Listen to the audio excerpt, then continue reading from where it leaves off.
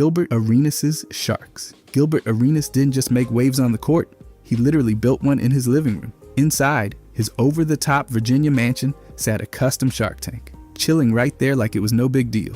It wasn't a cute little aquarium either. This thing looked like it belonged in a James Bond villain's lair. His place had the full package too. Grotto-style pool, extra fish tanks, party spaces big enough for a small concert, and of course, his beloved sharks lurking behind thick glass. Now the upkeep, that's where it gets wild. He was dropping around $5,000 a month just to feed them. Not on himself, on sharks. Then toss in another $1,500 every single month for their professional care. That's over $6,500 each month just to keep his pets from becoming floating problems. Do the math and boom, almost $80,000 per year just to keep the underwater predators from going hungry or funky. Eventually, the mansion hit the market for about $3.5 million. But surprise, surprise, the sharks weren't part of the deal because apparently not everyone's up for casually spending a luxury car's worth every year on sea creatures. By 2014, the home sold, but the sharks stayed behind. Not in the house, just left out.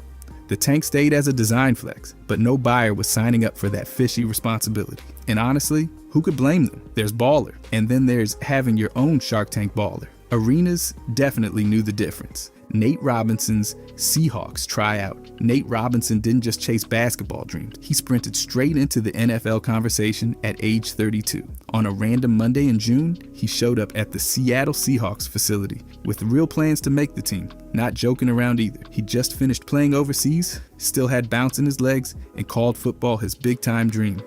He was so serious. He said it was like a heart attack. Pretty dramatic, but that's Nate for you. This wasn't some fantasy move either. Back in high school, he dominated on the field with 21 touchdowns and more than 1,700 yards. Then at Washington, he actually started 6 games at cornerback as a freshman in 2002. 34 tackles and 2 picks later, he walked away from the helmet to chase hoops full time.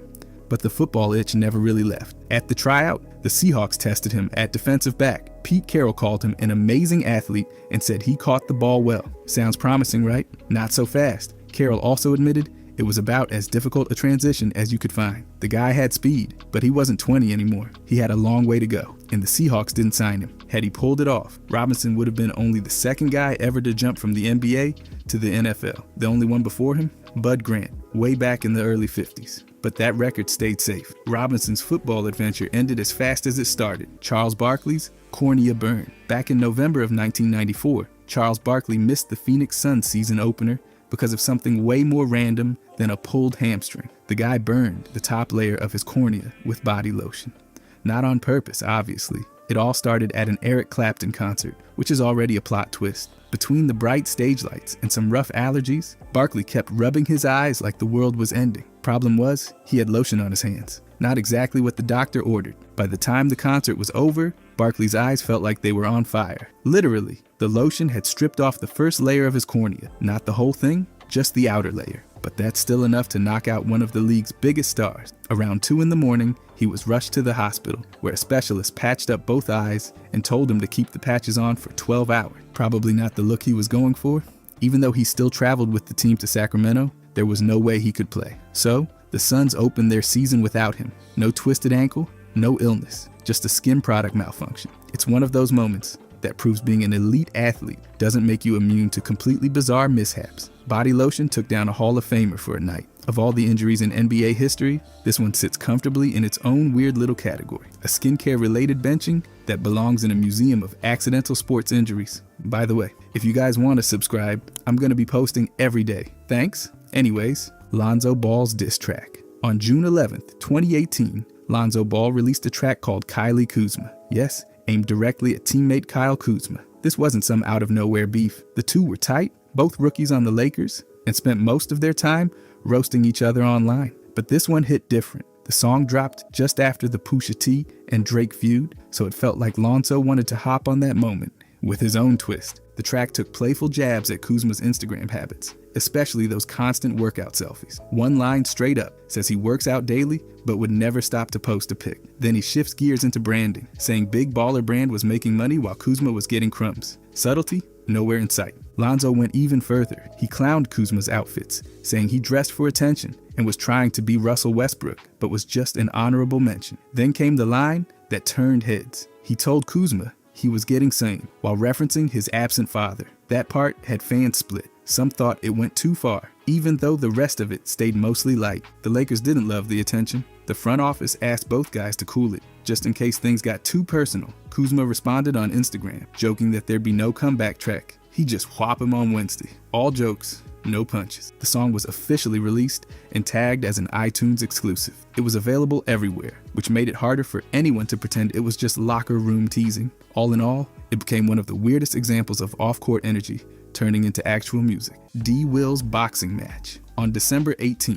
2021, former NBA All-Star Darren Williams stepped into a boxing ring and fought Frank Gore. Yes, the third all-time leading rusher in NFL history. This wasn't some backyard charity event. It was a fully sanctioned 4-round exhibition bout, part of the Showtime pay-per-view card headlined by Jake Paul and Tyron Woodley in Tampa, Florida. Williams had been training in combat sports for years and even co-owned a gym, so he wasn't just winging it. Frank Gore, coming off a 16-season football career, had also been training seriously. Both guys were making their boxing debuts. The result? D. Will won by split decision. The judges scored it 38-37, 37-38, and 40-35. That last scorecard really tipped the balance. Even though Gore had a solid showing, Williams landed more clean punches and controlled most of the action. The fight may have looked like the beginning of something new, but it was a one-and-done deal. Williams officially retired from boxing right after the match. He made it clear that this was more of a bucket list thing than a career pivot. Gore, on the other hand, continued training and took more fights later. But as far as NBA versus NFL storylines go, this one was short and surreal. Williams didn't take any follow-up fights and has stayed retired from the ring. Still, for one weird night, a point guard beat a running back in a boxing match on a card full of influencers and ex-fighters. That alone earns it a spot in the weirdest NBA stories vault. Kyle Lowry's almost trade to the Knicks. In December of 2013, the Knicks were spiraling with a 6-15 start and scrambled to make a deal. That's when the front office lined up a trade to bring in Kyle Lowry from the Raptors. The package? Raymond Felton, Iman Shumpert, Meta World Peace, and either Tim Hardaway Jr. or a future first-round pick. The Raptors were on board, the Knicks were ready, and then James Dolan, doing Dolan things, vetoed the entire trade. Why? He didn't trust Raptors. GM Masai Ujiri. He was still salty from the Andrea Bargnani trade, which hadn't exactly aged like fine wine. Dolan also hated that the trade talks leaked to the media. Too many people were talking, and he didn't like the optics. So instead of pulling the trigger, he slammed the brakes. Lowry later said he was already out the door in his mind. The deal was done. He was gone, but Dolan's paranoia kept him in Toronto. And what happened next? Lowry went off. Over the final 58 games that season, he averaged nearly 20 points and over 7 assists, shot over 40%, and turned himself into a franchise cornerstone. He became a 6-time All-Star, improved his three-point shooting dramatically, and helped Toronto win its first title in 2019. He went from trade bait to legend. Meanwhile, Dolan's veto might go down as one of the worst what-ifs in Knicks history. Lowry never wore blue and orange. Instead, he spent the next decade torching them, including playoff games with the Sixers in 2024. One move could have changed it all, but Dolan said no, and the rest is just painful trivia for Knicks fans. Popeye Jones's parking lot advice. During the 1999 season with the Denver Nuggets, Popeye Jones was a basketball vet in a hockey town. He didn't know a thing about the sport, but his sons had shown interest. So what did he do? He pulled over Colorado Avalanche legend Joe Sakic in a parking lot and asked one simple question: how do I get my kids into hockey? Sakic's answer: make sure they know how to skate. Popeye locked in on that. He signed his sons up for skating lessons right away, focusing entirely on technique, edges, angles, balance, long before they even picked up a stick. Seth Jones, still just a little kid, went along for the ride at first. It was his older brother Justin who brought hockey home from school, saying a friend played and he wanted to try it. Seth tagged along. Then came the moment that really flipped the switch. Popeye took his sons to Game 7 of the 2001 Stanley Cup Finals. The Avalanche beat the Devils, and the atmosphere was pure chaos. Seth was 6 years old and completely locked in. That night made hockey real for him. He was hooked. The combo of skating fundamentals and that unforgettable game set everything in motion. Seth eventually developed into a top NHL prospect, became an all-star, and lifted the Stanley Cup. It all goes back to that parking lot. One question and a tip from one of the game's best. No hockey camps, no family history in the sport, just a basketball dad with smart timing and a superstar's advice that stuck. Larry Bird's glamour poster game. In 1989, during a Clippers versus Celtics matchup, the home fans tried something different. As Larry Bird stepped to the line for a free throw, a group of fans behind the basket whipped out 5 giant posters of semi-nude glamour model, full-size distract, right in his line of sight, in the middle of an actual NBA game. The goal was obvious: throw off Bird's focus. But let's be real, this was Larry Bird. He didn't flinch, didn't glare, didn't even blink in anger. Instead, he smiled, like someone who just watched a toddler try to steal second base in a game of chess. Then he calmly drained his free throws. Same motion, same follow-through, no hesitation. And despite how the story's been twisted over time, no, the Clippers didn't plan this stunt. There's no credible evidence the team had anything to do with it. It wasn't a marketing move or some elaborate distraction strategy, just a fan-driven attempt at creative chaos. And no, it didn't happen in 1985, like some fuzzy memories claim. All documented signs point straight to 1989. The moment lives on through old fan forum, Facebook threads, and a few grainy clips floating around. It's one of those weird basketball stories that proves no matter how ridiculous the distraction, legends stay locked in. Bird could have shot those free throws through a car wash and still gone 2 for 2. It was goofy, pointless, and unforgettable, all at once. And Bird, he just made the shots and kept it moving. Mark Madsen's mission trip. Before he ever set foot on Stanford's campus, Mark Madsen hit pause on basketball entirely, by choice. Right after graduating high school, he deferred college and left the game behind to serve a 2-year mission in Spain for the Church of Jesus Christ of Latter-day Saints. No pickup game, no conditioning programs, just a full-time focus on service. Thousands of miles from home, in the mid-90s. During that time, he didn't train like a Division I prospect. His weight stayed around 230 pounds, but he said his body wasn't the same. 2 years off the court left him behind the curve athletically. When he finally joined Stanford, he was already 21, starting as a freshman with less polish and stamina than most of his peers. But he adjusted fast. That first season, Stanford made the Sweet 16, and Madsen put up over 9 points per game in the NCAA tournament. And that was just the start. Despite the gap in development, he became a 2-time All-American, earned all Pac-10 honors twice, and played a massive role in Stanford's Final Four run in 1998. Missing those 2 years didn't derail his path. It reshaped it. The mission may have cost him on the stat sheet early, but it didn't stop him from building a standout college career. He came back older, maybe slower, but more grounded, and proved he could catch up fast. For Madsen, that time away wasn't a step back. It was just a different road to the same destination: high-level college basketball, and eventually the NBA. Malone's tooth. Moses Malone wasn't just out there grabbing rebounds, he was collecting dental records. In a brutal early season matchup against Phoenix, Malone managed to knock out his own tooth while also blacking another player's eye. That's right, in the middle of the chaos, bodies flying, elbows swinging, Malone came out with a missing tooth and left someone else with a shiner. And then he kept playing like nothing happened. This wasn't some freak accident either. Malone had a reputation for playing like a runaway freight train in the paint. The dude never took a play off, never shied away from contact, and absolutely refused to get outworked on the glass. That kind of intensity, it came with consequences. Teeth were apparently optional.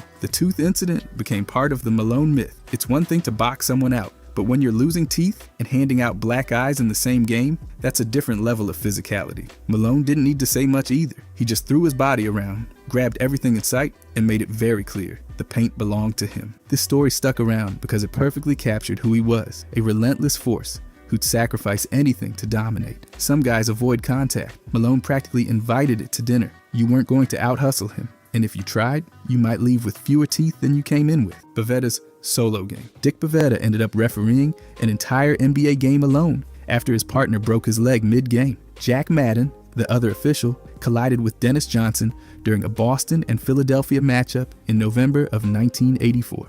Just like that, Madden was out, and Pavetta was the only one left to keep control of the court. This wasn't some quiet Tuesday night. It was a nationally televised game with high stakes, big stars, and no margin for error. And Pavetta, he handled it all alone. Things went wild too. At one point, Larry Bird and Julius Erving got into it physically, and Pavetta threw both of them out. No backup, no conference, just straight authority. The whole thing turned into a showcase of his control and toughness. Refereeing solo against two of the league's most intense rosters on national television while emotions were boiling over, that's not just pressure. That's every referee's stress stream. But instead of falling apart, Pavetta used it as a moment. The NBA took notice. That game helped solidify him as a trusted, respected official. Not many refs get a signature performance, but this one definitely counted. It didn't just test his rulebook knowledge, it tested his nerve. And with just a whistle and two legs, Bavetta came through it with his career trending up. The fact that he had to eject both Bird and Irving, that's just the cherry on top of the madness. Bavetta didn't flinch. He owned the moment, one call at a time. Biedrins, free throat curse. Andris Biedrins didn't just struggle at the line, he disintegrated there. Back in 2007, he was hovering around 62%, but by 2010, he hit a rock-bottom 16%. That's 4 makes on 25 attempts. It got even worse. In 2011, he crept up to 32%, then plummeted again to 11% the following year. 11, as in 1 out of every 9 attempts. His coaches were desperate. Don Nelson openly admitted he begged Biedrins to shoot underhand, Rick Barry style. Management didn't love that idea. Nelson even claimed the suggestion played a part in him getting canned. Biedrins was just that deep into the struggle. By 2012, things got flat out painful. 1 free throw went in after bouncing off the front rim, back rim, and front again. And that was the highlight. He opened the season going 0 for 7. It became a running joke, then a national talking point, then just sad. He stopped drawing contact, avoided the paint, and his whole game took a hit. His confidence evaporated. He didn't want the ball. And when he did get fouled, fans groaned. Even a small recovery to 30% in 2013 didn't help. The collapse had already done its damn. This wasn't a player having an off year. This was a full-on disappearance of a basic skill. Coaches panicked, teammates cringed, and defenders practically dared him to drive. When a 7-footer becomes terrified of the line, it changes everything. Biedrins didn't just forget how to shoot free throws, he forgot how to play like himself. Bridgman's business empire. Junior Bridgman didn't light up scoreboards, but he absolutely torched the business world. He played 12 NBA seasons, mostly with Milwaukee, averaging around 13 points per game, solid, not flashy. And he never made more than $350,000 in a season. So how did a 6th man end up worth over $1 billion? The answer starts with fast food. During off seasons, Bridgman wasn't kicking back. He was learning Wendy's operations from the inside. He studied how it all worked, from the fryers to the front office. Then he bought more. At one point, he owned over 160 Wendy's and 120 Chili's. In 2016, he sold most of those restaurants for a reported $250 million, and he wasn't done. He shifted gears into the Coca-Cola bottling business, becoming a regional distributor. Then in 2020, he bought Ebony and Jet magazines out of bankruptcy. He even co-founded Mana Capital Partners, investing in industries like aluminum and beverages. Depending on the source, his net worth ranges from $600 million to over $1.4 billion. Either way, it's ridiculous, especially considering his playing days earnings totaled about $4 million. He turned post-game Gatorade into entrepreneurial gasoline. Bridgman's story is wild, not because of what he did on the court, but because he didn't let that define him. He treated his NBA career like a stepping stone, not a finish line. While others chased endorsements, he chased ownership. And by betting on himself beyond basketball, he built a fortune.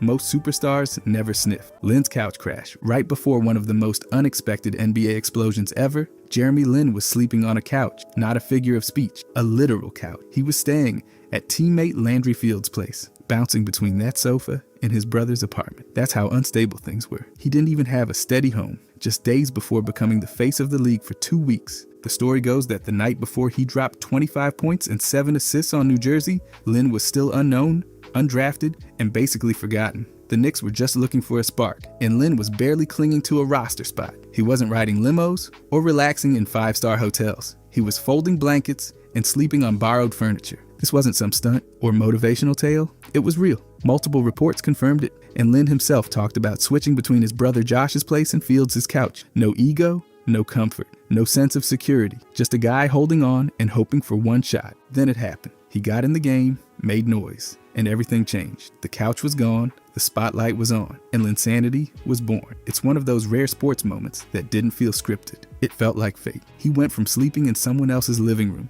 to having the entire city of New York chanting his name. That couch is now part of NBA history. It didn't just hold a tired guard. It held the future for a few unforgettable nights. Delk's one-night firestorm. Tony Delk was never the guy you planned a defensive scheme around. A steady guard, yes, but never someone you'd expect to torch an NBA team for over 50 points. Yet on January 2nd, 2001, that's exactly what he did. Delk dropped 53 points for Phoenix in an overtime battle against Sacramento. He went 20 for 27 from the field and hit 13 out of 15 from the line. And here's the kicker. He never scored 30 again in his entire NBA career. Not once. That game wasn't just an outlier. It was a statistical UFO. Delk's next best scoring nights hovered in the 20s, never touching 30. Most of his career was built on efficient, quiet buckets off the bench, not headline-grabbing explosions. But for that one game, he couldn't miss. Layups, pull-ups, free throws, everything dropped. The Suns still lost that night, but Delk walked away with a box score that didn't even feel real. It's one of the rare cases where a player goes nuclear exactly once. Not before, not after. One and done. A single outburst that made people double-check the stat sheet. Fans remember it not because it started a trend, but because it didn't. It was lightning, with no second strike, no repeat performance. Just one 53-point explosion from a career 9-point-per-game guy. Tony Delk's career had steady contributions and solid minutes. But that night was legendary. And the fact he never hit 30 again only makes it more surreal. A one-time eruption from a guy who quietly did his job until he didn't. Bogans gets benched by the spreadsheet. Keith Bogans didn't get benched for missing shots. He got benched because his contract was just too useful. After arriving in Boston in that massive 2013 trade with Brooklyn, Bogans had exactly one real job: make the numbers work. His non-guaranteed deal was there to balance out salaries, not to make plays. He appeared in 6 games. That's it. 55 minutes of court time total. He never cracked the rotation, never got any rhythm, and barely touched the floor. Then came January 14th, 2014. Bogans was suddenly excused from the team. The Celtics said it was for personal reasons. Turns out both sides were just done. Danny Ainge said it straight. It wasn't disciplinary. Bogans was frustrated with not playing, and the team had too much depth at his spot. So instead of forcing him to sit around and stew on the bench, they told him to just stay home.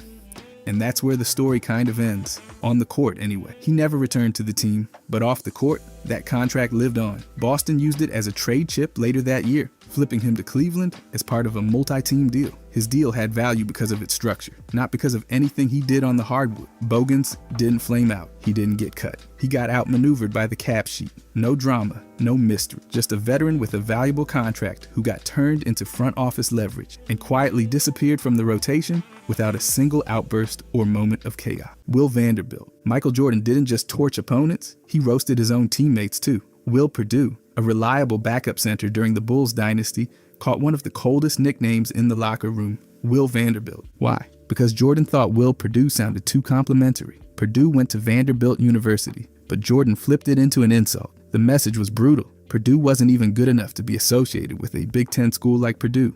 So, Will Vanderbilt, it was just pure Jordan-level disrespect, disguised as clever wordplay. Perdue admitted later that it stung. He felt embarrassed at first, because it wasn't just a nickname. It was a loud reminder of how little Jordan respected his game early on. That's the kind of locker room environment Chicago had in the 90s. Jokes weren't always jokes. Sports Illustrated confirmed that Jordan used the nickname often, even though the rest of the team had nicknamed Perdue Cosmo Kramer for his gangly energy. But Will Vanderbilt had teeth, and it stuck. Jordan had no chill. And if you didn't perform at his level, or at least show some edge, you were going to hear about it. Perdue didn't lash out. He took it, processed it, and later used it as motivation to earn Jordan's trust. That nickname wasn't about academics or geography. It was Jordan's way of saying, "You're not there yet." And in that locker room, sometimes ridicule was the entry fee to real respect. Mason, the barbecue muscle. Anthony. Mason wasn't just leveling dudes in the paint, he was clearing them out of backyard barbecues. That's not a punchline, it's real. Mason, the Knicks enforcer from the 90s, moonlighted as a bouncer at LL Cool J's cookout. Cool J himself told the story. Said Mason was in Queens all the time, always around the neighborhood. When somebody at the grill started running their mouth or getting too bold, Mason stepped in. According to Cool J, he'd grab them and just say, "Y'all gotta go. Y'all gotta go." Imagine it. Someone's flexing near the ribs, maybe chirping at Cool J a little too much, and suddenly, 6'7" Anthony Mason is standing in front of them, not amused. You're not arguing your way past that. You're leaving with a plate and a bruised ego. Mason confirmed the gig too. No bodyguards, no drama, just a friend looking out. It's peak New York energy. He protected the lane at Madison Square Garden and the grill at Backyard Jam. That's versatility. It's also hilarious. 1 minute, you're checking your corn on the cob. The next, you're watching a guy get escorted off the lawn by a Knicks legend. Mason didn't need a whistle or a badge, just a stare and a shove. You want an NBA player who brought his toughness everywhere? Mason had your back on the court and at the cookout. Jordan's number 12 night. On February 14, 1990, Michael Jordan walked into the Orlando arena expecting a normal game night until someone stole his jersey. His iconic number 23 was just gone. Locker room staff tore the place apart. Security searched the stands trying to find a fan with a similar jersey that might fit. Nothing worked. With time ticking down, Jordan had to suit up in a nameless number 12 jersey. Just a generic backup they kept around in case someone ripped theirs mid-game. No name, no branding, just number 12 on his back. And still, Jordan went full chaos mode. 49 points. He shot 21 for 43 from the field. Played 47 minutes. No jersey? No problem. He nearly won the game by himself. The Bulls pushed it to overtime, but lost 135 to 129. The best part? They later found the stolen jersey stuffed above a ceiling tile in the visitor locker room. A member of Orlando's security staff confessed. He pulled a full Mission Impossible ceiling stunt to steal the thing. It eventually got mailed back to Chicago, but team officials claimed it never actually arrived. Jordan wasn't amused. He called the whole thing irritating, said he was used to routines and didn't like having his gear go missing. But the guy still cooked the magic for 49. The jersey didn't matter. The number didn't matter. Jordan could have played in a bathrobe and still dropped buckets. That night turned number 12 into an accidental legend. Posey's fat cutoff. Back in January 2007, James Posey didn't get benched because of some wild contract clause demanding extra cardio. He got benched because Pat Riley ran his team like a boot camp with a clipboard. Posey and teammate Antoine Walker both missed the Heat's team-wide conditioning benchmark. Riley had laid it out since the summer. Players had to hit specific body fat goals, and the deadline was January. Posey was sitting at 9%. The team wanted 8, 1 percentage point shy, and that was enough to keep him off the floor. No drama, no fights, no contract language saying do jumping jacks or else. It was just Riley's rule book. If you didn't meet the standard, you didn't suit up. Posey wasn't suspended or fined. He was just deactivated and told to stay behind for more conditioning work with the team staff. People later floated rumors about a contract clause requiring Posey to do extra cardio. That's not real. There's no verified reporting or documentation backing that up. What's confirmed is this. Posey was benched for missing a team set fitness target. Plain and simple. Riley's system didn't care about who you were or what you'd done. You hit the number or you sat. And Posey, he was 1% away from playing. But that's all it took. The Heat weren't messing around. O'Bannon's NIL revolution. In 2009, Ed O'Bannon spotted something that didn't sit right. He saw his own image used in a college basketball video game. Same number, same look, same lefty jumper. And he hadn't earned a dime from it. That was the spark. O'Bannon, a former UCLA star and national champion, became the lead plaintiff in a lawsuit that would change college sports forever. He took on the NCAA, EA Sports, and the Collegiate Licensing Company, arguing that their rules stopping athletes from making money off their own name, image, and likeness violated antitrust law. In July 2014, a federal judge agreed. The court ruled that the NCAA's NIL restrictions were an illegal restraint of trade. A year later, the Ninth Circuit upheld key parts of the decision. The Supreme Court refused to hear an appeal. That win held. O'Bannon's case cracked open the dam. His lawsuit paved the way for future legal wins, including the 2021 Supreme Court decision in NCAA versus Cool J Alston that stripped away more pieces of the old amateurism rules. By 2021, the NCAA finally backed down and allowed athletes to earn NIL money.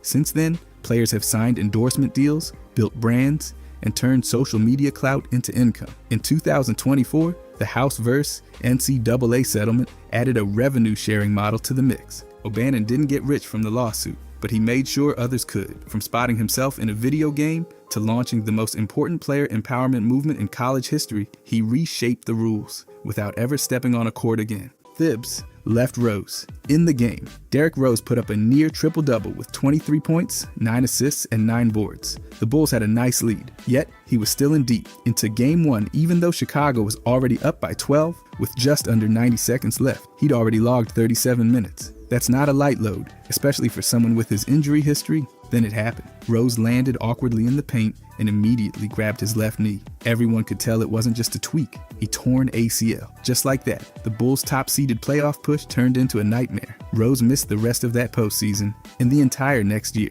They lost the series 4-2. And just like that, the dream season unraveled. Now here's the thing. Thibs never really backed down from the decision. His whole stance was that the score had started to shift, and he wasn't going to coach in reverse. Chicago's general manager backed him up too, saying it's the playoffs and they were just trying to secure the win, but critics weren't having it. Keeping Rose in with the game basically sealed, that became a symbol of Thibs' approach. Ride the starters until the wheels fall off. People even gave it a name, Thibs Minutes Syndrome. This wasn't just one bad break. It set off years of physical setbacks for Rose, including multiple knee issues. The Bulls went from first in the East to out in the first round, and the defense-heavy, grinded-out team never quite bounced back. It wasn't just a bad decision. It became one of the most infamous coaching calls in modern NBA history. Stan Van Gundy versus Dwight Howard. This one turned into a reality show without the editing. Things started strong when Stan took over in 2007 and helped push the Magic to the finals by 2009. Dwight Howard was dominating on both ends, winning 3 straight Defensive Player of the Year awards and making Orlando a real contender in the East. But by the shortened 2011 to 2012 season, everything was cracking. Howard wanted out, then stayed, then kept pushing for a trade anyway. Behind the scenes, he reportedly asked for Van Gundy to be fired. The timing of that request got messy, but the most unforgettable moment came on April 5th. Stan sat down with the media and flat out said management told him Howard wanted him gone. No hesitation. Then, with absolute sitcom timing, Dwight walked over, smiled, and threw an arm around him, all while denying it in front of everyone.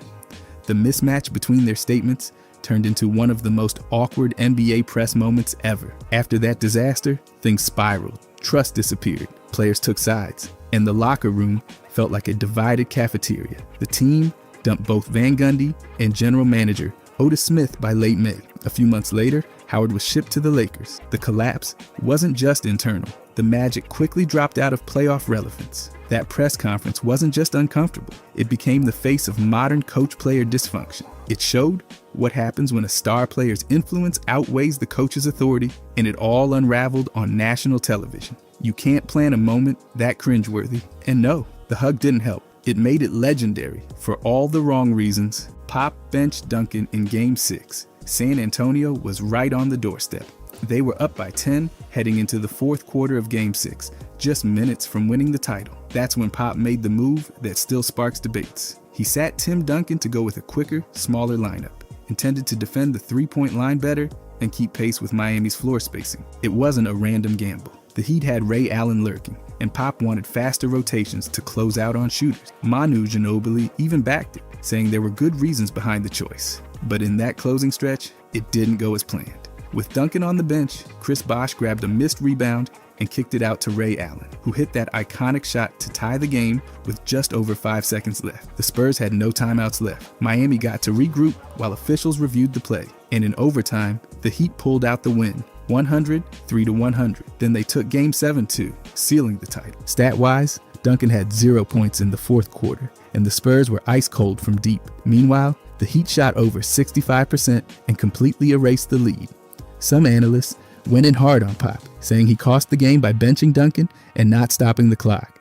But the strategy itself wasn't wild. It made sense on paper. Defend the perimeter, switch everything, limit open threes. The problem was how it played out. One decision created a tiny gap and Miami made them pay. So while the logic held up, the result turned it into one of the most painful coaching what-ifs in NBA history. By the way, if you guys want to subscribe, I'm going to be posting every day. Thanks. Anyways, Boylen called timeout, down 25. The Bulls were trailing by 25 points with just over a minute left. The game was already over, but Jim Boylen decided it was the perfect time to call a timeout. He said he wanted to run a play for his second unit, specifically for a player from the G League who hadn't had much coaching in after timeout sets. That's what he claimed anyway. Zach LaVine didn't exactly cheer him on. He shook his head on the bench and looked completely baffled. This wasn't even the only time it happened. Against Phoenix, while down 10 late, LaVine was caught saying, "Why would we call a timeout down 10? When asked later, he responded with, "That's what he does. I'm not the coach." The Raptors broadcast team was not subtle about it. Jack Armstrong, clearly ready to go home,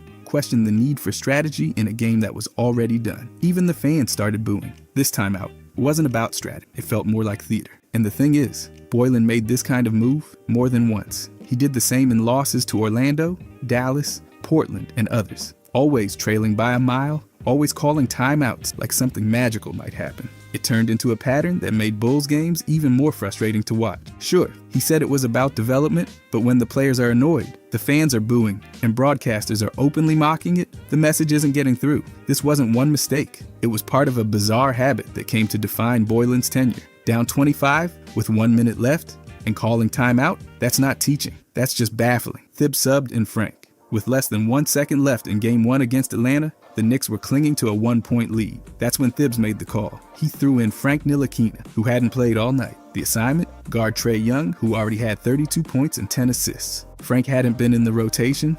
He'd barely touched the floor, but suddenly, there he was, asked to contain one of the league's quickest guards with the game on the line. It went about how you'd expect. Young blew past him off the dribble, got into the paint, and dropped the game winner to silence Madison Square Garden. Critics didn't need much time to jump on that decision. Subbing in a cold player who had no rhythm, no feel, and no momentum was always going to be a gamble. Thibs' defenders might argue it was a fresh legs move, or maybe part of a pre-planned late-game defensive scheme, but none of that really held weight. After the result, Frank had no chance. The footwork wasn't there, and Young exploited the gap instantly. With less than a second left, every decision counts. And putting your coldest defender on the hottest scorer didn't make much sense. The rest of the series got away from the Knicks after that. Game 1 was a heartbreaker, and that sub became the moment fans pointed back to. Trae Young wasn't just dominant that night. He also got a coaching assist from Thibs. It's one of those choices that looks calculated on paper, but collapses when the lights come on. The risk backfired, and it left the Knicks stunned in their own building. Mark Jackson banned staff from practice. During the 2013 to 2014 season, the Warriors hit 51 wins and looked like a rising force. But off the court, things were unraveling fast. Mark Jackson made a series of choices that fractured the team's internal structure, starting with the reassignment of assistant Brian Scalabrine to the D-League. The stated reason? Philosophical differences. Then it got weirder. Darren Erman, another assistant, was fired for secretly recording conversation. And around the same time, Jackson started excluding people from practices. People like longtime advisor Jerry West and even television analyst Jim Barnett. He reportedly told a younger staffer to stop rebounding for players. These weren't subtle shifts. They were direct moves to keep control. Instead of building cohesion, Jackson's choices created a toxic environment. Publicly, he said hiring those assistants was the problem. Privately, reports pointed to a paranoid atmosphere with fractured loyalty and staff walking on eggshells. Jackson didn't just lose assistants, he lost the trust of the front office. Asking Jerry West to stay away from practice, that signaled a total breakdown between coaching and management. Warriors owner Joe Lacob later said Jackson couldn't get along with anyone. Not a great look for someone leading a playoff team. The front office had seen enough. After another postseason exit, the Warriors fired Jackson in May. It wasn't about wins. It was about the dysfunction behind closed doors. Jackson's insistence on isolation, his distrust of staff, and removal of key voices turned a promising season into a cautionary tale. And it all started with locking the doors on his own people. Point guard Giannis. During the 2015 to 2016 season, the Bucks gave Giannis the keys. Jason Kidd called it a bold new direction. Giannis was going to be their point guard. Not just a point forward in spots, but a full-time floor general. By 2016, he was starting at the one. And sure, it sounded like innovation, but what it turned into was confusion. The problem wasn't Giannis himself. He's a physical nightmare. But running the offense, that came with problems. The Bucks looked disjointed. Spacing collapsed. Lineups with him at the point looked flashy in bursts, but they struggled in the half court and stalled under pressure. Despite some positive net ratings in select combinations, the offense often turned into Giannis, barreling toward the rim with limited options. By stripping away a real point guard, they put too much creative responsibility on someone who wasn't wired to be a full-time playmaker. The result? Turnovers went up, ball movement slowed, and Milwaukee fell short when it mattered. He couldn't create consistent shots for others the way elite guards do. Even in 2025, when Damian Lillard went down and the team leaned back into Giannis as the primary initiator, the limits came back. Sure, he hit a 20-assist game, but it came during a stretch of injuries and desperation. The offense got predictable. Defenses collapsed into the paint, daring him to kick out. It was more survival mode than strategy. Giannis handling the ball full-time wasn't a revelation, it was a patch. The Bucks needed a floor leader, not a hybrid role forced by necessity. What started as a bold plan became a reminder. Elite skills still need structure, and this experiment lacked it. Isaiah's Knicks. In 2006, Isaiah Thomas became both the head coach and general manager of the New York Knicks. That gave him full control over everything, from trades and contracts to rotations and locker room culture. The result? One of the worst stretches in franchise history. In his first season as coach, the Knicks missed the playoffs again, going 33-49. Then they cratered to 23-59 in 2008, tying their worst record ever. But the record alone wasn't the full disaster. It was what came with it. Isaiah handed out bloated contracts to players like Eddie Curry, Jerome James, and Jared Jeffries. He traded away future picks, some of which could have landed All-Star, for players who barely contributed. The salary cap was wrecked, and there was no rebuilding plan in sight. Then came the off-court mess. In 2006, former executive Anucha Brown Sanders filed a lawsuit against Thomas in Madison Square Garden, accusing him of sexual harassment and retaliation. In 2007, a jury found MSG and Thomas liable. The total payout was over $11 million. The Knicks weren't just losing games, they were becoming a national embarrassment. Fans chanted "Fire Isaiah" at home games. A brawl with Denver added fuel to the fire. Even owner James Dolan had to step in, removing Thomas from both positions. By spring, he was out, banned from contact with play. This wasn't just bad basketball, it was dysfunction on every level, on the court,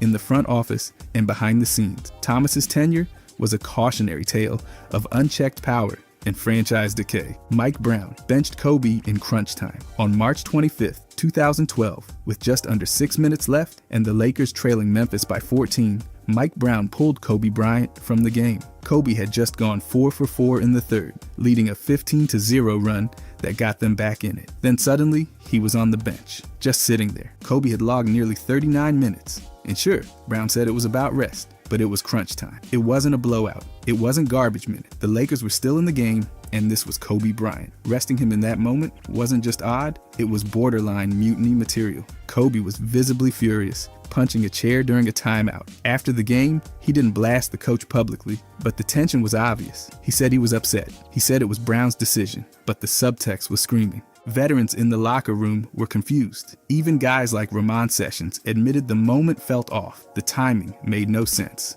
Brown later stood by it, saying he'd do it again, but the damage had been done. This wasn't load management. This was mismanagement. Resting a star? Fine. Resting him during a comeback push when he's red hot on your home floor? That's coaching malpractice. The Lakers lost the game, 102-96. Kobe came back in with under 2 minutes left, but by then the spark was gone. What could have been a gritty comeback turned into a message no one wanted. The coach benched the leader, the team deflated, and the decision haunted Brown the rest of the season. It wasn't about fatigue. It was a moment of tone-deaf coaching that fractured trust. Earl Watson got fired after 3 games. The Suns opened the 2017 season with back-to-back beatdowns, losing by 48 to Portland and 42 to the Clippers. That was enough. Just 3 games in, they fired Earl Watson. He didn't even make it through a full week. This wasn't some slow-building drama. It was an immediate implosion. Watson had only recently signed a 3-year deal meant to guide a young core through a rebuild. Instead, he was yanked after the worst start in franchise history. The team looked lost on the court, and apparently,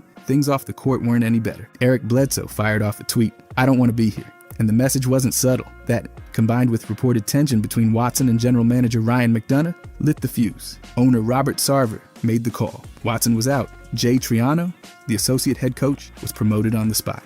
Watson's final record as Suns coach, 33 wins and 85 losses. But the record wasn't the only issue. The timing made it a spectacle. It turned into a flashing red sign of chaos in Phoenix. The plan was supposed to be long-term growth with young talent. Instead, Watson's tenure turned into a punchline. Firing a head coach after 3 games screamed dysfunction. The roster was shaky, the front office was fractured, and the locker room was done listening. What started as a developmental project was over before it even started. The Suns weren't just rebuilding, they were rebooting in real time, and Watson became the face of the crash. Sprewell choked his coach at practice. On December 1st, 1997, things went from tense to explosive during a Warriors practice. PJ Carlesimo told Latrell Sprewell to make crisper passes. Sprewell told him to back off. Carlesimo stepped in anyway. That's when Sprewell grabbed him by the throat and choked him, 7 to 15 seconds before others pulled him off. And it didn't end there. After cooling down, showering, and changing, Sprewell came back and punched Carlesimo in the face. Not exactly your standard player-coach disagreement. The fallout was immediate. The Warriors suspended Sprewell for 10 days and voided the rest of his contract, over $23 million. Then the NBA stepped in. David Stern handed down a season-long 68-game suspension, calling it a premeditated assault. It became one of the stiffest penalties ever issued to a player at that point. Sprewell later tried to play it down. saying he didn't choke him hard enough to cut off air and pointed to scratch marks instead of bruises. But the damage was done. His time with Golden State was over. The team traded him to the Knicks in January of 1999. The entire episode became a defining moment in NBA history, not just for the violence, but because it exposed serious fractures between coaching styles, player temperament, and league discipline. Some teammates said Carlesimo's coaching rubbed guys the wrong way, but nobody could defend what happened. Sprewell's career went on, but the incident followed him everywhere, and the Warriors were left cleaning up a scandal that went far beyond basketball. One of the most infamous player-coach collisions ever, burned into the league's memory, and not because of what happened on the court. Pop made Sohan the point guard. It was supposed to be creative. It ended up a mess. Pop shifted Jeremy Sohan, a power forward with zero background at point, into the starting point guard role to start the 2023 season. The goal? Versatility. The result? Chaos. Sohan had never run an offense before. That didn't stop Pop from handing him the ball and asking him to organize NBA-level sets. From the beginning, it was shaky. The offense slowed down. Play stalled. Sohan couldn't break down defenders in pick and rolls, couldn't create consistent shots, and couldn't finish them either, shooting just 30% on role plays. He threw 4 scoring passes out of pick and rolls for the whole season. Meanwhile, turnovers piled up. Fast break, points against spiked, and players looked unsure where to go. Analysts called it a morale killer. The Spurs offense often looked stuck in mud, especially during double-digit losing streaks. Wembanyama barely touched the ball in key stretches. The chemistry wasn't just off, it was non-functional. Pop said he liked the pace early on. Keldon Johnson backed Sohan publicly, but the numbers and results told a different story. The Spurs ended up with one of the league's worst offensive ratings. In the locker room,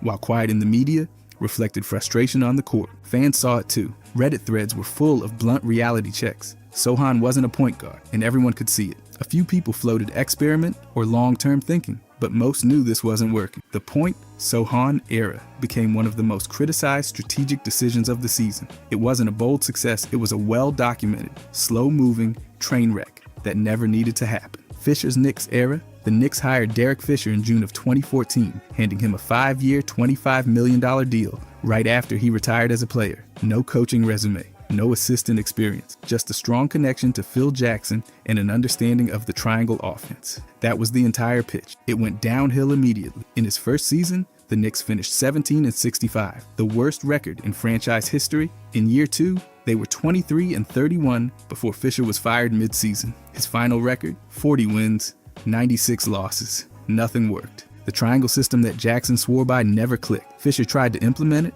but kept drifting away from it when things got rough. The players weren't built for it. Fisher wasn't equipped to teach it. And that disconnect turned into a slow collapse on both ends of the court. Then came the off-court chaos. Fisher got involved with Gloria Govan, ex-wife of former teammate Matt Barnes. Barnes reportedly drove across state lines and confronted him at her house. The NBA suspended Barnes, but Fisher wasn't disciplined. Still, the story exploded. Fisher later called it unfair and personal, but the drama didn't help a locker room already losing confidence in its coach. Fans saw him as a Phil Jackson puppet. Analysts said he lacked command of the team. Reddit threads picked apart the hiring, the system, and the results.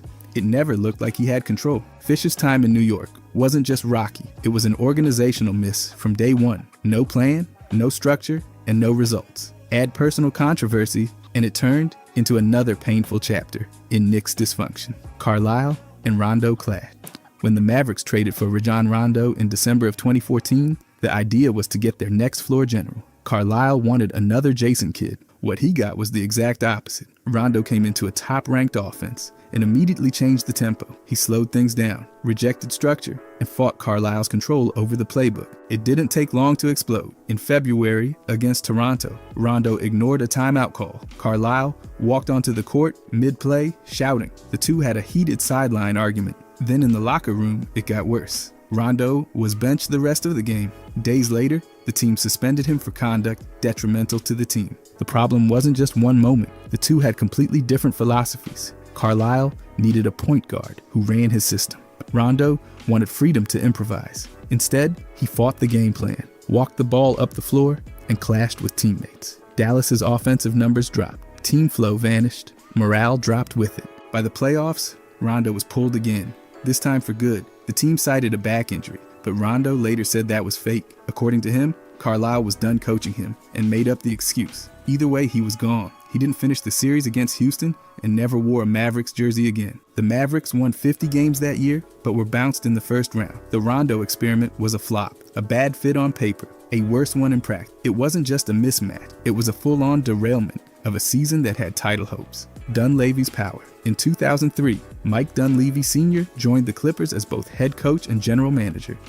It was a long run, 7 seasons and 541 games, but results never matched the authority he held. Aside from a short playoff flash, it turned into years of mediocrity, capped by a messy exit that included lawsuits and accusations of fraud. The high point came in 2006, when the team won 47 games and made it out of the first round for the first time since moving to Los Angeles. That looked like progress, but that moment vanished fast. The Clippers missed the playoffs in 4 of Dunleavy's 7 seasons. The other 2 appearances were short-lived. They never built on the momentum. Dunleavy's regular season record, 613 wins, 716 losses, and most of that came while managing both the roster and the bench. He controlled player development, signings, and strategy, yet the team never found rhythm or consistency. Then came the exit. He stepped down as coach in early 2010. 1 month later, he was fired as general manager. The Clippers stopped paying his contract. Dunleavy sued, and an arbitrator awarded him $13.5 million. The team struck back, accusing him of fraud and claiming he never intended to finish the job.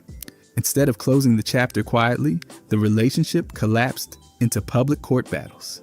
For a franchise already known for instability under Donald Sterling, this saga just added more dysfunction. Dunleavy lasted longer than any Clippers coach before him. But what did that stretch deliver? 1 playoff win, inconsistent rosters, and a front office fight that ended in legal drama. It wasn't just underwhelming, it was expensive failure, wrapped in 7 seasons of missed chances. D'Antoni benched Powell. In January of 2013, Mike D'Antoni made one of the most controversial calls of the Lakers season. He benched Powell and replaced him with Earl Clark. Powell, a 2-time champion and 4-time All-Star, was suddenly coming off the bench so the Lakers could play faster. D'Antoni said the team was better when we're small and claimed Powell was a better fit at backup center. At the time, Powell was struggling, averaging just over 10 points and 8 boards, shooting below 40%. But the change didn't just shift his minutes, it shook the locker room. D'Antoni's system, built on pace, space, and pick and rolls, clashed hard with a roster full of post-heavy veterans. Clark gave the Lakers energy for a stretch, but his numbers, around 9 points and 8 rebounds, weren't exactly groundbreaking. Meanwhile, chemistry tanked. Kobe Bryant was skeptical of the small ball direction. Dwight Howard didn't click with Nash in the pick and roll, and Powell, used to being a focal point, was relegated to backup duty without a clear path forward. The offense looked rushed, disjointed, and out of sync. The Lakers limped to a 45-37 record, their worst since 2007. They were swept out of the playoffs in the first round. D'Antoni's approach, designed for speed and flexibility, ended up wedged into a mismatched roster of bigs and aging stars. The Powell benching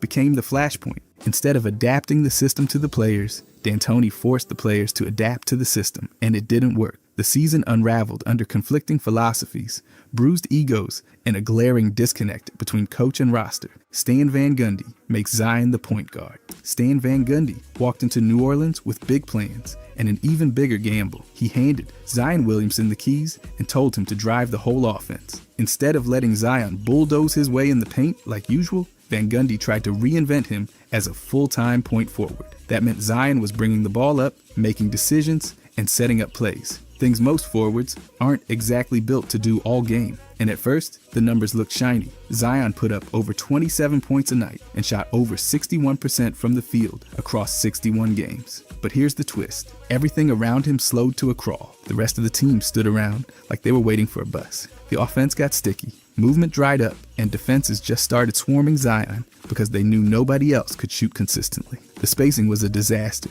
and turnovers became a theme. They gave the ball away more than almost every other team.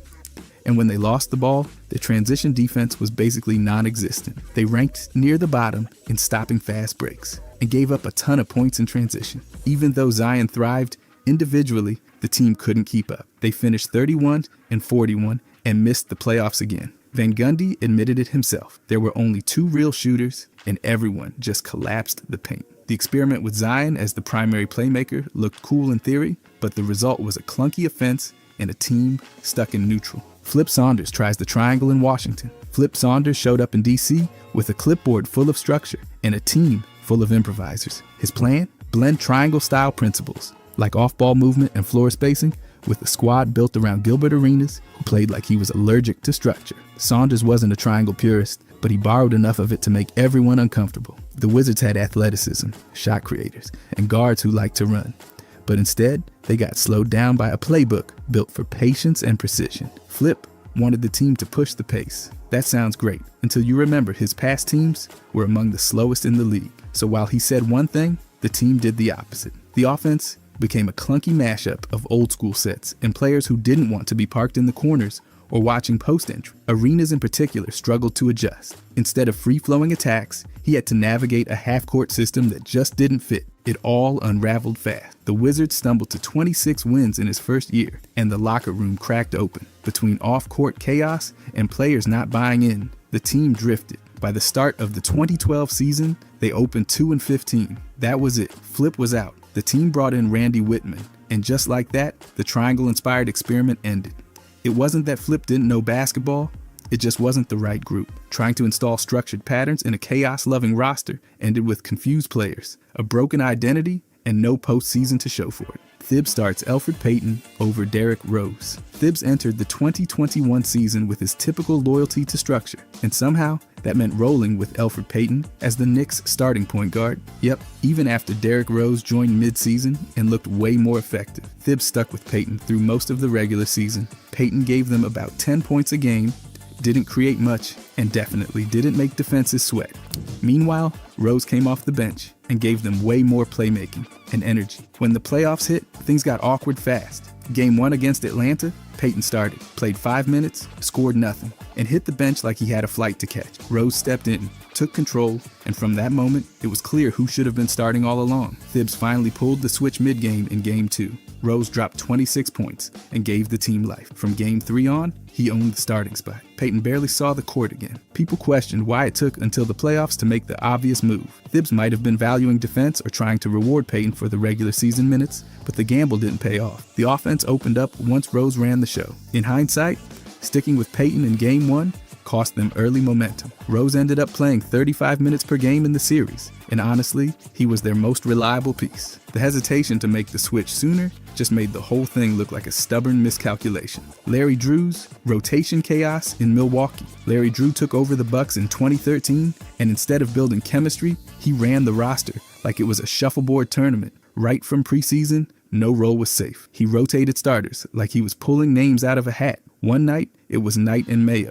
Next night, Rednour and Neal. Then back to Knight, then off again. No continuity, no logic. Players barely had time to get comfortable before being yanked or benched or swapped. It wasn't just annoying, it was toxic. Offensively, the team had no identity. They finished near the bottom in points per game, shooting percentage, and basically any stat that measures whether you know what you're doing. The sets broke down into desperate isolations from whoever happened to have the ball when the shot clock got low. Nobody knew their role, and it showed. Even Drew admitted mid-season that he felt lost and sad, which is never a quote you want from the guy calling plays. By the All-Star break, they tried to adjust with some trades, but Drew still wouldn't commit to a real rotation. Young players like Henson, Middleton, and Giannis were jerked around game to game, and veteran minutes were unpredictable. Morale tanked. The team gave up more often than not. They ended with 15 wins, the worst record in franchise history. When it was all over, the front office cleaned house. Drew was gone, and everyone agreed his refusal to lock in a steady lineup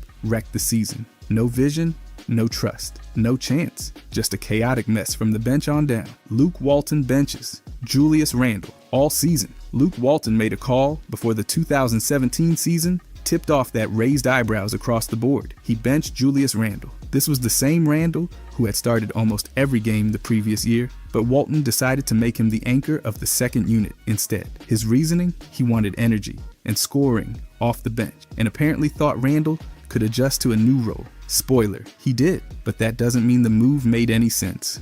For the first 33 games, Randle came off the bench, playing around 20 minutes and still putting up over 12 points and nearly 7 boards a night. He was also one of the most efficient players in the league, shooting around 55% from the field. Somehow, the guy delivering production every night still couldn't crack the starting five. Walton called it a learning experience and stuck with it. even when the offense lacked structure and consistency. Then came the turning point. Brook Lopez went down, the team wasn't winning, and suddenly, Randle got the starting nod. After that, he exploded. 18 points per game, over 9 rebounds, and still hitting over 55% of his shots. He played all 82 games and looked like one of their best players, but by then, the damage had been done. There'd already been tension, frustration, and some behind-the-scenes friction between Randle and Walton. The benching didn't just waste production, it messed with chemistry. Most fans and analysts agree. Keeping Randle on the bench for that long made no basketball sense, and the team felt it. 2011, LeBron. Derrick Rose took the award with over 80% of first-place votes,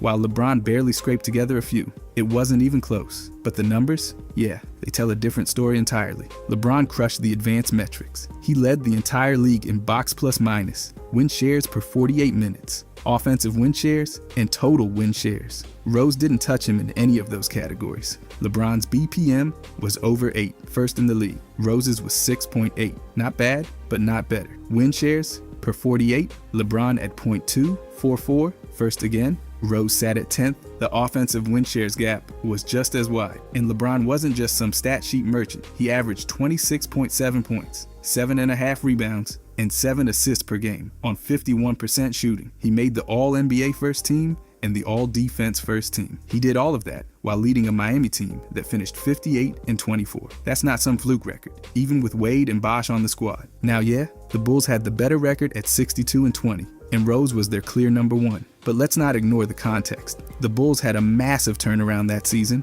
and voters ate it up. Plus, the whole league still had feelings about LeBron's move to Miami. The decision wasn't exactly winning him popularity contests. The MVP race didn't come down to just stats. It never really does. It was emotion, narrative, backlash, and a little hero story sprinkled in. Even predictive models leaned toward LeBron, but the vote went the other way. When the smoke clears, you're left with this. LeBron had the best season on paper, not kind of the best, literally the best across the most important metric. And he still finished behind Rose, who, by comparison, had good numbers, but not league-leading ones. That kind of voting result just doesn't line up with the production. So when people bring up MVP snubs, this one always jumps off the list. The numbers backed LeBron all the way, but the votes backed the storyline. 1962, Wilt. He averaged 50.4 points per game. That's not a typo. It's the only time a player has ever scored over 4,000 points in a season. He also pulled down 25.7 rebounds a night.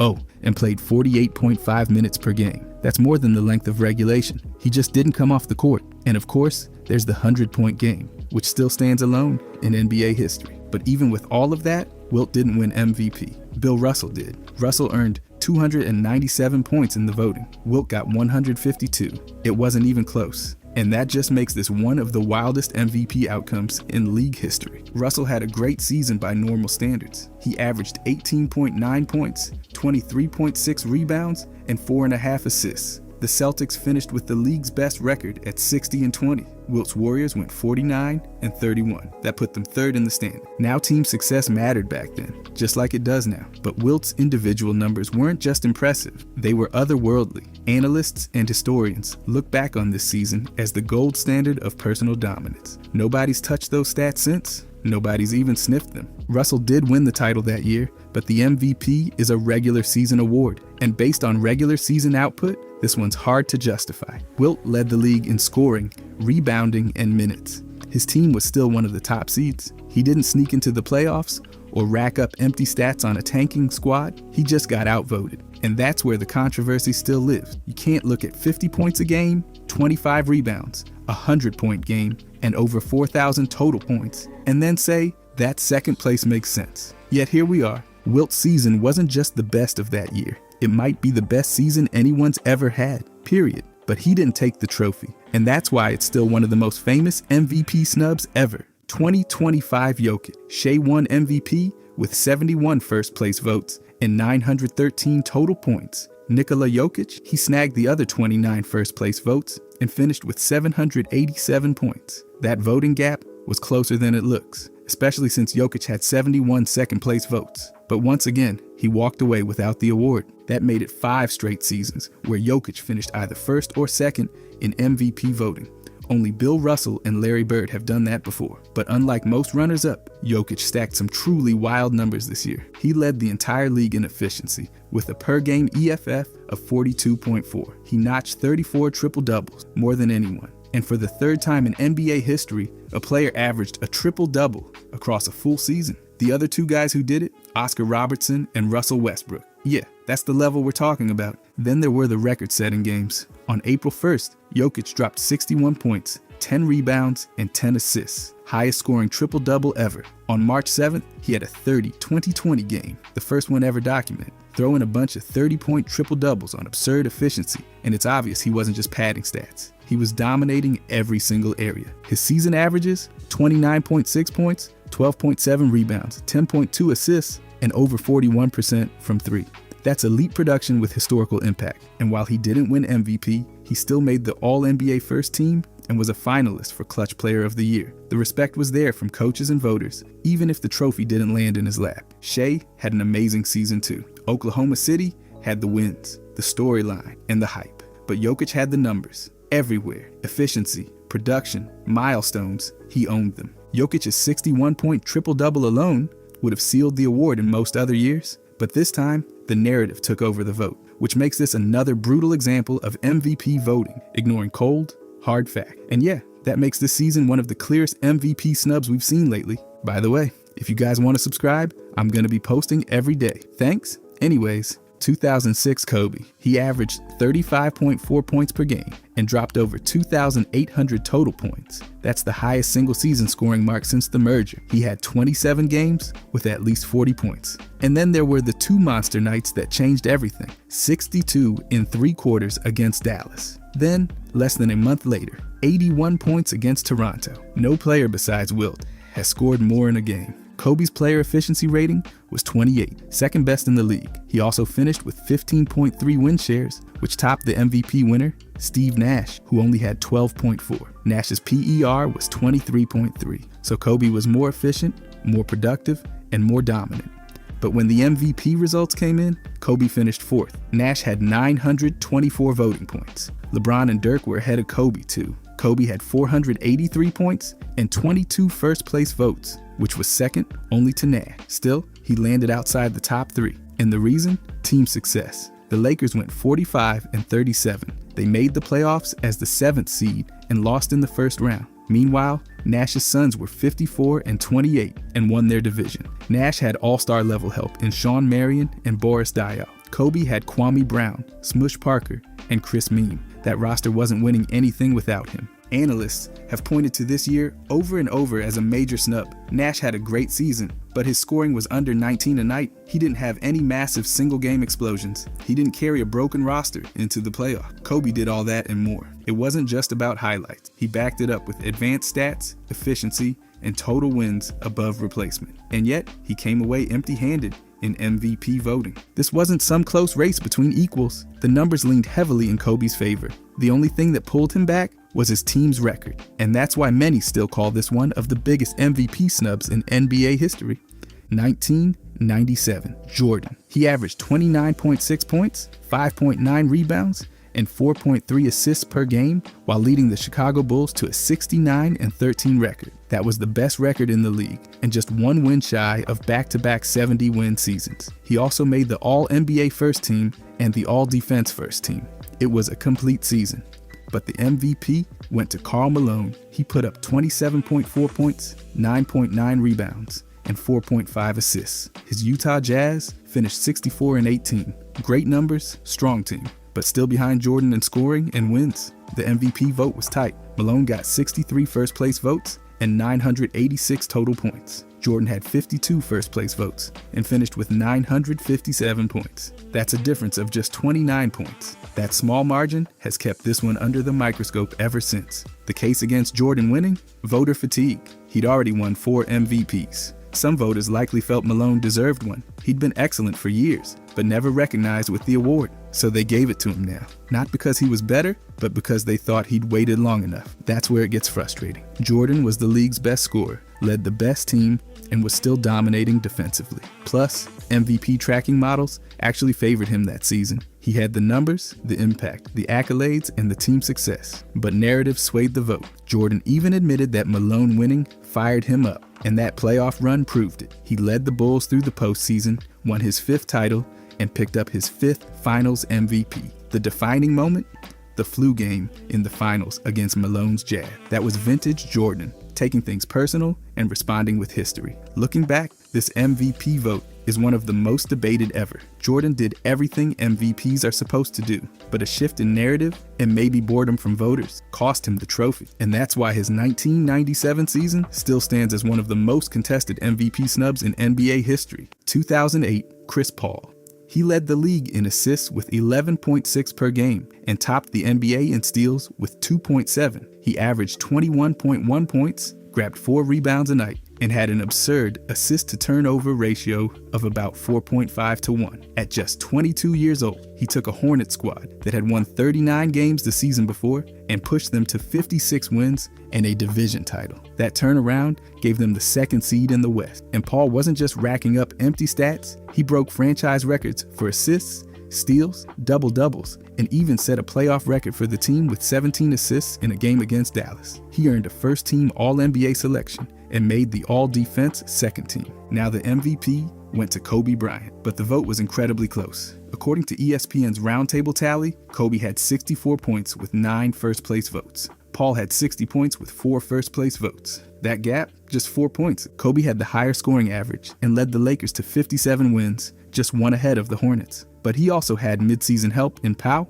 and a deeper roster overall. Paul's supporting cast wasn't stacked with all-stars, yet he made that team a top contender. Analytically, Paul had the edge in assist and steal production, and he completely controlled the pace of games without high turnover volume. His season impact was measured in both traditional stats and team outcomes. His contributions elevated an entire franchise in ways that many argue Kobe didn't have to. That's why this is viewed as a major MVP snub. Paul didn't lose because he wasn't dominant. He lost because Kobe had the bigger narrative and flashier moments. But the numbers favor Paul. The efficiency, the leadership, the team leap, all of it. Paul's 2008 season is still talked about as one of the best ever for a point guard. He had everything: individual dominance, elite efficiency, and team success. Yet somehow, that didn't translate to MVP votes. And that's why it's still considered one of the clearest MVP snubs in recent memory. 2001 Shaq. He averaged 28.7 points, 12.7 rebounds, and 3.7 assists over 74 games. He led the league in field goal percentage at 57%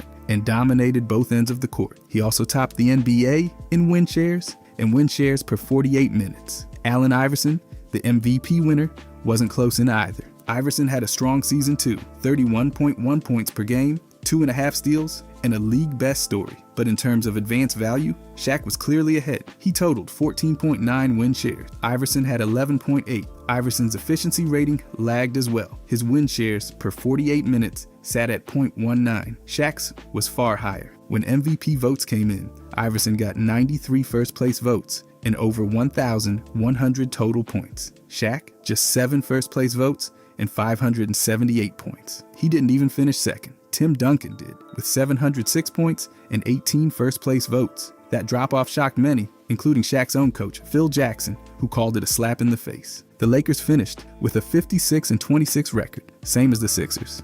But Iverson's underdog narrative and cultural pull carried him in the eyes of voters. Meanwhile, Shaq quietly put up some of the most dominant big man numbers of the era while sharing the court with Kobe Bryant. That likely hurt his chances, even if it shouldn't have. And then the playoffs started. Shaq averaged 33 points, nearly 16 rebounds, and close to 5 assists per game during the final. The Lakers went 15-1 through the postseason. That record was the best in league history at the time. Shaq won Finals MVP and erased any doubt about who the most dominant player was. This MVP race wasn't close because Iverson played better. It was close because voters got swept up in storyline. But if you just look at the numbers, efficiency, and impact, it's one of the clearest MVP snubs in modern NBA history. Shaq had the season, he just didn't get the award. 2017 Harden, he led the league in assists with 11.2 per game and became the first player in NBA history to finish a season with over 2,000 points, 900 assists, and 600 rebounds. That's never been done before or since. He recorded 22 triple-doubles, 63 double-doubles, and orchestrated one of the most efficient offenses in the league under Mike D'Antoni's new system. On December 31st, Harden put up 53 points, 16 rebounds, and 17 assists in one game. That became the first 50-15-15 line ever recorded. He tied Wilt Chamberlain for the most points in a triple-double. And yet, despite the resume, the MVP didn't go to Harden. Russell Westbrook won the award with 888 points and 42 triple-doubles. Harden finished second with 753. That gap of 135 points was slim by MVP standards, especially considering the depth of Harden's statistical achievements. Harden was more efficient, led the league in assists, and carried Houston to 55 wins, 9 more than Westbrook's Thunder. His offensive control was near flawless, and he finished the season on the All-NBA first team. The Rockets' entire system revolved around Harden's ability to create, finish, and facilitate, with a remarkably low turnover rate for the load he carried. Westbrook's triple-double average made history and drove the narrative. But outside of box scores, Harden had a cleaner impact across advanced metrics and helped his team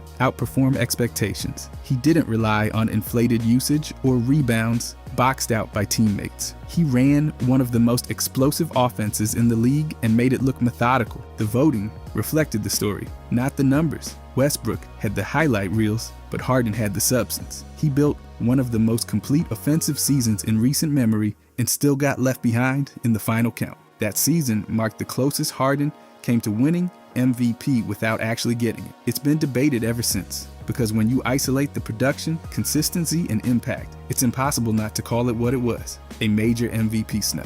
1973 Kareem. He averaged around 26 points, 14 rebounds, and over 4 assists per game, adjusted to today's pace. His player efficiency rating was 28.5, highest in the league. He finished with 21.9 win shares, dominating just about every advanced metric that matters. And yet, the MVP went to Dave Cowan. Cowans put up about 20.5 points, 16.2 rebounds, and 4.1 assists. His Celtics won 68 games, the best record in the league. But statistically, he wasn't close to Kareem. He had only 12 win shares. He didn't lead in efficiency, he didn't carry the same load offensively, and he wasn't named to the All-NBA first team. Kareem was. The Bucks went 60-22, tied with the Lakers for the best in the West. That's just 8 wins behind the Celtics. And yet the MVP vote wasn't just about record. Kareem had already won back-to-back MVPs in 1971 and 1972. Voters wanted something new. Cowans had the narrative, the team success, and the fresh face. Kareem finished second in the vote with 339 points and 33 first-place votes. Cowans won with more overall points,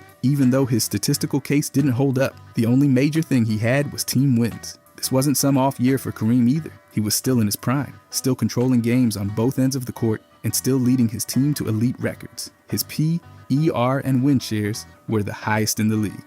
That's the exact profile of an MVP, only he didn't win. Looking back, this vote is one of the clearest examples where narrative took the wheel. Cowans was great, Kareem was greater, but voters leaned toward variety and rewarded team record over individual dominance. Kareem's 1973 season had all the markers of MVP value: elite production, advanced stats, team success, and recognition. The numbers don't lie. He was the best player that year. The award just didn't reflect it. That's why this is still one of the most glaring MVP snubs ever. 1969, Willis Reed. He averaged 21.1 points and 14.5 rebounds per game, while shooting over 52% from the field and 70% 4% from the free throw line. That season, he pulled down 1,191 total rebounds, setting a franchise record for the Knicks. He was the defensive anchor for the league's stingiest team, holding opponents to just over 105 points per game. Reed's advanced numbers backed it all up. He finished with an estimated 14.7 win shares, 9.5 on offense, 5.1 on defense. Wes Unseld, the actual MVP, totaled 10.8 win shares, including only 3.8 on offense. Unseld had more rebounds, sure, 18.2 per game, but scored just 13.8 points a night and was far less efficient.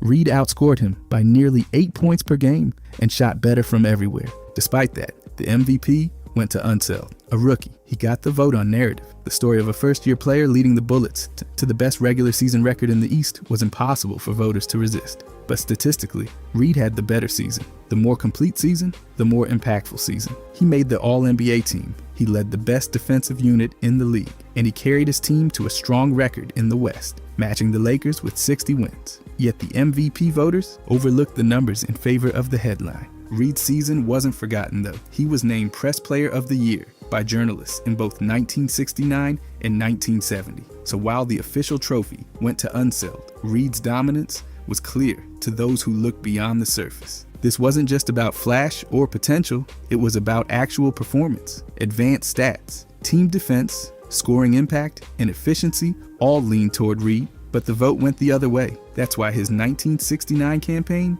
stands as one of the earliest and clearest MVP snubs in league history. The numbers were there, the impact was there, the recognition just wasn't. 1978, Iceman. He led the entire league in scoring with 27.2 points per game and secured the scoring title by less than a tenth of a point over David Thompson. He played nearly the full season, pushed the Spurs to 52 wins, and won the Central Division. He also posted around 12 win shares and ranked 4th in player efficiency rating across the league. But the MVP didn't go to him.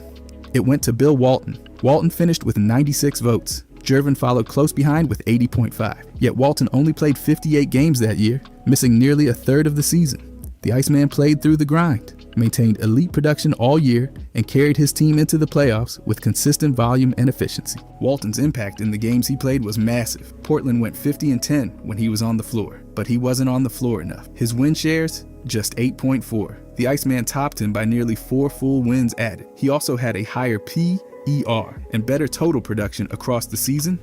That's where the debate kicks in. Walton brought dominant presence when healthy, but the Iceman delivered elite offense every night for the full season. He wasn't just scoring, he was efficient and durable. His playoff performance was also huge. He averaged over 33 points per game. Though the Spurs lost in the first round, the voters leaned into the Walton story. They saw the impact in short bursts and gave it weight over a complete resume. That's where the snub comes in. The Iceman had more scoring, more availability, and more statistical value. Walton's case was built on dominance and limited action. That MVP race came down to one question: peak or longevity? The voters chose peak, but in hindsight, Jervin's full season of elite production makes the more sustainable case. The Iceman's 1978 campaign had everything an MVP season should include: scoring title, full season health, advanced efficiency, and team success. The fact he came up short in votes? That's why this remains one of the strongest MVP snubs in league history. 1990 Barkley. He averaged 25.2 points, 11.5 rebounds, and just under 4 assists while shooting a blistering 60% from the field. He played 79 games and logged nearly 40 minutes per night. He was named to the All-NBA first team and clearly had one of the most efficient high-usage seasons in league history. But he didn't win MVP. That went to Magic Johnson. Barkley actually had more first-place votes, 38 to Magic's 27, but he lost on total points. Magic finished with 634. Barkley came in second with 614, a gap of just 20. It's the only time in league history a player won the most first-place votes and didn't get the trophy. The Sixers won 53 games. The Lakers won 63. That win gap mattered, especially to voters who put more weight on team records. Magic's 11.5 assists per game stood out, even though Barkley outscored and out-rebounded him while shooting nearly 12 percentage points better from the field. This wasn't a case of underachievement. Barkley was dominant, efficient, and relentless. He scored at volume without sacrificing shot selection, and he anchored a team that lacked another star. Magic had James Worthy, Byron Scott, and a system that ran through him. Barkley didn't have that kind of help. Voters leaned toward the winning narrative. They prioritized record and playmaking. But by the numbers, scoring, rebounding, efficiency, and first-place votes, Barkley made the stronger case. His field goal percentage alone, at 60%, was nearly unheard of for a player who wasn't just dunking under the basket. Barkley later said he never let it go. And honestly, who would? He made history in all the wrong ways. Most first-place votes, no MVP. That sting lasted. His 1990 season remains one of the most controversial MVP races ever. It wasn't just about stats, it was about how voters valued the game, and Barkley came up short in a race he arguably won. That's why this one still stands out as one of the most painful MVP snubs in league history. 1970, Jerry West. He put together another season of elite production, leading the Lakers in scoring, playmaking, and perimeter defense, and once again, anchoring one of the league's top rosters. Though exact per-game stats from that year aren't widely cited, West's status as the league's premier guard remained unquestioned. He was in his prime, consistent as ever, and the centerpiece of one of the NBA's flagship franchises. And yet, the MVP went to Willis Reed. Reed had a strong regular season and led the Knicks to the league's best record. But what tipped the scale wasn't just his stats. It was the emotional pull of that finals run, especially his return in Game 7, which became one of the most iconic moments in NBA history. The problem? That finals moment came after the MVP vote. The regular season MVP shouldn't include postseason narratives, but Reed's heroic image had already started to shape the story before voting wrapped. Meanwhile, West's brilliance was steady, reliable, and maybe too familiar to capture headlines. Reports suggest West finished second in voting, ahead of Kareem. It wouldn't be his last time finishing as runner-up. He would go his entire career without an MVP. Despite being a perennial top 3 player, his resume was full. But voters often lean toward dramatic narratives over quiet dominance. The Lakers didn't win the title that year, and that mattered. The Knicks did. Reed's visibility, team success, and the looming legend of his finals grit made his season feel larger than life. West, he had another season of elite basketball, but without the moment that captured the league's collective imagination. That's why this MVP race is remembered more for what wasn't awarded than for what was. West had the numbers, he had the impact, he had the respect, but he didn't have the vote. Reed's story won out. West's 1970 campaign sits alongside the rest of his Hall of Fame career as another example of how consistent greatness can be overshadowed by a single iconic narrative. That's why this is still remembered as one of the league's clearest MVP snubs. 2023, Jokic. Jokic's name not being called as MVP that year had some folks blinking in slow motion. He showed up all season long, putting up efficiency numbers that made the league's advanced metrics look like they were built just for him. He had a net plus-minus of plus 23.2 per 100 possessions. That wasn't just the best in the league. It completely dwarfed his own numbers from his past 2 MVP runs. Embiid hovered around plus 11.3, and Giannis sat near plus 6.8. That gap alone should have raised more than a few eyebrows. And here's where things went off the rail. The final vote count had Jokic with 15 first place votes, 52 second place,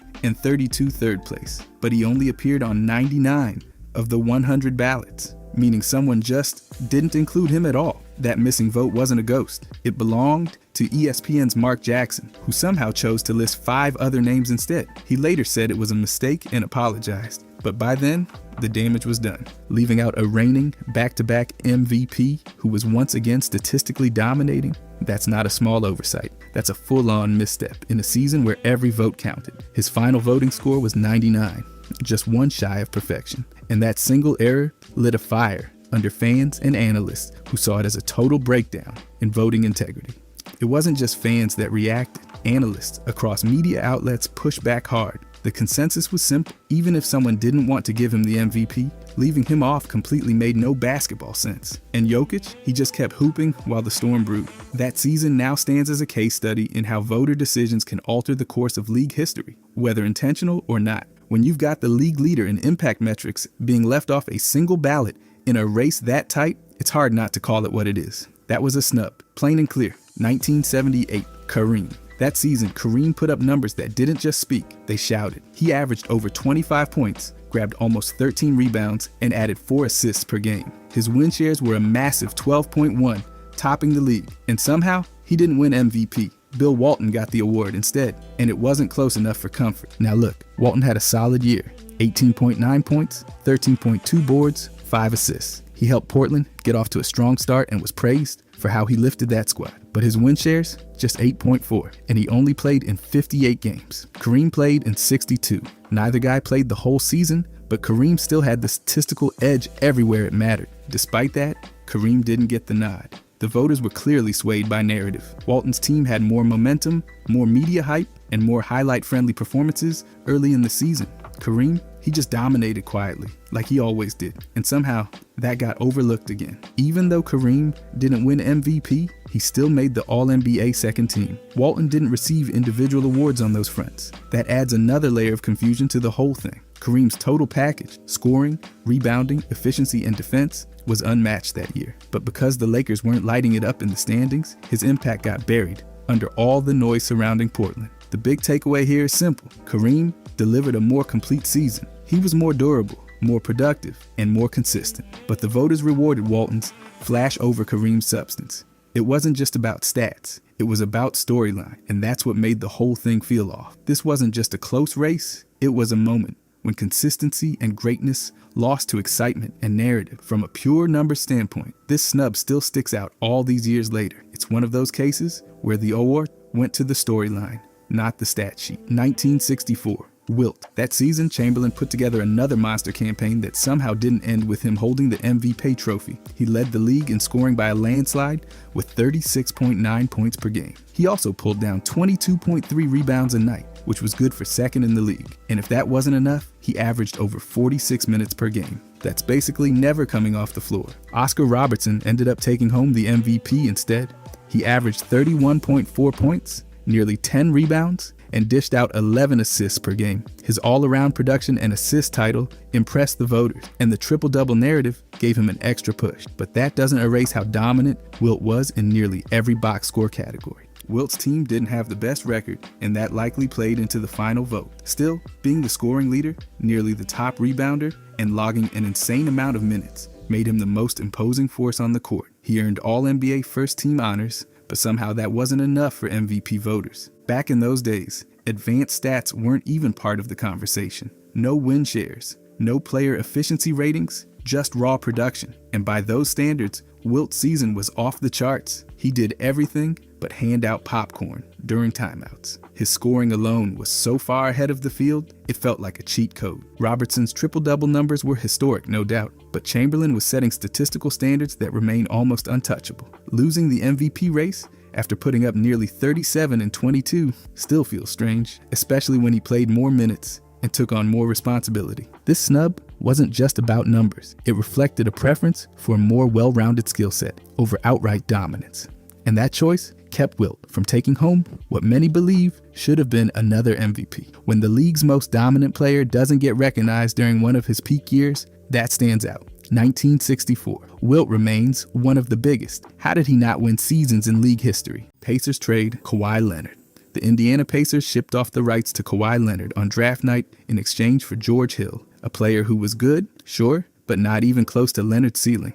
They were chasing stability after a mediocre 37 and 45 season, and Hill fit that mold. He brought experience, a calm presence, and helped the Pacers reach the Eastern Conference semifinals with a 42 and 24 record. Not bad, but not legendary either. Meanwhile, San Antonio took Leonard and slowly molded him into a two-way monster. He racked up all-star selections, grabbed Defensive Player of the Year awards, and even hauled in a couple Finals MVP trophies. And George Hill, solid rotation guy, but never sniffed All-Star Weekend unless he bought tickets. The Spurs also picked up Davis Bertans, who turned into a decent sharpshooter, while Arizem Lorbeck never even showed up. The Pacers front office watched Leonard bloom into a superstar elsewhere, while their own roster plateaued. It's not just that they missed, it's that they missed while aiming for the safe bet. Long term, this was a classic cautionary tale of choosing now over next, and next ended up becoming Kawhi freaking Leonard. Nets trade for Pierce and Garnett. The Brooklyn Nets went all in by trading 3 unprotected first-round picks and a swap just to bring in aging stars Paul Pierce and Kevin Garnett.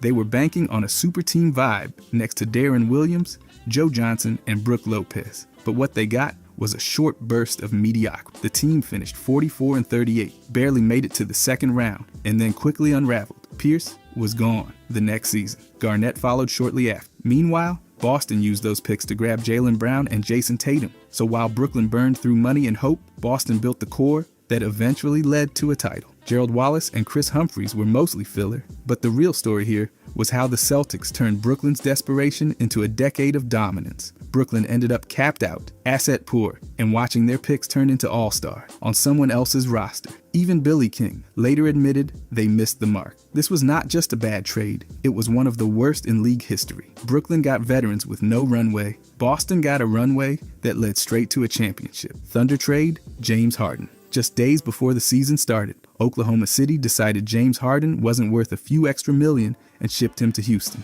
He was 23, coming off a 6th Man of the Year award, and wanted a max deal. The Thunder offered slightly less. Houston jumped in, offered more, and built their franchise around him. Oklahoma City got Kevin Martin, Jeremy Lamb, and a handful of picks. Martin did fine for a season, but the rest? Steven Adams was a solid center, but Mitch McGary and Alex Abrinas didn't move the needle. Meanwhile, Harden exploded into an MVP, a scoring champ, and gave the Rockets playoff relevance for nearly a decade. He never brought a title, but his numbers and impact were massive. Oklahoma stayed competitive, but the Durant, Westbrook, Ibaka core never got back to the finals. Durant eventually walked. What stings is how close they were. That trio could have won rings. Instead, they chose savings over stardom. Houston took the shot, got a superstar, and defined their next era. Thunder fans are still left wondering what could have been, and the Rockets got a whole identity shift from one max extension the Thunder wouldn't pay. By the way, if you guys want to subscribe, I'm going to be posting every day. Thanks. Anyways, Sonic's trade. Scottie Pippen. Seattle drafted Scottie Pippen 5th overall in 1987, then flipped him to Chicago for Olden Polynice, a 2nd rounder, and a future pick swap. Yikes. Pippen became a core part of 6 championship teams next to Jordan and Horace Grant. Polynice gave Seattle about 5 points and 5 boards per game before they sent him away. The idea was to load up on big men, but Pippen's two-way potential went out the door before he even got a jersey. Then in 1994, they nearly fixed it. Chicago offered Pippen for Shawn Kemp, Ricky Pierce, and the 10th pick. George Karl liked it. Even Michael Jordan reportedly said do it, but Seattle fans melted down. Threats, outrage, even talk of burning down the stadium. Ownership backed out, and the deal died. Kemp stayed, and Seattle kept wondering. Gary Payton later said that team with Pippen would have won titles. So in 2 moments, 7 years apart, Seattle had a Hall of Famer in their grasp and let him slip. First traded him for a role player, then said no to a second chance at glory. Chicago? They held the winning lottery ticket the whole time and turned it into banners. Suns trade Rajon Rondo.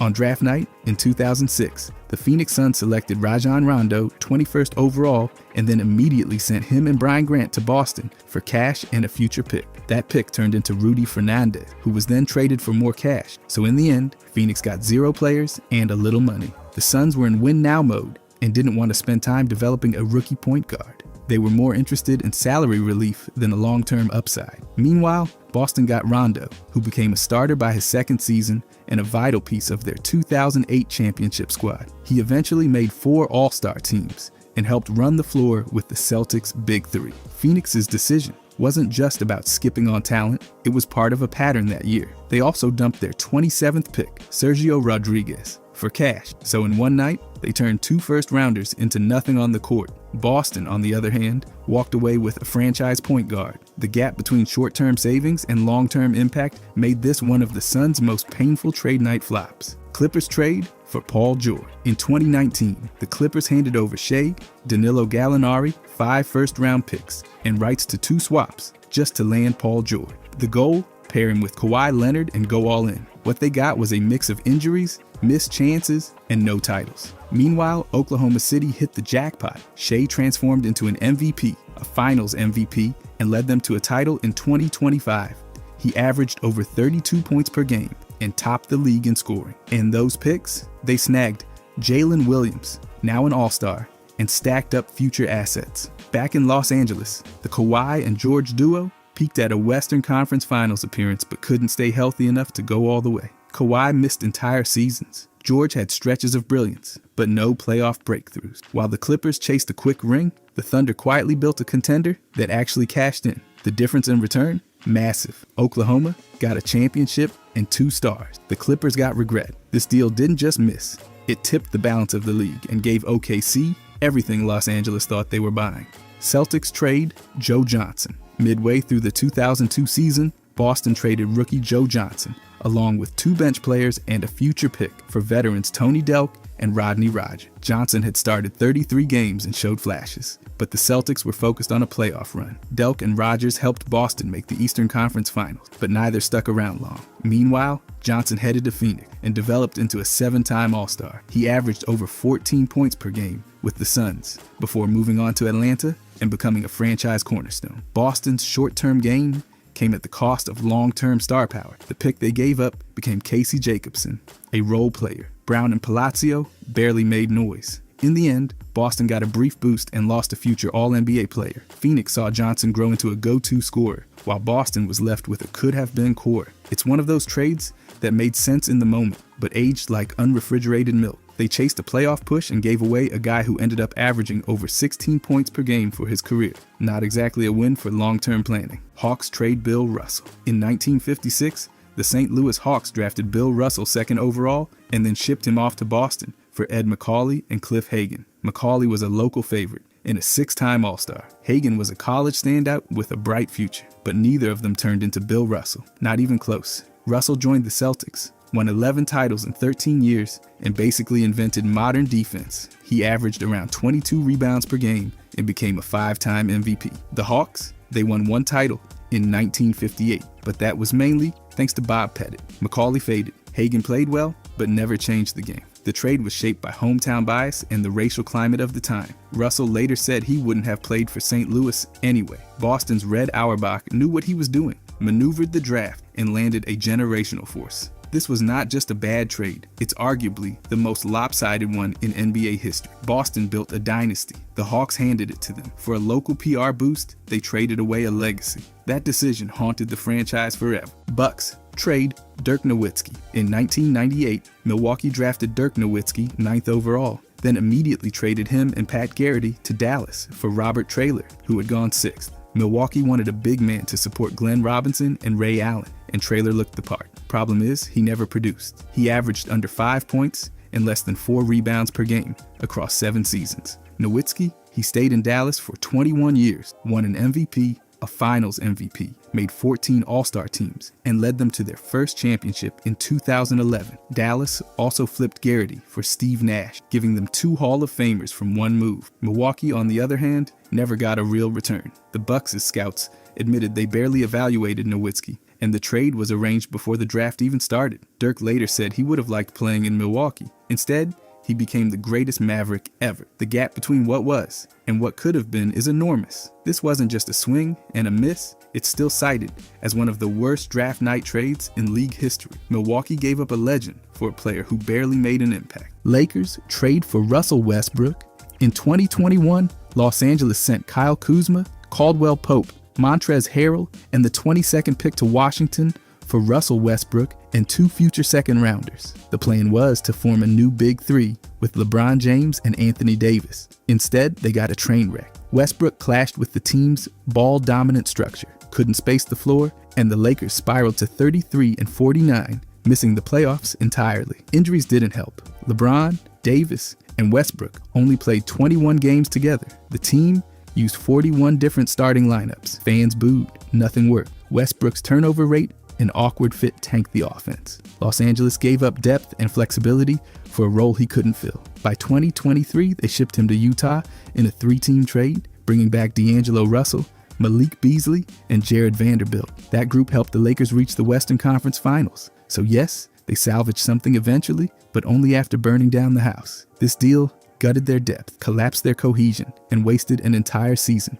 just to reverse course less than 2 years later. And if you're like me, the NBA offseason is your time to recharge. But while the games slow down, your goals shouldn't. That's why I've been using Factor. Factor makes it insanely easy to eat clean with meals that are ready in just 2 minutes. No chopping, no dishes, just heat and go. I've been crushing their spicy turkey poblano bowl and blackened salmon. They're legit restaurant quality. Every meal arrives fresh, never frozen, and it's all delivered straight to your door. So instead of wasting time in the kitchen, I've got more time to work, chill, or dive into free agency rumors. Factor has over 45 weekly meals to pick from. Whether you're all about protein plus, calorie smart, keto, or just want to eat better, they've got you covered. They've also got snacks, smoothies, breakfasts, and even desserts. It's everything you need to stay on point all day long. Get started at factormeals.com/modernjam50off and use code modernjam50off to get 50% off plus free shipping on your first box. That's code modernjam50off at factormeals.com/modernjam50off for 50% off plus free shipping. Thank you to Factor for sponsoring. Hornets trade Kobe Bryant.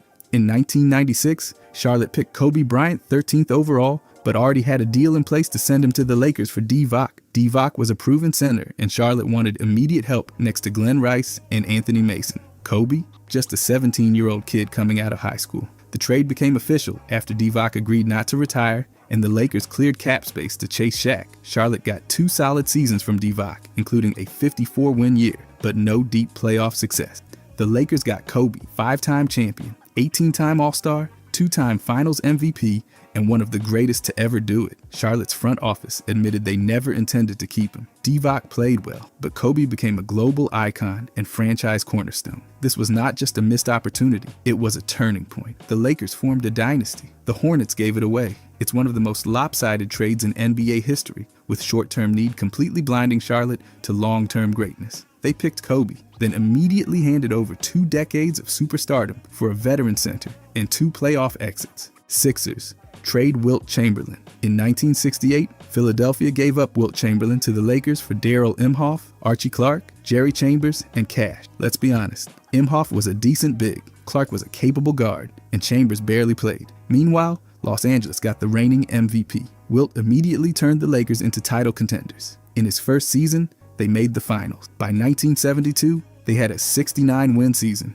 a 33-game win streak, and a championship, with Wilt winning Finals MVP. On the Sixers side, it was a face-first dive into mediocrity. 1 home playoff win over 3 years, and no series wins for nearly a decade. Wilt averaged over 20 rebounds per game and anchored a front court with Jerry West and Elgin Baylor. Philly chose short-term stability and cash over keeping one of the most dominant players ever. The deal marked a huge shift in player power. Wilt pushed for it and got it. The Lakers built a juggernaut. The Sixers got a few guys and a long walk through irrelevance. This wasn't just a miss. It was an all-time surrender of greatness for spare parts. Mavericks trade Luka. On February 2nd, 2025, Dallas stunned the NBA world by sending Luka, Maxi Kleber, and Markieff Morris to the Lakers for Anthony Davis, Max Christie, and a 2029 first-round pick. Utah joined in, grabbing Jalen Hood-Schifino and 2 second-rounders. The Mavericks front office said it was about heading off future issues with Luka's supermax and re-signing concerns. The result? Chaos. Davis and Kyrie both went down with injuries. Mavericks fans revolted, protests, mock funerals, full-blown mutiny. The team collapsed, both on the court and in the locker room. Meanwhile, the Lakers scored one of the best young players in the league. Luka instantly became the centerpiece, next to LeBron James, turning Los Angeles into a contender again. Analysts everywhere called it lopsided. Dallas got roasted for not shopping Luka to other teams and for prioritizing defense over a generational scorer. The return was seen as bafflingly small. While the Lakers celebrated, the Mavericks floundered in confusion and regret. This was not just a trade, it was a franchise reset, and so far, it looks like one of the biggest self-owns in NBA history. The Lakers won. Dallas imploded, although they did luck out and get Cooper Flag. Clippers trade, Kyrie pick. In 2011, the Clippers sent Davis and an unprotected first-round pick to Cleveland for Mo Williams and Jamario Moon. At the time, the move was all about clearing Davis's massive contract and adding a reliable guard. What they didn't expect, that useless pick would turn into number 1 overall. The Cavaliers used it to draft Kyrie, so the Clippers cleared some salary and got a couple short-term players. Cleveland got a future All-Star, Rookie of the Year, and centerpiece of their 2016 championship run. Mo Williams was fine, eventually turned into a solid 6th man. Jamario Moon was basically a footnote. The Clippers believed the pick would land around 8th or lower and didn't protect it. Brutal mistake. That single unprotected pick ended up being worth nearly 50 win shares, while Williams and Moon combined for under 5. Even though the Clippers later added Chris Paul, losing out on Kyrie remains one of their biggest front office flops. This deal became a classic cautionary tale in NBA circles. Never attach an unprotected pick to a salary dump unless you enjoy regret. Cleveland got their star. The Clippers got outsmarted. Bucks trade Kareem. In 1975, Milwaukee traded Kareem and Walt Wesley to the Lakers for Elmore Smith, Brian Winters, Dave Myers, and Junior Bridgman. Why? Because Kareem asked. After winning a title in 1971 and reaching the finals again in 74, he told the Bucks he wanted out. He cited cultural disconnect, a desire for a bigger city, and named Los Angeles or New York. The Bucks obliged, and the Lakers won big. Kareem added 5 more MVPs, paired with Magic Johnson to win 5 championships, and became the league's all-time leading scorer for nearly 4 decades. The Bucks? They got solid pieces. Winters made all-star teams, Bridgman became a sixth-man staple, and Myers showed promise before retiring early, but none were franchise changers. Bridgman eventually owned part of the team, so that's something. Still, no one from that return matched Kareem's impact on or off the court. This wasn't a terrible trade in terms of effort. They got value. But when you give up an all-time great, value just doesn't cut it. Los Angeles built a dynasty. Milwaukee started over. This deal didn't just change two teams. It helped shape the next 2 decades of NBA history. Nets sell Dr. J. In 1976, the New York Nets sold Dr. J to the Philadelphia 76ers for $3 million in cash. No players, no picks, just money. Why? Because the Nets were broke. The ABA-NBA merger hit them with an entry fee and a massive territorial payment to the Knicks. Nearly $8 million total. To cover the costs, they traded their superstar. Dr. J had just led them to 2 ABA titles. Without him, the team collapsed to 22-60, worst in the league. Their dominance vanished overnight. Philadelphia, meanwhile, got a bargain. Dr. J joined a stacked Sixers roster, led them to 50 wins, and took them straight to the finals in his first year. He became the franchise's face and sparked a new era of success. The Nets spiraled for decades, both on the court and financially. The Sixers paid money and got a legend. The Nets gave up their identity for short-term survival. This wasn't just bad business, it was catastrophic. It's still one of the most lopsided deals ever. One team bought a Hall of Famer, the other bought time, and ended up wasting years of relevance in the process. Bulls trade LaMarcus Aldridge. On draft night in 2006, Chicago picked LaMarcus Aldridge 2nd overall, then sent him to Portland for Tyrese Thomas and Victor Kriapa. The Bulls thought they were trading down smartly. They wanted Thomas's athleticism and shot blocking. What they passed up? A future 7-time All-Star and 5-time All-NBA big who'd score over 20,000 points in his career. Aldridge never played a single game for them. Thomas had bounce, sure, but never developed beyond flashes.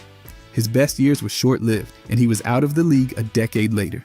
Kriapa barely even showed up. For Portland, Aldridge became a cornerstone. He anchored their front court for years and was one of the best mid-range scorers in the game. For Chicago, it was a swing and a whiff. They sacrificed proven college skill for raw upside and lost badly. If they'd kept Aldridge, maybe their post-Jordan rebuild looks a lot different. This one stings. It's one of those trades fans look back on and cringe. They had the guy. They just gave him away, all because they thought Thomas might jump higher. Turns out, Aldridge's floor was way higher than Thomas's ceiling. Warriors trade Robert Parrish and Kevin McHale. In 1980, Golden State handed Boston one of the most lopsided deals in NBA history. The Warriors gave up center Robert Parrish and the 3rd overall pick, which became Kevin McHale. In return, they got the 1st pick and number 13. They used those on Joe Barry Carroll and Ricky Brown. Carroll had a solid start, even made the all-rookie team, but quickly earned the nickname Joe Barely Cares for his lack of intensity. Ricky Brown was a forgettable role player. Golden State didn't sniff serious contention. Boston, meanwhile, walked into a dynasty. Parrish anchored the middle. McHale became an elite post player. And alongside Larry Bird, they formed arguably the greatest front court ever. 3 championships, 5 finals, and years of dominance. Red Auerbach fleeced Golden State with a smile. This wasn't just a bad trade, it was a masterclass in timing and draft manipulation. Boston turned picks and a mid-tier big man into 2 Hall of Famers. The Warriors turned 2 Hall of Famers into cap room and regret. Fans still talk about it, mostly to make sure it never happens again.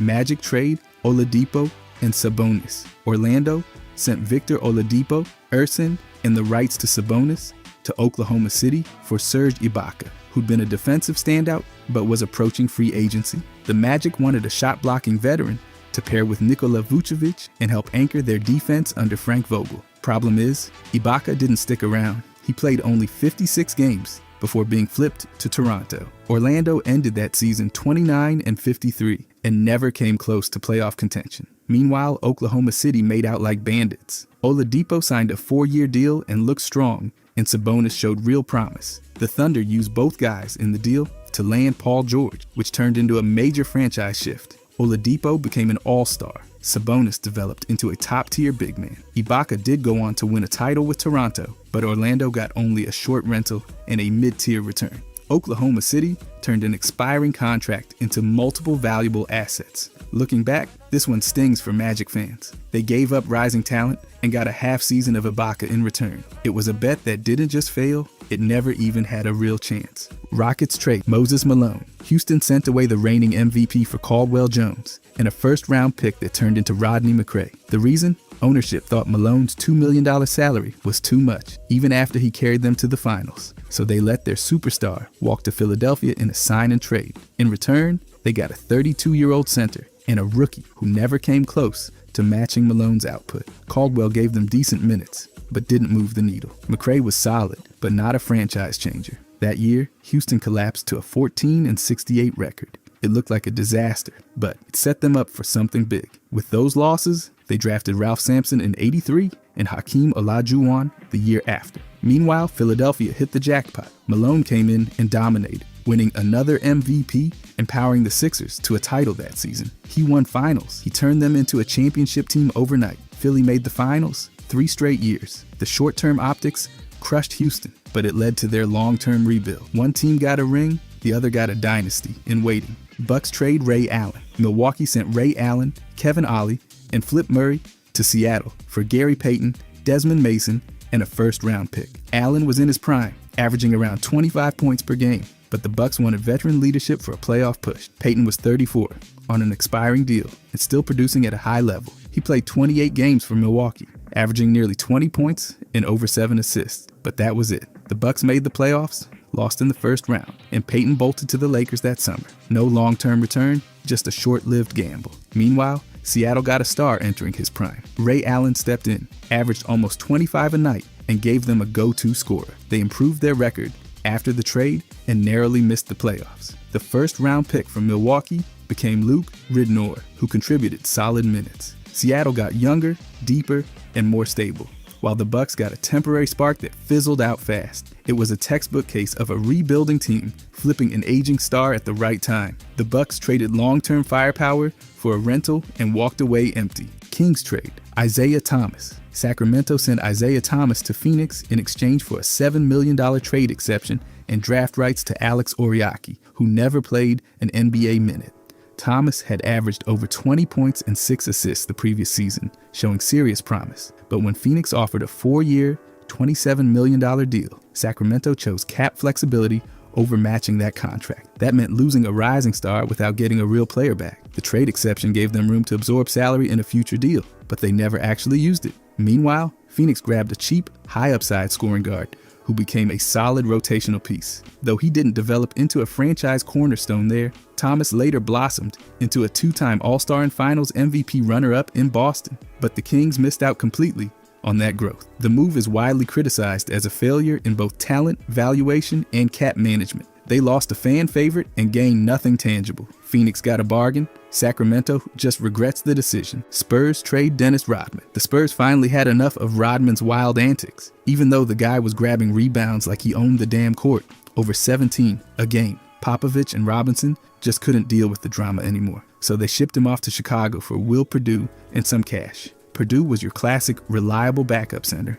Solid, but nowhere near Rodman's chaos and skill combo. Chicago, they saw an opportunity. With Horace Grant gone, they needed that crazy rebounding beast, no matter the headaches. And man, did it pay off. Rodman came in and dominated boards like a man possessed, leading the league with almost 14 rebounds a game. The Bulls went nuts, winning 72 games and grabbing the title. Then Rodman stuck around to help bag 2 more rings, sealing that legendary second three-peat. Spurs sacrificed a beast for peace and team vibes, setting up their own dynasty with Duncan and Parker. Bulls grabbed a game changer who flipped their season upside down, and in the best way possible. This trade is a prime example of what's more important, raw talent or locker room sanity. And the Bulls got one of the most important players ever. Pacers trade Alex English. Back on February 1st, 1980, the Pacers sent a young, promising forward, Alex English, along with a first-round pick to the Denver Nuggets for George McGinnis, a hometown hero from their ABA glory days. The Pacers were desperate to spark some excitement and fill seats after a rough transition into the NBA. McGinnis, a former ABA MVP, seemed like the ticket to bring back those championship vibes. But here's the kicker. English was just 25, hitting his stride and ready to shine. He exploded in Denver, averaging over 23 points per game for 9 straight seasons, snagging 8 All-Star nods and even a scoring title. Meanwhile, McGinnis, at 29, was slowing down, battling injuries, and only managed about 9 points per game over 2 seasons before retiring. That first-round pick, it became Carl Nicks, who barely made a dent. The Pacers hoped for a quick boost, but they traded away a future Hall of Famer for a fading star. Celtics, trade Billups. The Celtics shipped out rookie Billups, a third overall pick, along with D. Brown, Roy Rogers, and John Thomas, to the Toronto Raptors for Kenny Anderson, Zan Tabak, and Popeye Jones. Boston was in a rough spot, coming off a brutal 15-67 season, and coach Rick Pitino was itching for quick fixes. Billups, just 21, was finding his footing, averaging 11.1 points and 4.3 assists. But Pitino wasn't sold on his fit for the fast-paced system.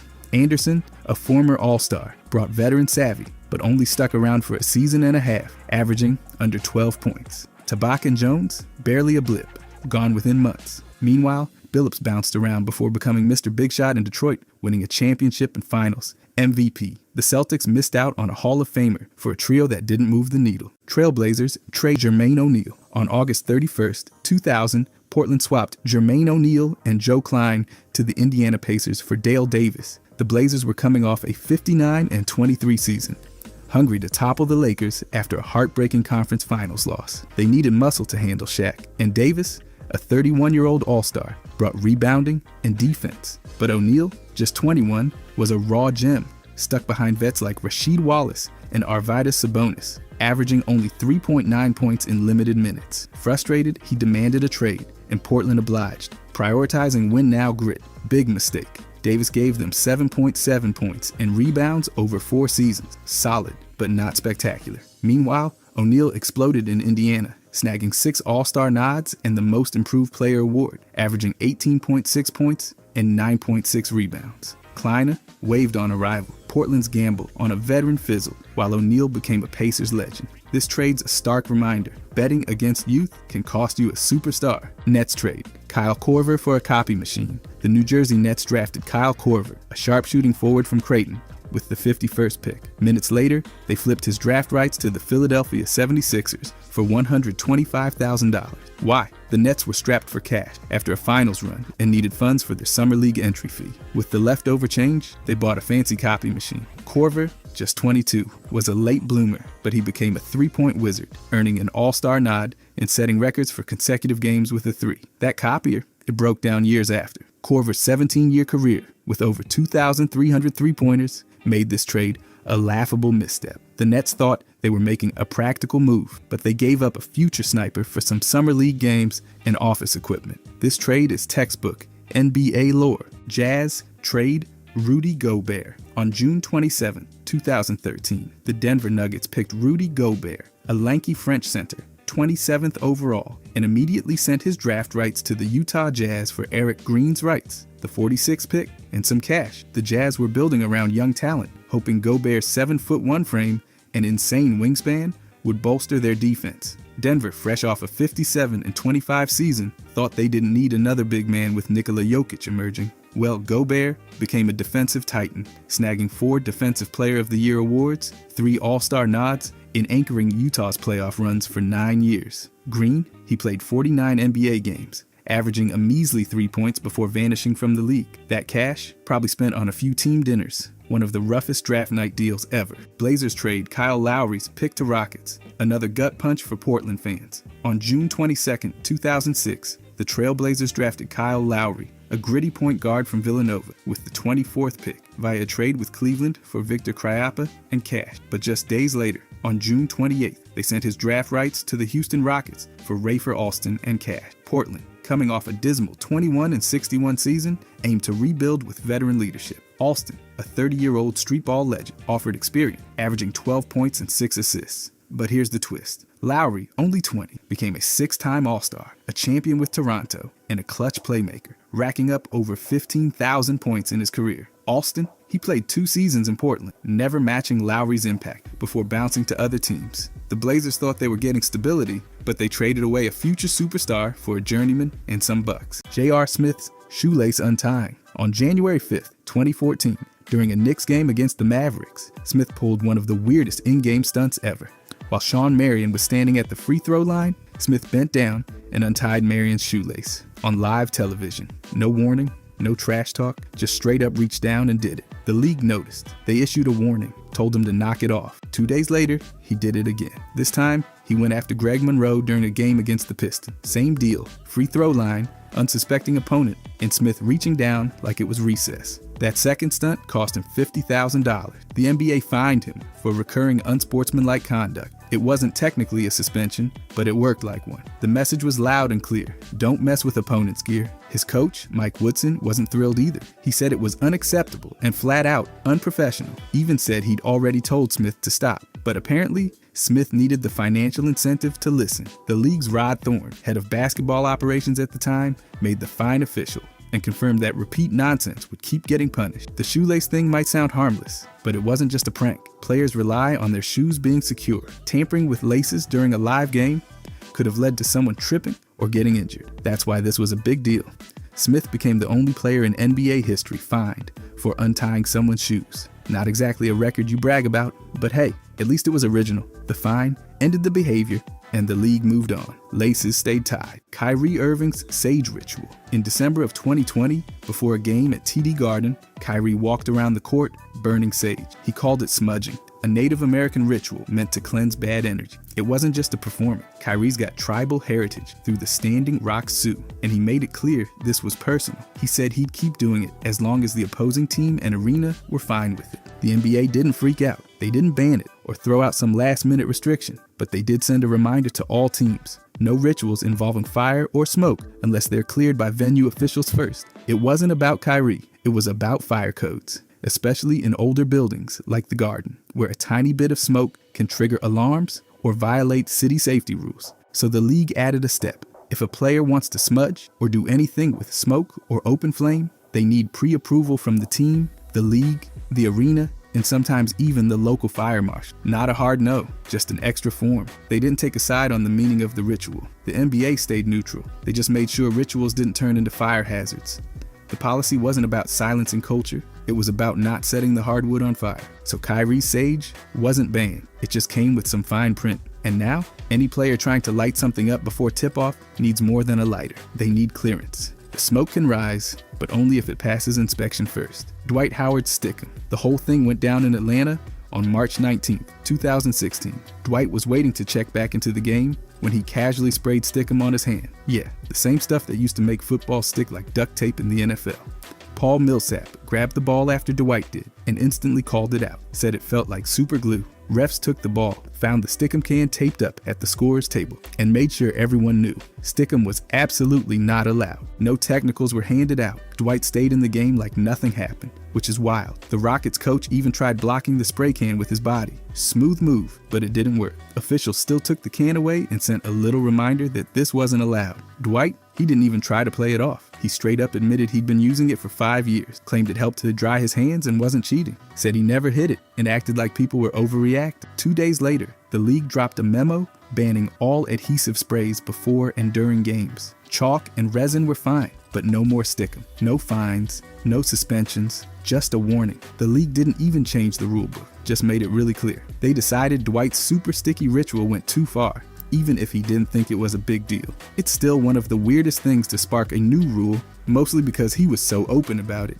And now, no more Stickum, ever. By the way, if you guys want to subscribe, I'm going to be posting every day. Thanks. Anyways, Kelly Oubre's Supreme Sleeve. On December 12th, 2017, Kelly stepped onto the court rocking a bright red shooting sleeve on his right leg during a Wizards game against the Nets. It had Supreme, Nike, and NBA logos printed across it, loud and proud. Not surprisingly, it caught eyes fast, but by halftime, it was gone. The Wizards told him to take it off, and the NBA's policy was the reason. No brand logos on court gear unless it's part of an official league deal, and Supreme had zero partnership. Kelly looked confused about the whole thing. He thought it was all good since Nike and NBA logos were on there too. After the game, he joked that maybe it was just too wavy for the league. That word stuck. Wavy, in fashion talk, basically meant the sleeve was stylish. He wasn't trying to make a scene. He just liked the look. Thing is, this wasn't brand new. In 2013, Nick Young wore Supreme sneakers and got attention. Then just days after Kelly's sleeve, J.R. Smith pulled the same move with the Supreme branded arm sleeve. The league responded hard. When Smith got a tattoo of the logo, they made him cover it up during games or face a fine every time. The NBA wasn't messing around when it came to brand visibility. Even with all that, Supreme stayed popular with players off the court. Guys like PJ Tucker and Devin Booker kept rocking it. But once you stepped into the game, it was the NBA's rules that mattered. If a brand didn't pay, it didn't play. That leg sleeve may have been cool, but the league made sure it wasn't coming back. LeBron James' chalk toss. It all started in Cleveland. Early in his career, LeBron would head to the scorer's table, clap talcum powder into his hands, and launch a cloud of chalk into the air. It was dramatic, it was theatrical, and it fired up arenas every night. Inspired by Michael Jordan and Kevin Garnett, the ritual became his signature. Fans showed up early, just to catch the moment. Phones raised like they were filming a movie premiere, but not every building loved it. Certain arenas, like Barclays Center, stopped providing chalk altogether. The issue wasn't the hype, it was the mess. Chalk got everywhere. Powder drifted onto the scorer's table, the floor, even fans. Cleanup crews had to scramble before tip-off, so some venues politely shut it down. LeBron didn't make a scene. When he played for Miami, the toss quietly disappeared. And during his second stint in Cleveland, he brought it back briefly, then stopped again by December of 2014. He downplayed the change, saying he just preferred to shoot with teammates before the game and didn't see why people made a big deal about it. There was never an NBA rule against the toss. It wasn't some league crackdown. This came from individual venues that didn't want to deal with floating chalk clouds and powdery sidelines. LeBron respected. He adjusted his routine depending on where he was playing. Even without a ban, the chalk toss is a perfect example of how player rituals can run into arena logistics. It wasn't rebellion or superstition, it was just one of those moments where spectacle met Swiffer duty. The toss meant a lot to fans, but when the dust settled, it wasn't bigger than the floor crew. Andrei Kirilenko's AK-47 nickname. It started out simple. His initials were A and K. He wore number 47. He was born in Russia, so naturally, AK-47 stuck. It was catchy, it made sense, and fans loved it. The nickname followed him throughout his time with the Utah Jazz and became one of the most recognizable in the league. But when nickname jerseys became a thing in January of 2013, the league drew a line. The Nets and Heat had a special game where players wore their nicknames on official jerseys. Everyone expected to see AK-47 stitched across Kirilenko's back. Instead, nothing. No AK-47 jersey showed up. The reason? The NBA didn't like the reference to a military weapon. His jersey said his last name written in Cyrillic script, the alphabet used in Russian. There wasn't a formal announcement or rule change, just a quiet, intentional exclusion. The league didn't want a gun name on team gear. Even though the nickname had zero violent intent and was rooted in Kirilenko's background, it didn't matter. The association was too strong, so the name stayed off the jerseys. This wasn't just a fashion call, it was about brand protection. The NBA controls what goes on uniform, period. They didn't want even a whiff of gun imagery on official merch. It reflected a wider policy shift after 2010, when the league started cracking down harder on things that could cause controversy. Players could use nicknames, but not if they sounded like assault rifles. The nickname AK-47 still lives on in broadcasts, interviews, and highlights. Fans kept using it. The media didn't drop it, but the NBA made one thing clear. On the jersey, not happening. And that silent decision turned a beloved nickname into another example of the league's no-nonsense approach to branding. Meta, world, peace name changes on jerseys.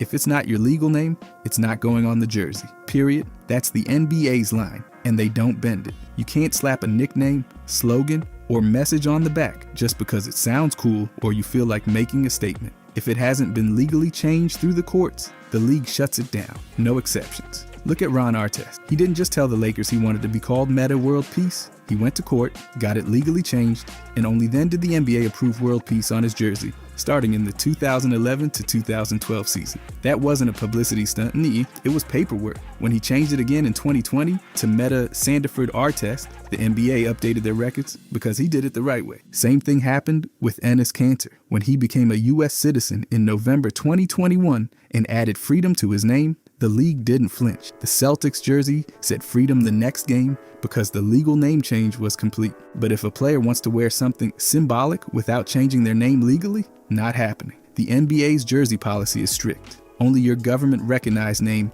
makes it onto your back. They've never allowed anything else. Not slogans, not statements, not branding, not even well-meaning causes. If it's not your legal identity, it's not league approved. The NBA's message is crystal clear. Your jersey is not a billboard or a nickname playground. It's your name, and only your legal name. No shortcuts, no exception, just the law and the stitching to match. Rajon Rondo's upside-down headband. Back in the late 2000s, Rondo started flipping his NBA headband so the league logo was upside down.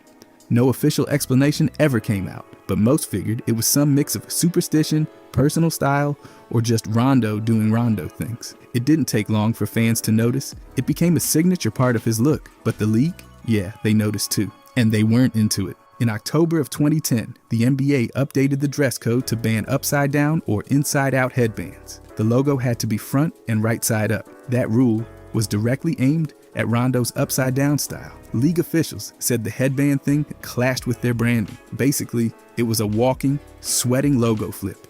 And the NBA wasn't about to let that slide. Once the rule dropped, Rondo didn't just rotate the headband back, he ditched it completely. Instead of complying, he stopped wearing one altogether. That part said more than words. It wasn't just about a piece of cloth, it was about control and presentation. The NBA, especially under Commissioner Stern, was hyper-focused on image. They had rules about tape color, sock height, you name it. And this wasn't just some temporary crackdown. The upside-down ban stayed in place. A few players tried to mimic the look later on, but officials usually stepped in fast. Rondo's short-lived trend didn't last, but it left its mark. Another example of how even the smallest fashion choice can turn into a league policy. The NBA keeps things tight. Rondo just happened to cross one of the more unexpected lines. Gilbert Arenas' finger gun gesture. The whole mess started on December 24th, 2009. Arenas brought unloaded guns into the Wizards' locker room after a fight over a game with teammate Javaris Crittenton. Not great. Crittenton responded by pulling a loaded weapon. Teammates ran. The league didn't waste time. Both players got suspended for the rest of the 2009 to 2010 season without pay. Arenas later pleaded guilty to carrying an unlicensed pistol and was sentenced to 30 days in a halfway house with 2 years of probation. But somehow, things still got worse. On January 6th, during pre-game warm-ups, his birthday by the way, Arenas pointed finger guns at his teammates, like nothing ever happened. The cameras caught everything. Commissioner Stern called the gesture unacceptable and suspended him indefinitely. A few weeks later, on January 27th, that suspension was extended to the rest of the season. He never really recovered in the league after that. The NBA made their stance clear. Even fake guns weren't allowed. Finger gun gestures became officially banned. The league considers them unsportsmanlike and threatening. Not just a joke, not a harmless celebration, just a bad look. Arenas made that clear, the hard way. That one moment, finger guns in the middle of an ongoing investigation, became the final straw, and the NBA didn't forget. Years later, players like Ja Morant got fined for similar gestures. $75,000 gone just for pointing his fingers. So yeah, the rule stuck. For Arenas, the entire incident tore apart his season and dragged down his career. One of the most explosive guards in the league turned into a cautionary tale. Fingers first. Iman Shumpert's Adidas haircut. In April of 2013, Shumpert showed up on the court with a bold move. He shaved the Adidas three-stripe logo right into the back of his high-top fade. He was an Adidas athlete, so it wasn't random. He even posted it on Instagram with a proud little hashtag saying, "I put on." The logo was clean, centered, and extremely visible during the Knicks game. But that didn't fly with the NBA. According to league rules, the only place a commercial logo is allowed on a player is on their shoes, not on sleeves, socks, accessories, and definitely not in your haircut. The league reached out fast. After just one game, they told Shumpert to remove it immediately. He didn't push back. He shaved it out and posted another photo online with the caption band, tagging the NBA and apologizing for not knowing it was a violation. This wasn't just about hair, it was about keeping the on-court image clean and consistent. The NBA doesn't want players walking billboards unless the league's cashing in too. Logos in the hair meant the player was using their body as marketing space, and the league said nope, not happening. Shumpert didn't argue. He just rocked a blank patch instead. Even though it lasted one game, the whole thing showed how serious the NBA is about presentation. You could wear flashy colors, wild cuts, wild shoes, but don't sneak in an unsanctioned logo. Shumpert learned the rule the hard way, and honestly, the league sent a message that style can bend, but branding, that stays under lock. D. Wade's decorative band-aids. In February of 2009, Wade returned to the court with stitches under his left eye and wore a band-aid during games. But he didn't stop there. He started sporting custom designs, American flags, all-star graphics, his nickname Flash, and even one that just said Wade. It was part fashion, part flex. and the fans ate it up. Wade said half the arena started showing up in Band-Aids. Even Lil Wayne rocked one courtside. The whole thing exploded. But the NBA wasn't interested in another fashion wave that slipped past their uniform rules. Vice President Tim Frank stepped in and made it clear. Players could wear Band-Aids for health reasons, but no names, no slogans, no logos, not on accessories, and definitely not on your face. The policy had always existed. Only shoes could feature a logo, but now it was enforced. By early March, the league banned decorative Band-Aids. There were no fines, no public reprimands, just a straight-up directive. Wade removed them without protest, and the trend vanished almost overnight. This was part of a bigger trend. The NBA had already clamped down on accessories that blurred the line between medical necessity and personal branding. Jordan got fined for wearing non-regulation sneakers. Ninja headbands got pulled. Even hair and socks weren't safe. Wade's Band-Aids became another example of where fashion met the league's wall. They were harmless, sure, but once they turned into mobile billboards, the NBA pulled the plug. It wasn't about injury anymore. It was about presentation. And if it didn't fit the brand, it didn't stay on the floor. Wade made it iconic, but the league made sure it didn't become a staple. Stephen Jackson's malice at the Palace reforms. After the chaos that broke out on November 19, 2004, between the Pacers and Pistons, the NBA knew it couldn't keep running arenas the same way. Jackson jumping into the stands and throwing punches wasn't just a bad look. It triggered a league-wide security reset. By February 2005, the NBA had rolled out new rules for every single arena. First, they required at least 3 security guards to be posted between fans and players at all times. The idea was simple: stop anyone from crossing that invisible line again. Those guards weren't just symbolic.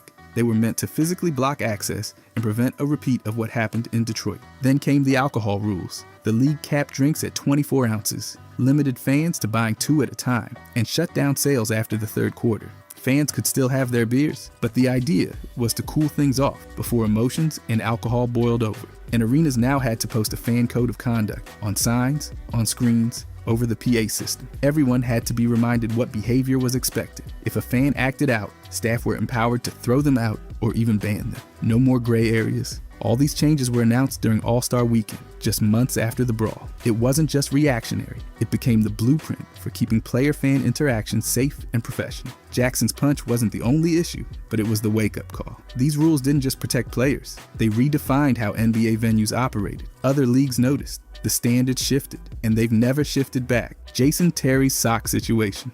Back when he was lighting it up from 3, Jason Terry had another signature move: knee-high socks, pulled all the way up, often with big, bold logos. These weren't standard issue. They were custom, flashy, and definitely not NBA approved. Some had personal designs, others had brands. Either way, they stood out, and that was the problem. The NBA noticed fast. League policy already controlled what could be worn on the court, but Terry's socks pushed things into a gray zone. They weren't shoes, but they were visible, branded, and outside official gear. So the league didn't just talk about it, they locked it down.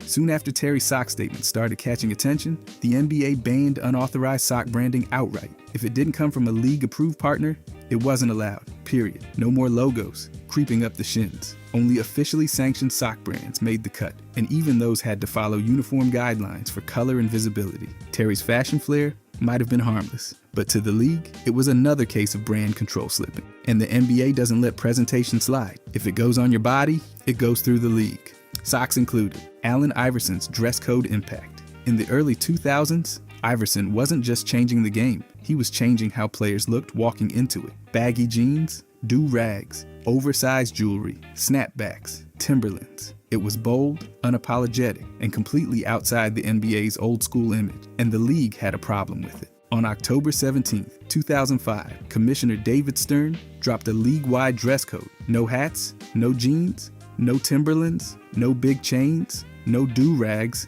no jerseys, no sneakers off the court. It wasn't subtle. It was a targeted crackdown on the exact look Iverson had made iconic. The NBA never named him, but everyone knew who it was aimed at. Iverson called it out, said it was about erasing culture, not cleaning up the game. His response? An assassin in a suit is still an assassin. He saw the rule as a way to bury identity behind business casual. Other players pushed back too. Stephen Jackson, Paul Pierce. They weren't buying the idea that suits meant professionalism and baggy clothes meant trouble. But the league didn't back down. The policy stuck. And even though it started as a restriction, it sparked something new. Over time, players began bending the dress code, then owning it, bringing in designer fits, luxury brands, and tunnel fashion shoots. The rule that tried to silence streetwear ended up creating the modern NBA-style spotlight. But make no mistake, this started with control. The league didn't want anything on the players that sent the wrong message. That's why the oversized chains and snapbacks had to go. It wasn't just about clothes, it was about image.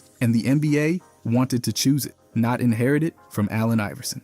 Karl Malone's elbows and the NBA's rule shift. On December 14, 1991, Karl Malone sent an elbow straight into Isaiah Thomas's face. The result? A massive gash above the eye and 40 stitches. Thomas called it the dirtiest play he'd ever experienced. Malone was ejected, suspended for 1 game, and fined $10,000, but the damage was already done. That hit wasn't an isolated moment. In May of 1999, Malone did it again, this time elbowing Portland's Brian Grant and drawing another $10,000 fine.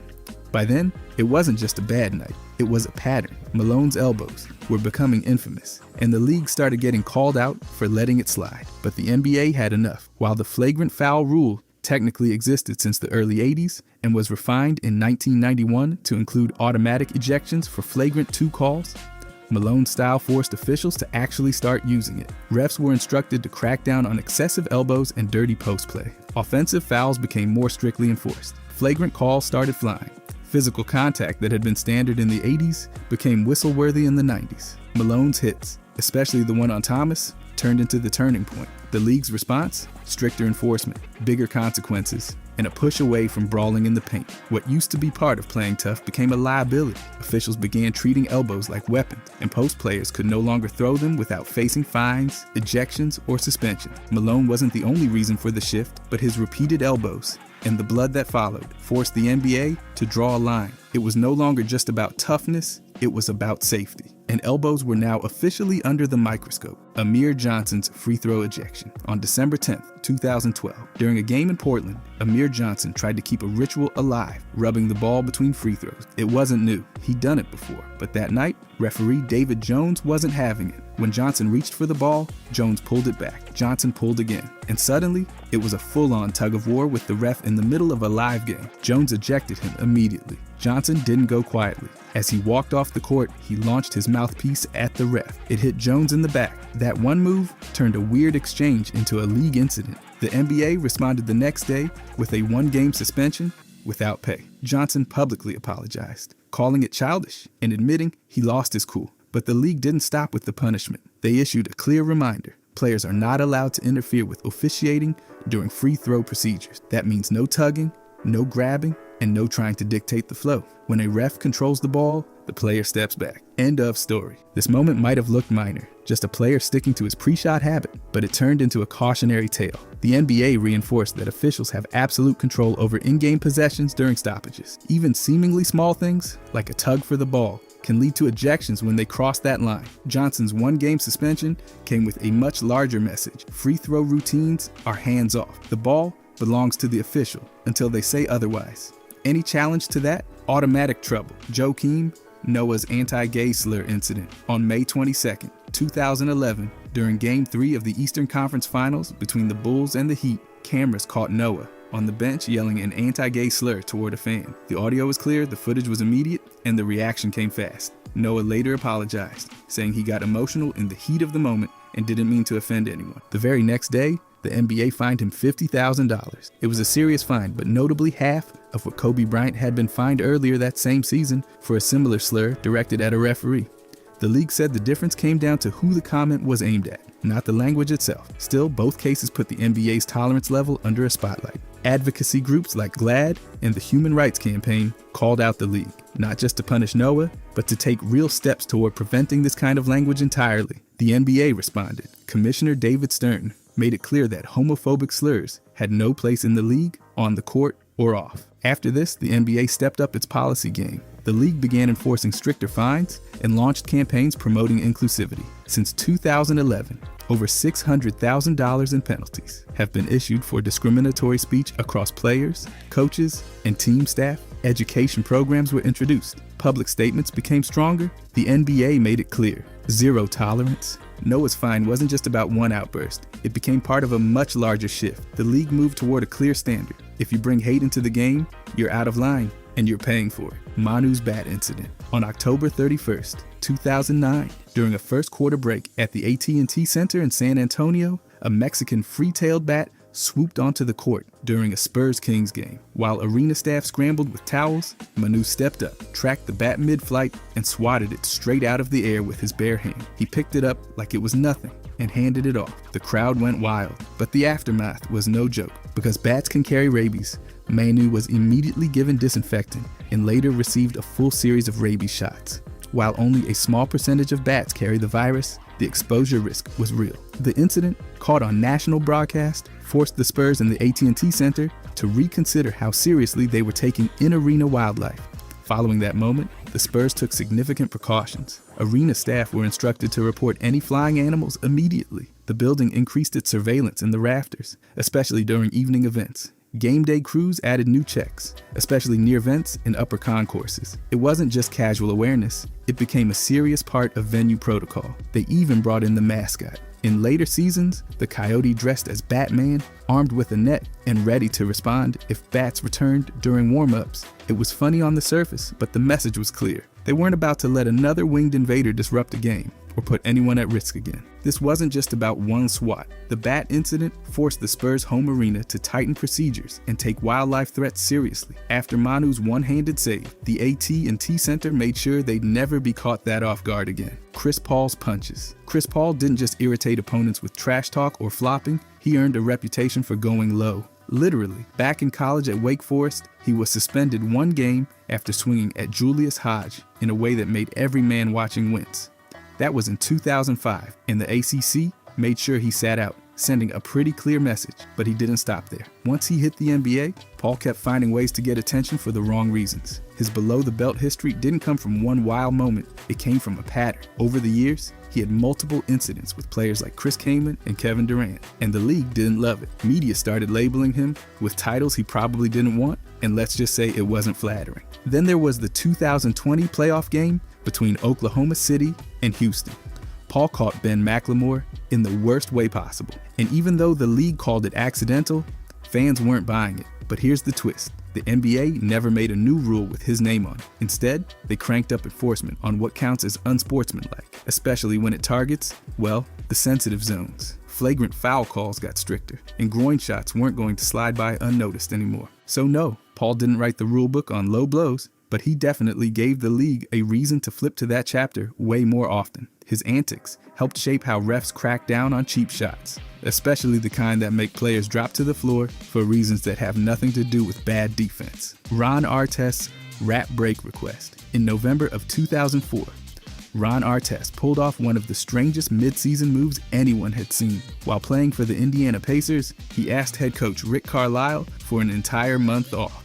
Not for an injury, not for personal leave, but to promote his rap album. He was exhausted, sure, but also juggling his label and a rhythm and blues project under True Warrior Entertainment. He said he just needed some rest, but yeah, he also needed time to push my world. Not exactly the usual recovery plan. The Pacers didn't bite. The team flat out denied the request and benched him for 2 games. Officially, they said it was because of fatigue, but no one was fooled. Carlisle wasn't having it and made it clear the request crossed the line. He said it compromised the team's integrity, and honestly, it did. Imagine your star asking for a sabbatical to be a music mogul during the season. The NBA didn't roll out any flashy new policy in response, but the message was loud and clear. Teams and league officials began quietly advising players to leave their side gigs for the offseason. Media tours, album releases, any off-court passion projects. All of that was fine, but not while regular season games were happening. Artest didn't break a rule, but he pushed the league to draw a boundary. From then on, players who wanted to be artists, entrepreneurs, or full-blown entertainers were reminded the court comes first. And if you're tired from making beats, maybe don't ask for a vacation during a playoff. 2019, the first full year of the parody era, felt like a Warriors repeat until it didn't. The Toronto Raptors bulldozed through expectations and yanked the trophy right out of the Golden State Warriors dynasty's hand. Yeah, the Warriors were still the top dogs in the West with 57 wins, but the injuries hit them like falling piano keys in the final. Durant blew out everything but his parking pass. Klay tore up his knee mid-game 6, and DeMarcus Cousins looked like he was auditioning for a role in The Walking Dead. Toronto didn't care. Kawhi Leonard, fresh off a one-way ticket from San Antonio, absolutely owned the playoffs. The man ended an entire franchise's reign and barely cracked a smile. His final stat line was 28.5 points, 9.8 rebounds, 4.2 assists, 2 steals, and over 1 block per game. That Game 7 buzzer beater against Philly in the second round? Unreal. Bounced like 4 times. It was the first buzzer beater ever in a Game 7. Ever. Meanwhile, Giannis took home Most Valuable Player with nearly 28 points, over 12 boards, and almost 6 assists a night. He dragged Milwaukee to 60 wins for the first time since Disco was still alive, but they still collapsed in the conference final, coughing up a 2-0 lead against the Raptors. The Bucks also got some arena feng shui done, kicking off their first year at Fiserv Forum. The regular season was a stats buffet. James Harden led the league in scoring with 36.1 points per game and set a win shares mark of 15.2. He also went full video game mode with a streak of 31 straight 30-point games, tying Wilt Chamberlain's ancient relic of a record. Not to be outdone, Russell Westbrook broke another Chamberlain record, rattling off 10 straight triple-doubles. He also led in assists at 10.7 a night, because of course he did. The standings weren't short on drama either. Milwaukee and Toronto topped the East, while Golden State, Denver, Portland, and Houston all brawled for seeding out West. The Warriors dropped the Clippers in 6 in the first round, then ran over Houston, and absolutely humiliated Portland with a sweep in the conference finals. Portland fans are still in therapy over that. Toronto handled Orlando, squeaked by Philly in 7, took out Milwaukee in 6, and then handed the Warriors a gentleman's finals L, 4-2. Luka showed up and immediately made Dallas relevant again, bagging Rookie of the Year with 21 points, nearly 8 rebounds, and 6 assists a game. The kid also became the first teenager to drop multiple triple-doubles, which is just disrespectful to adulthood. Vince Carter kept chugging along, passing Jerry West on the all-time scoring list, and Isaiah Thomas held firm as the league's shortest player, standing tall at 69 inches of confusion and unfiltered confidence. Joe Harris turned into a 3-point laser for Brooklyn, shooting 47.4% from deep, while Rudy Gobert shot nearly 67% from the floor and anchored the defense for Utah. Miles Turner led in blocks, and Paul George, who was somehow playing both ends of the floor like it was 2009, led in steals and made both the All-NBA and All-Defensive first teams. Let's not forget the trades. Kawhi Leonard was swapped for DeMar, which turned out to be a franchise cheat code for Toronto. Milwaukee brought in Nikola Mirotic, and Philadelphia added Tobias Harris to their ever-mutating lineup. Steph Curry hit enough threes to move past Kyle Korver for 4th all-time. Klay Thompson dropped 10 straight threes in one game, and James Harden had the audacity to miss 16 of 17 threes in another. Jusuf Nurkic had a 20-25-5 game, which sounds made up, but it really happened. Golden State still led the league in field goal percentage at the rim and free throws, because that's what happens when you stack all-stars like pancakes. They also teamed up with the Kings to make 41 threes in one game, then broke that with 43 in another against the Pelicans. Chicago quietly cleaned up the glass, finishing second in defensive rebounding rate, while Memphis ate a 61-point beatdown, landing 6th on the all-time blowout shame list. Toronto's title ended a brutal run of Golden State dominance and launched this new chaotic era of bounce. 12 of the top 16 teams in field goal percentage at the rim made the playoffs. That's balance. Parity hit the league like a storm, and it wasn't just hype. The Raptors' first title wasn't some miracle, it was earned. Kawhi's load-managed way to greatness worked, Nick Nurse looked like a genius, and the team chemistry was tight enough to strangle all the doubters. Also, goodbye Oracle Arena. The Warriors packed up and headed to the Chase Center after the season, but their rain didn't make the trip.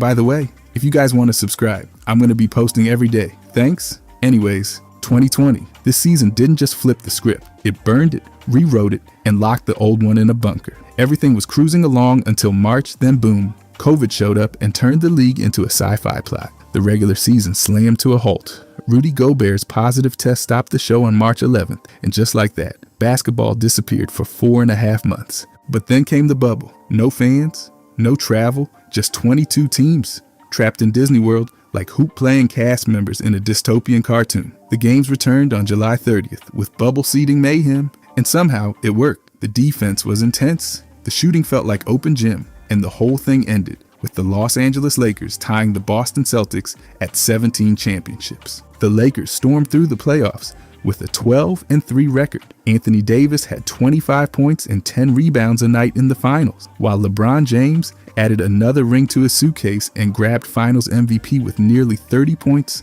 almost 12 rebounds, and 8 assists per game. That made him the only player ever to win Finals MVP with 3 different teams. I mean, come on. The Miami Heat ran the underdog story right into the finals. As a 5th seed, they bulldozed through the East, knocking out the Bucks and Celtics. Jimmy Butler turned into a full-time superhero, dragging Miami past Milwaukee in 5 games. Rookie Tyler Hero dropped 37 off the bench in Game 4 against Boston, and Miami punched their ticket to the big dance. But injuries hit hard. Bam Adebayo and Goran Dragic were banged up, and the Lakers just had too much. Giannis ran away with both the most valuable player and defensive player of the year. He averaged nearly 30 points, over 13 rebounds, and nearly 6 assists per game, playing only 30 minutes a night. That's terrifying. But in the playoffs, the Heat figured him out and sent Milwaukee packing early, while Giannis missed games 4 and 5 with a sprained ankle. James Harden still didn't care about subtlety. He averaged 34 points per game, led the league in win shares again,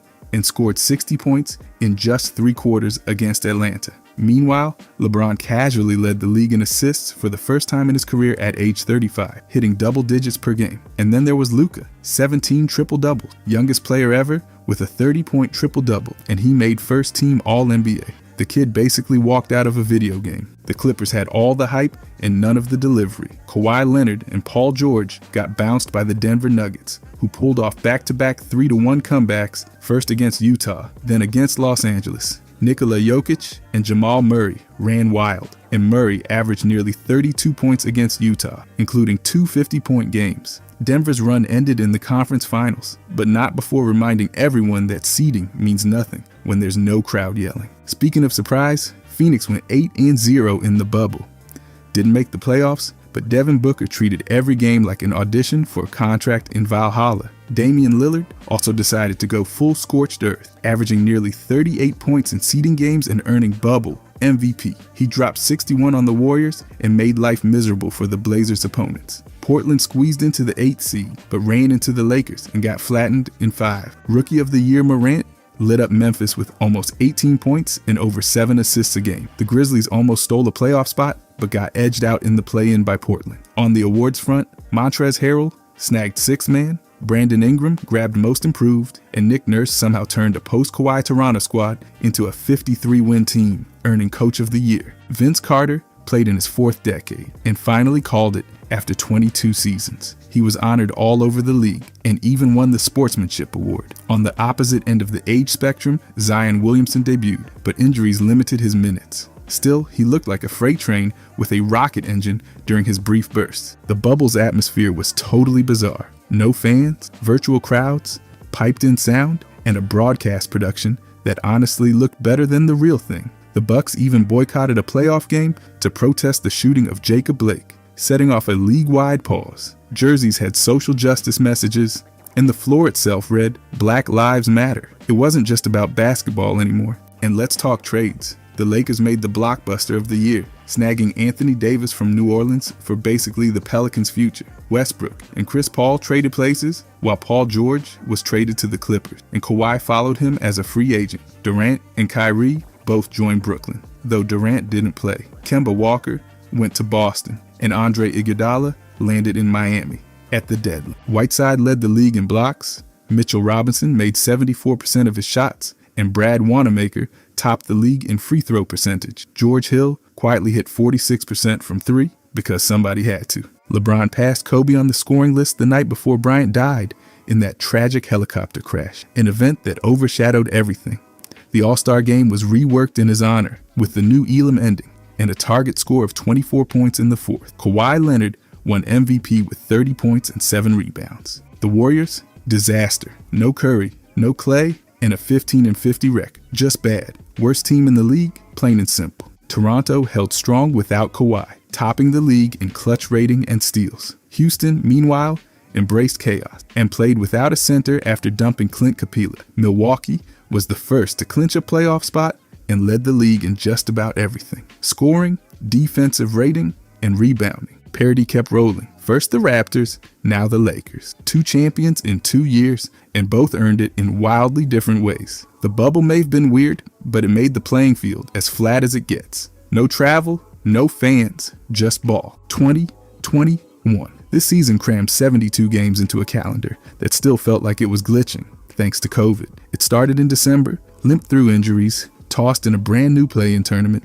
and ended with Milwaukee finally dragging a title back to Wisconsin for the first time in 50 years. The Bucks powered through, with Giannis turning into a Greek superhero. His finals run was wild, 35 points, 13 rebounds, and 5 assists per game. And that Game 6 closeout, 50 points, 14 boards, 5 blocks, and 17 of 19 from the free throw line. For someone who couldn't buy a free throw earlier in the playoffs, that performance was certified chaos. They had to survive a dogfight to get there. The Brooklyn series went 7, and it might have ended early if Kevin Durant had smaller feet. Durant's shot in Game 7 sent it to overtime. Instead of ending Milwaukee's run, he dropped 49 in Game 5 with 17 rebounds and 10 assists. Kyrie sprained his ankle, and James Harden had one functioning leg. The Nets were held together by duct tape. Out west, Phoenix blew past Denver and the Clippers, riding Chris Paul's leadership and Devin Booker's buckets. Paul finally reached his first finals, leading a Suns team that hadn't been to that stage since the Clinton administration. Booker put up over 28 points per game in the playoffs,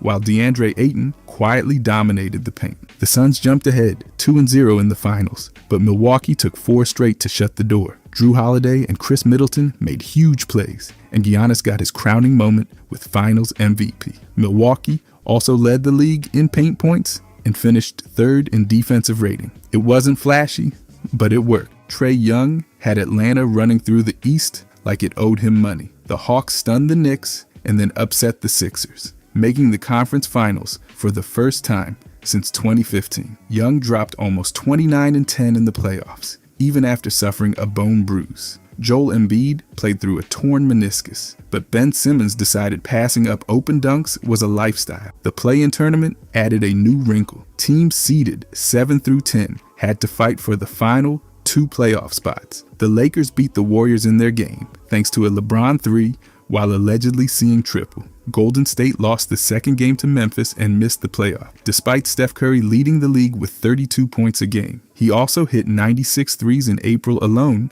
and passed Reggie Miller for second all-time. Nikola Jokic won Most Valuable Player, becoming the first center to do it since Shaq. He averaged over 26 points, nearly 11 rebounds, and more than 8 assists. With Jamal Murray out, Jokic was Denver's offense. They made it to the second round before getting swept by the Suns. Russell Westbrook broke Oscar Robertson's career triple-double record with his 182nd, while also averaging a triple-double for the season.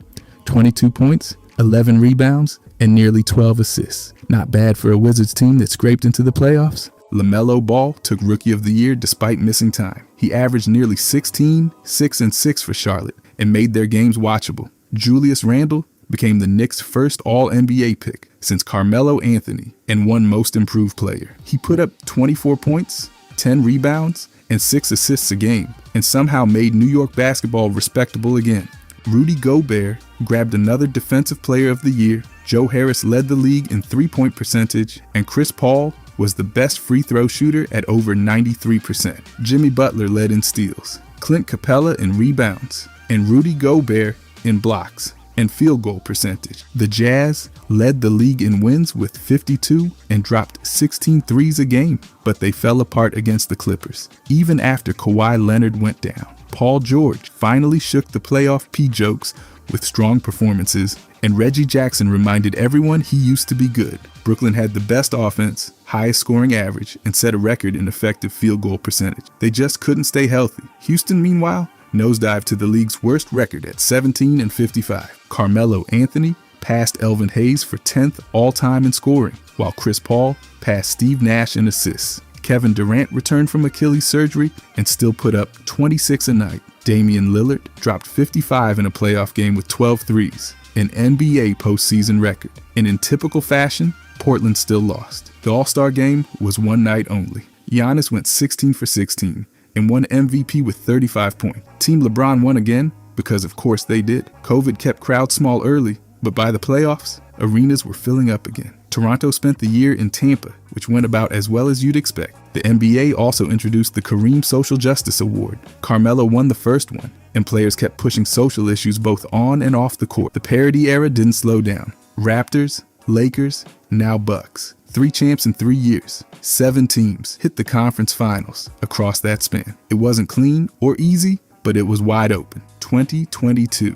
This season finally brought back the full 82 games, full arenas, and full chaos. After 2 years of pandemic twists, things looked almost normal. just in time for the Golden State Warriors to climb back to the top and snatch their 4th title in 8 years. Steph Curry finally got his finals MVP, torching the Boston Celtics for over 31 points per game. He buried 29 threes in the finals, including a dagger in Game 4 that basically set the tone for the rest of the series. Boston had the best defense in the playoffs, but Curry made them look like they were chasing shadows. Golden State beat Boston 4-2 in the finals. Klay Thompson returned after 2 years off. Draymond Green caused general mayhem, and Jordan Poole added firepower. They took out the Nuggets, Grizzlies, and Mavericks along the way, finishing with 16 playoff wins and 0 need for a redemption arc. They were just back. Boston's run was a surprise. They were under 500 in late January, then turned into a juggernaut. Jason Tatum made All-NBA first team and averaged almost 27 points in the playoffs.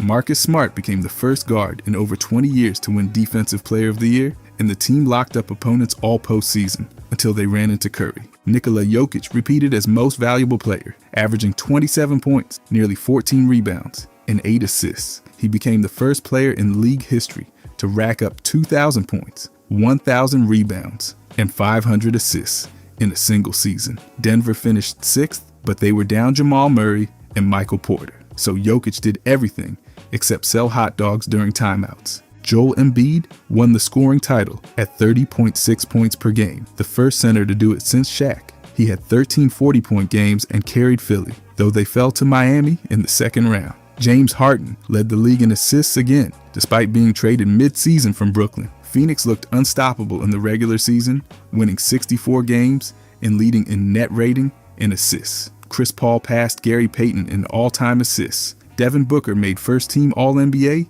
and they rolled into the playoffs. But then came Game 7 against Dallas, where Luka humiliated them on their home floor in a 123-90 meltdown. Luka had 27 at halftime, the same as the entire Suns team. Memphis exploded with 56 wins, a franchise record. Morant won Most Improved Player, dropped 52 in one game, and helped the Grizzlies lead the league in paint points, rebounds, and steals. Their roster was the second youngest in the league, but they played like they didn't care. The Heat grabbed the top seed in the East, beat Atlanta and Philly, then lost to Boston in 7. Jimmy Butler played through a knee injury, but still nearly dragged them to the finals. Kyle Lowry wasn't fully healthy either, and it showed. The play-in tournament stuck around, giving New Orleans and Atlanta a playoff shot. The Pelicans got in as a 10 seed and pushed the Suns to 6 games without Zion Williamson, who missed the entire season. Atlanta clawed their way past Cleveland and Charlotte to sneak into the 8th spot. LeBron James averaged over 30 points at age 37 and passed Kareem for the most combined regular season and playoff points. But the Lakers missed the playoffs completely. Westbrook never found his rhythm, Anthony Davis was injured again, and the whole thing collapsed, with 33 wins and no direction. The All-Star game was held in Cleveland. Team LeBron beat Team Durant again, and Steph Curry stole the show with 50 points and 16 threes, an All-Star game record. The league celebrated its 75th anniversary by honoring the 76 greatest players of all time. Yes, 76 because of a tie.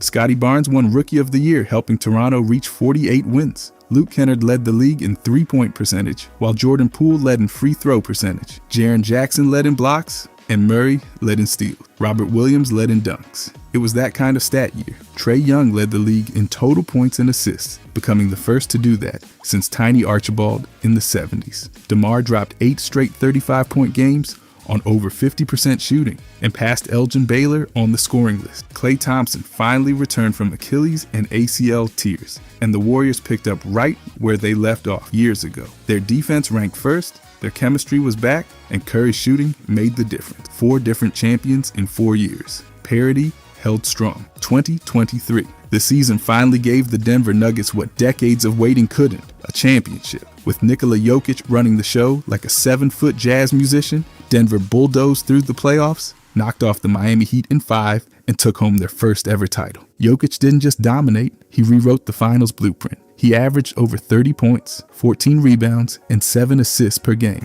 He broke Wilt Chamberlain's playoff triple-double record with 10 and became the first player to average 30, 10, and 7 in a finals. The guy was doing things normally reserved for video game sliders. Denver finished the regular season 53-29, the best in the West, and led the league in field goal percentage and assists. They beat Minnesota, Phoenix, the Lakers, And finally, Miami, going 16-4 with a 12-1 record at home.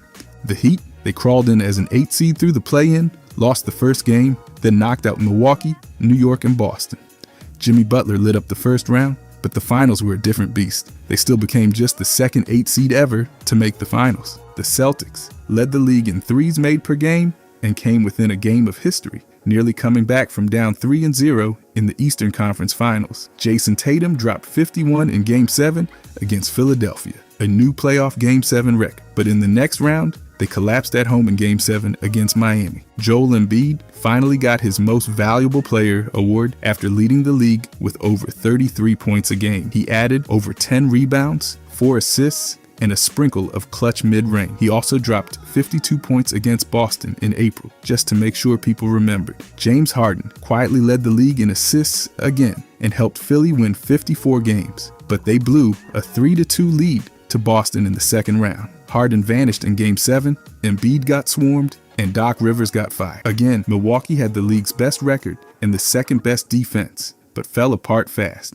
Giannis missed time in the first round, and Miami bounced them in 5 games. That led to Mike Budenholzer getting fired and the team hiring Adrian Griffin. Sacramento was a revelation. After 16 years of darkness, the Kings finally made the playoffs. They led the league in scoring and offensive rating and finished 3rd in the West. Fox won the first Clutch Player of the Year award, Sabonis led in rebounds, and the Light the Beam chant became an actual thing. Their reward? A brutal 7-game loss to the Warriors, complete with a Game 7 Steph Curry masterpiece. The Lakers limped into the playoffs as a 7 seed, but caught fire. They beat the Grizzlies and then the Warriors. LeBron James, at 38, broke the all-time scoring record in February, passing Kareem's mark of 38,388. He averaged over 28 points a game and dragged Los Angeles to the Western Conference Finals before Denver swept them. The Grizzlies had drama of their own. Jaren Jackson won Defensive Player of the Year, but Morant got suspended for waving a gun on social media,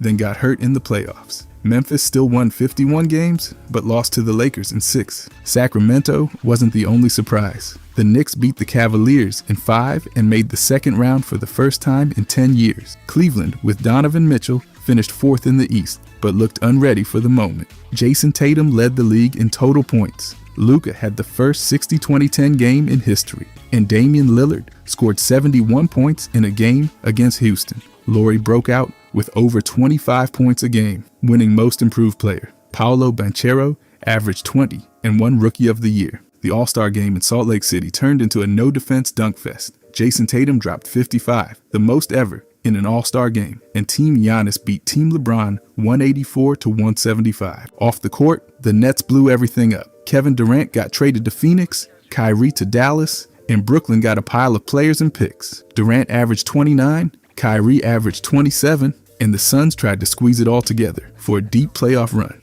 but they lost to Denver and Chris Paul got hurt again. The season ended with 5 different champions in 5 years and 9 different conference finals teams over that span. Parity wasn't a phase, it was the new normal. 2024. The NBA threw a brand new tournament into the middle of the season, crowned a 6th straight different champion, and watched the Boston Celtics rewrite the history books by winning their 18th title.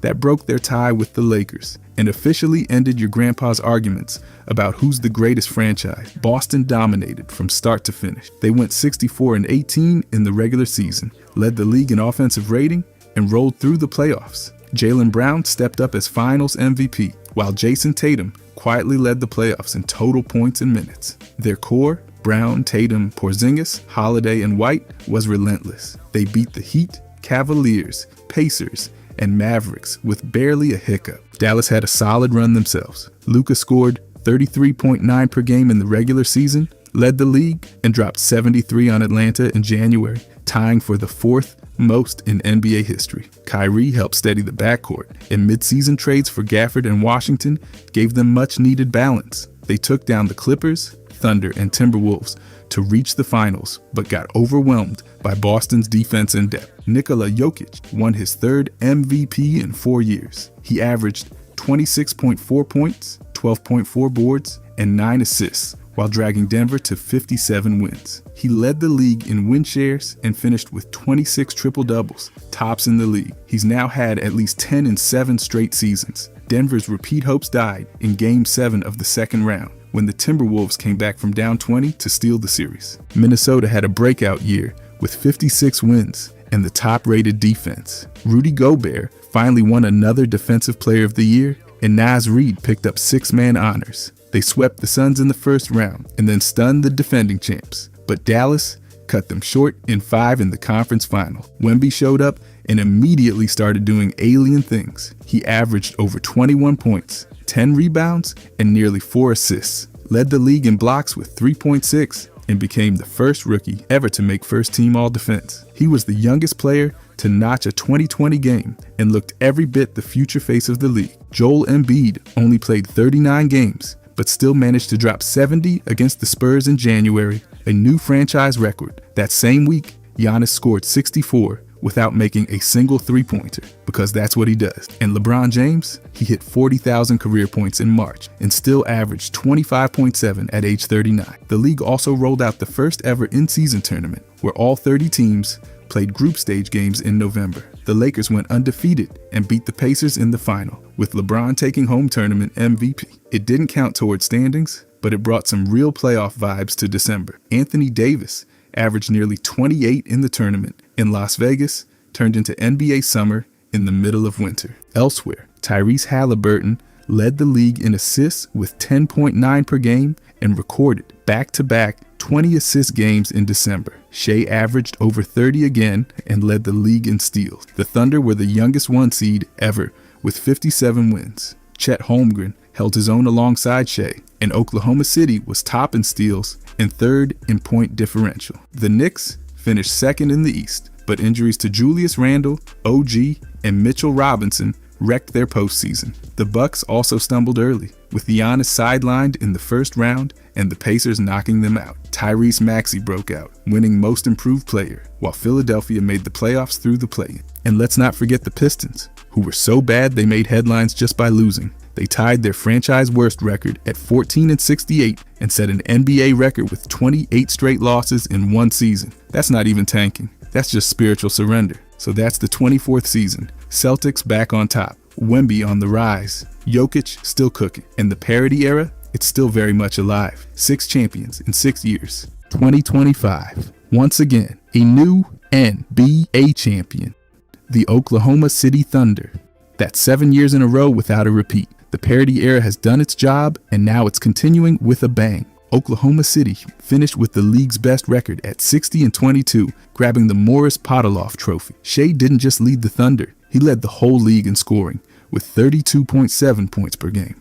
Trae Young handed out 11.6 assists per night. Sabonis yanked down 13.9 boards. Dyson Daniels swiped 3 steals a game, and Walker Kessler closed the paint with 2.4 blocks. And then there was the Emirates NBA Cup. The Bucks ran through the tournament undefeated, 7-0. They took down Oklahoma City in the final, 134-125, in the highest scoring final in Cup history. Giannis dominated with 28.5 points, 11 rebounds, and 5.5 assists per game. Defense was optional. Entertainment wasn't. The conference semifinals brought the fireworks. The Knicks came back from over 20 points down in back-to-back games against Boston and won the series in 6. That had never happened before. Indiana crushed Cleveland in 5, including a 41-point halftime lead in Game 4, tying the playoff record. Tyrese Halliburton's game winner in Game 2 put the Pacers up 2-0, and they never looked back. On the other side, Oklahoma City barely made it past Denver in 7. They dropped 87 first-half points in Game 2, a new playoff record. Aaron Gordon played hurt in Game 7. Minnesota took out Golden State in 5, even with Steph Curry dealing with a hamstring issue early on. But then when it all mattered, Oklahoma City took home the NBA championship. Shea won MVP, Finals MVP, and Conference Finals MVP. One of the best seasons ever. Injuries hit hard this year. Jason Tatum tore his Achilles in Game 4 versus the Knicks. Giannis missed time. Steph Curry went down and came back. Jalen Brunson played after hurting his ankle 100 times. The awards? Shea won MVP. Evan Mobley won Defense Player of the Year. Castle took Rookie of the Year. 6th man went to Peyton Pritchard.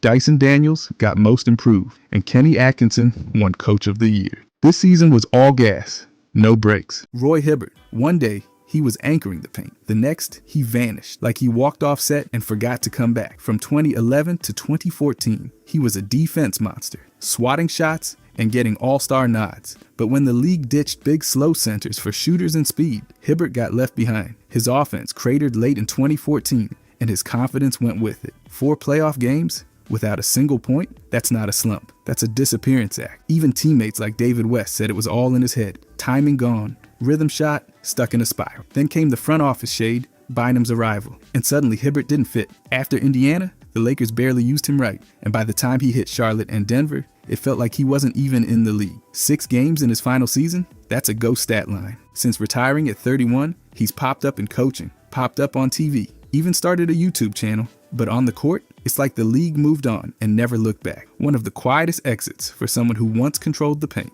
Darren Williams, once a top-tier point guard, then suddenly he was gone. It started with ankle issues back in Utah, slowing his movement just as his game was peaking. Add in wrist pain, shots and bone spurs, and his physical edge slipped away fast. Then came that awkward exit from Utah after butting heads with Jerry Sloan. They said it wasn't personal, but Sloan retired immediately, and Williams got traded mid-season. That did not feel like coincidence. In Brooklyn, things got worse. Even with highlight nights like 57 points, Williams was miserable. He openly admitted he thought about quitting. His stats faded too, dropping to around 14 points a night, and his influence shrank just as fast. Dallas and Cleveland gave him final chances, but the injuries piled up: calf, rib, toe, and his time was up after the 2017 finals. After that, total ghost. He moved to Texas, raised his family, ditched the spotlight, and built a life around golf, construction, and his MMA gym. He even boxed Frank Gore in 2021 and won. Now he trains quietly. No media hype,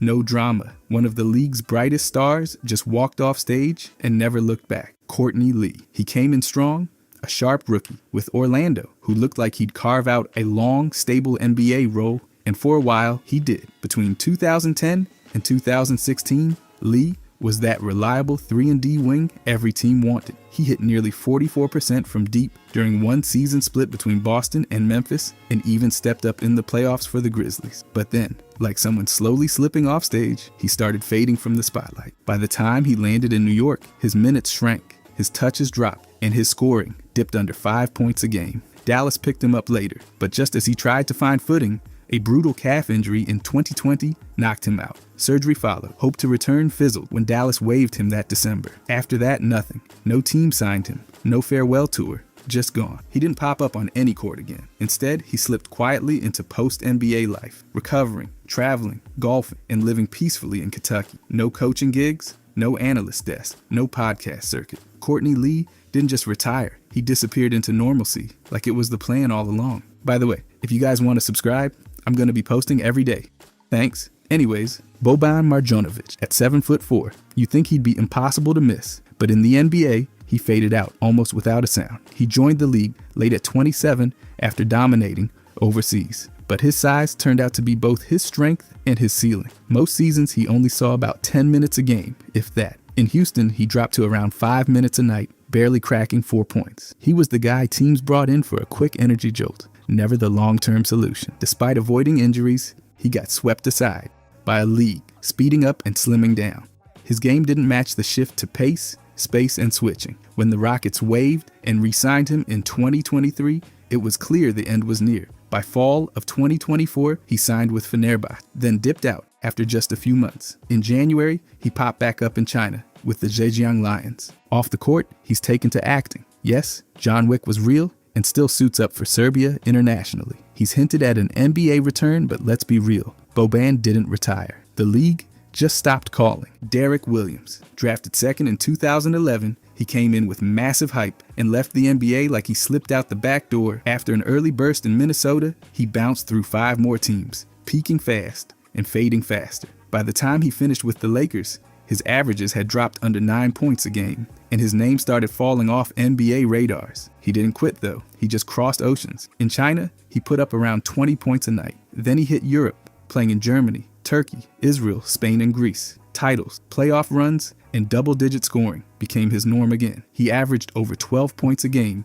in EuroLeague play with Panathinaikos before taking a break in 2023. That break lasted over a year. People thought he was done, But Williams made it clear he wasn't retired, just recharging. He skipped offers from Japan, France, and Australia to wait for the right fit. In 2025, he returned with the Mets de Guaynabo in Puerto Rico, dropping around 14 points a night. No dramatic fall, just a guy who kept finding new courts to own. Isaiah Thomas, for a guy who once averaged almost 29 points a night and finished top 5 in MVP voting, his disappearance from the league hit fast and hard. Drafted dead last in 2011, he climbed to All-NBA heights by 2017 in Boston. Then everything changed. A brutal hip injury derailed everything. He kept playing through pain, but the damage was serious. So serious, it required hip resurfacing surgery by 2020. After Boston traded him, he bounced from Cleveland to Los Angeles to Denver and beyond. His numbers dropped, minutes got slashed, and he never found his footing again. No consistency, no stability,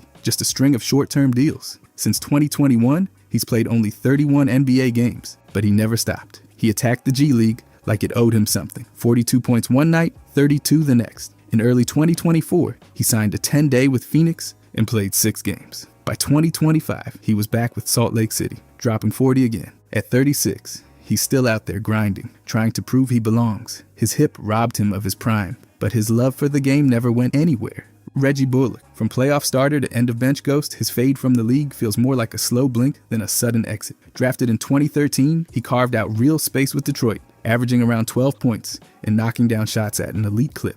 By the time he hit Dallas, he was logging 39 minutes a game in the playoffs. That's not fringe player stuff, but then, gone. Almost. His role tanked in Houston, just 9 minutes a night and barely over 2 points. No injuries, no drama, just a quiet slide. At 33, teams leaned younger, faster, and more dynamic. Bullock's game didn't vanish. Teams just stopped calling his number. He's not retired though.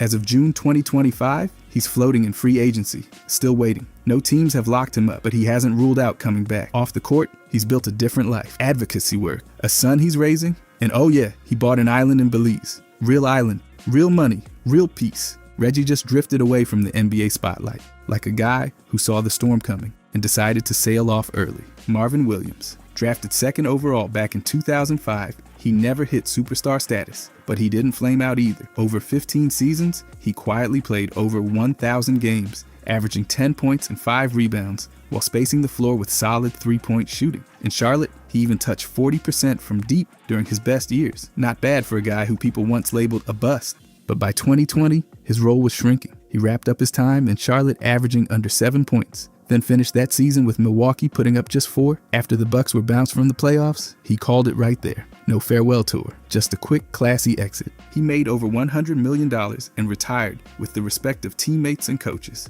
No headlines, no drama, just a veteran who knew when to walk away. Now he works with the Hornets in player development and has eyes on coaching. There's even talk about him helping out at North Carolina, his old stomping grounds. Marvin stepped out of the game like a pro who did his time and left on his own term. Emmanuel Mudiay. He had hype, flash, and a unique route to the league, skipping college for $1 million deal in China. Denver took him 7th in the draft, and at first, it looked like they struck gold. His rookie season showed real promise, nearly 13 points and 5 assists a night. But like a light dimming slowly, he faded year by year. By his 3rd season, his minutes dropped to under 18 per game. He got traded to New York, where he briefly surged to almost 15 points a game, but the inconsistency stayed. Utah gave him a shot next, but he became a fringe piece, getting less than 16 minutes a game and falling out of playoff rotation. No NBA team picked him up after that. He didn't quit though. He kept grinding in the G League and then bounced to Puerto Rico, where by 2024, he led the league in scoring. Seriously, the guy who once struggled to finish at the rim became a top scorer in a pro league. He's not back in the NBA, but he's still balling. His fade wasn't some sudden vanishing act. It was a slow fade into a whole new basketball world. Kemba Walker, the guy used to cook defenders like it was a science experiment. 4-time All-Star, franchise scoring leader in Charlotte, and dropping nearly 26 a game at his peak. But his knees had other plans. The left one in particular just wouldn't hold up. Surgeries stacked up, and despite flashes in Boston, including an all-star start in 2020, his explosiveness faded fast. After a few more attempts with New York and Dallas, it was over. He dropped 44 points one night for the Knicks, then was sidelined a few games later. By 2023, he was waived again. No one else called. He tried a final run overseas with AS Monaco, but in July 2024, he called it a career. 12 seasons, countless highlights, and a body that finally said no. He didn't vanish though. Days after retiring, he rejoined the Hornets as a player enhancement coach. And now he's suiting up again, sort of. In April 2025, he joined the Big Three League, trading NBA hardwood for a half-court comeback. The NBA chapter is closed, but the game's still in him. And now he's giving it everything he's got, one last time. And it's now the offseason, and while you're waiting on free agency and trades, now's the perfect time to focus on your health. That's where Factor comes in. Factor is helping me stay on track with ready-to-eat meals that take just 2 minutes. No prep, no cleanup. I've been loving the garlic herb chicken and the chili lime pork chop. Super flavorful, super easy. Instead of wasting time cooking or grabbing fast food, I can stay focused on hoops and content. Factor delivers fresh, not frozen, meals straight to your door. And they actually taste amazing. They've got over 45 options every week, so you'll never get bored. Whether you're bulking, cutting, or just trying to eat better, you can choose from Calorie Smart, Protein Plus, Keto, or even vegan meals. And it's not just dinners. They've got breakfasts, lunches, snacks, and desserts too. Everything you need to power through your day without wasting time. Get started at factormeals.com/modernjam50 off and use code modernjam50 off to get 50% off plus free shipping on your first box. That's code modern, jam50 off at factormeals.com/modern, jam50 off for 50% off plus free shipping. Thank you to Factor for the sponsor.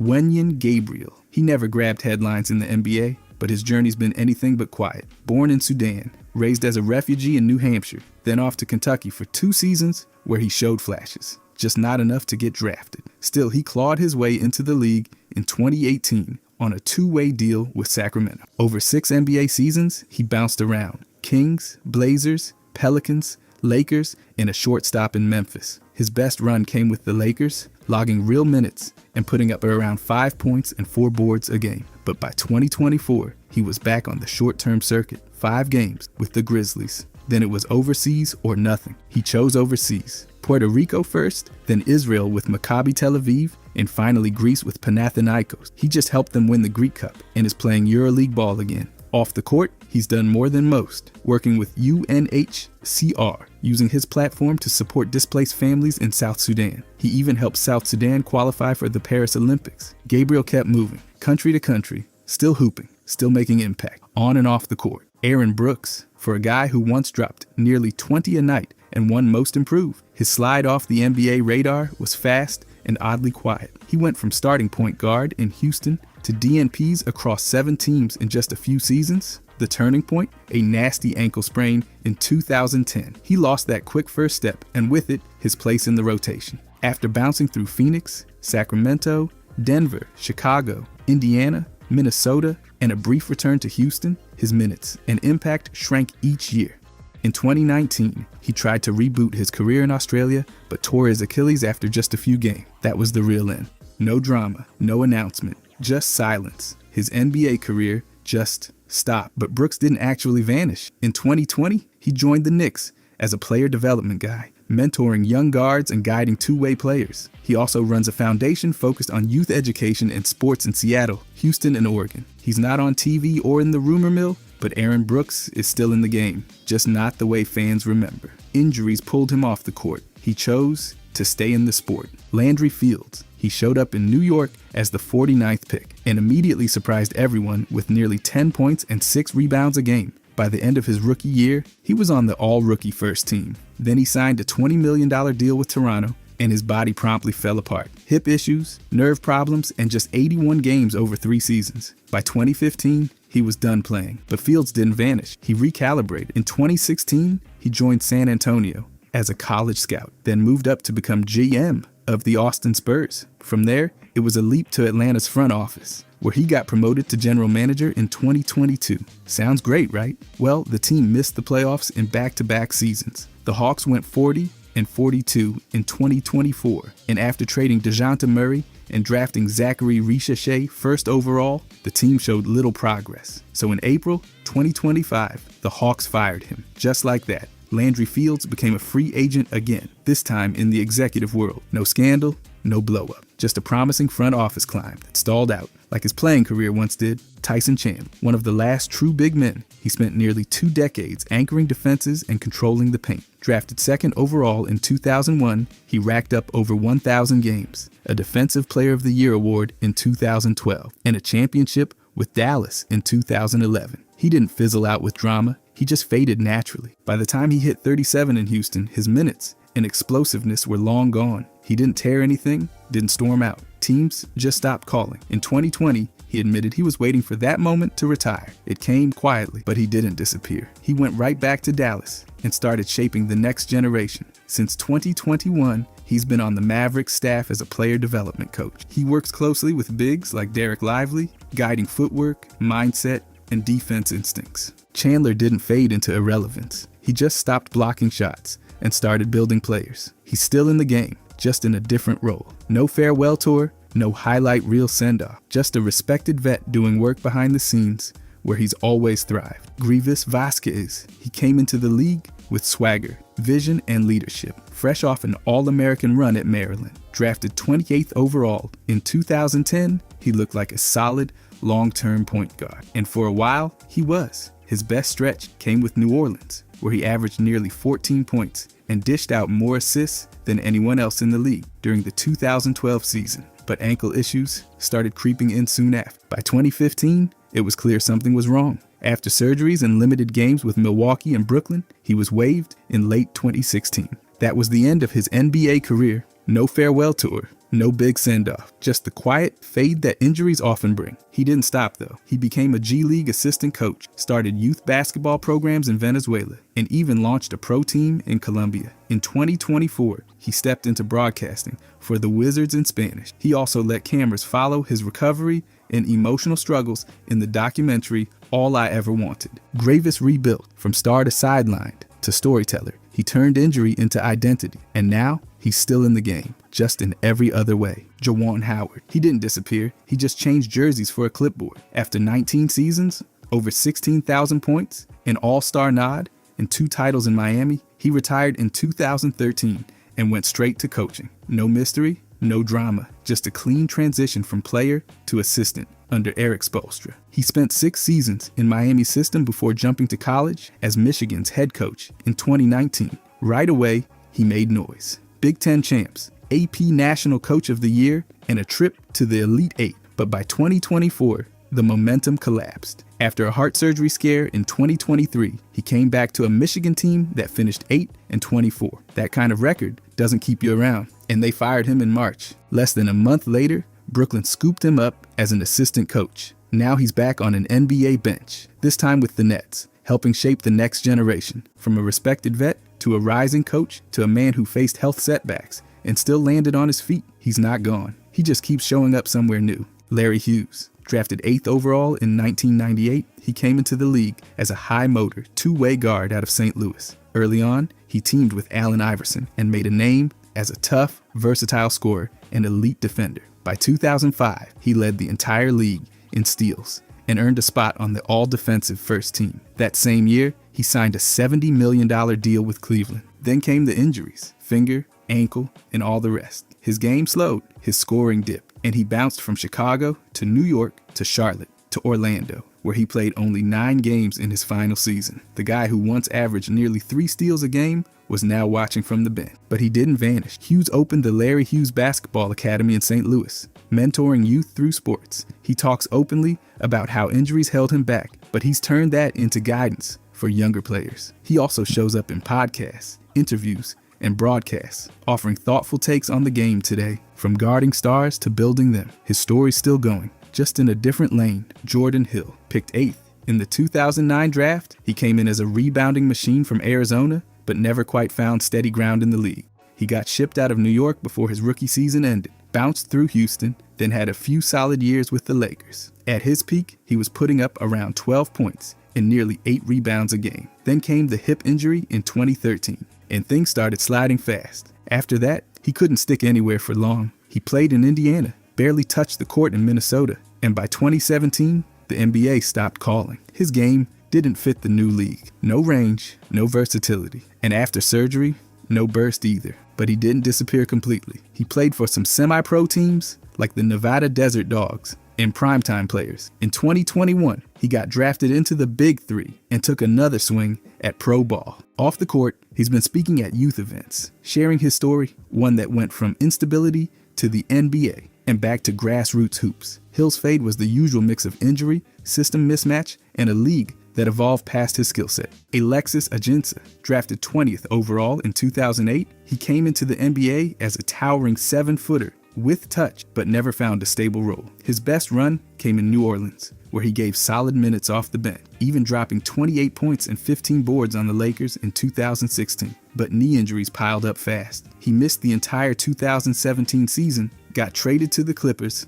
and was waived right after. That was it for the NBA. He returned to France with Asvel, but by March 2019, he was released. Official retirement came in 2021, but Ajinça didn't just vanish, he rebuilt. He wrote a memoir, launched a nonprofit in North Carolina to fight homelessness, and started building his business profile. Then, coaching came calling. He joined the Capital City Go-Go in 2023, and by July 2024, he was promoted to the Wizards bench under Brian Keefe. He said he had more fun in EuroLeague than the NBA, and now he's passing that joy on as a coach. From rim protector to mentor, with his next chapter still unfolding. Noah Vonleh, drafted 9th overall in 2014. Great wingspan, solid athleticism, decent rebounding touch. Everything the scouts drool over until it's time to play actual basketball. He bounced through 9 NBA teams in 8 years, averaging under 8 points and 6 boards per game. Never a shooter, not a rim protector. Basically the human version of a shrug emoji. The league got faster and spacier, and Vonleh's game stayed slow and bruisey. So he faded. No major injury, just the soft thud of unmet expectations. Then came the China chap. He signed with the Shanghai Sharks twice. The second time, disaster. Public accusations that the team withheld pay, rushed his rehab, and allegedly sent armed guys to his hotel. His agency sued him for unpaid fees. Drama like a Netflix series, but without a second season. As of now, no pro team has touched him. He's in basketball limbo, legally tangled and radio silent on social media. A career that began with lottery buzz now closes with arbitration hearings and unanswered DMs. A cautionary tale if anyone's still paying attention. Nick Stauskas, drafted 8th overall in 2014, big shot maker from Michigan, deadly from deep, smooth stroke, Canadian charm. The Kings thought they were drafting their Klay Thompson. Instead, they got a travel-sized microwave who never stayed plugged in. After Sacramento, he bounced to Philly, Brooklyn, Portland, Cleveland, Miami, and Boston. In total, 7 NBA teams, 343 games, and a career average of 6.7 points per game. He could shoot, but couldn't stick. Not enough defense, not enough consistency, not enough trust. Then came 2022. He torched the G League for a casual 100 points across 2 nights. 57 one night, 43 the next. He earned a contract with the Celtics and even saw minutes in the finals. A fairy tale? Kind of. But then he got waived. Again. Now, he's happily retired, talking finance, roasting NBA lineups on social media, and explaining the stock market to anyone who will listen. If you need someone to break down high-yield ETFs and also tell you why Kessler Edwards shouldn't be starting, he's your guy. Stauskas didn't flame out. He flickered like a candle in a windy room, then relit himself in the G League, cashed a finals check, and moonwalked into investing. Stanley Johnson, drafted 8th overall in 2015. Strong build, defensive motor, projected as a two-way wing. Every draft preview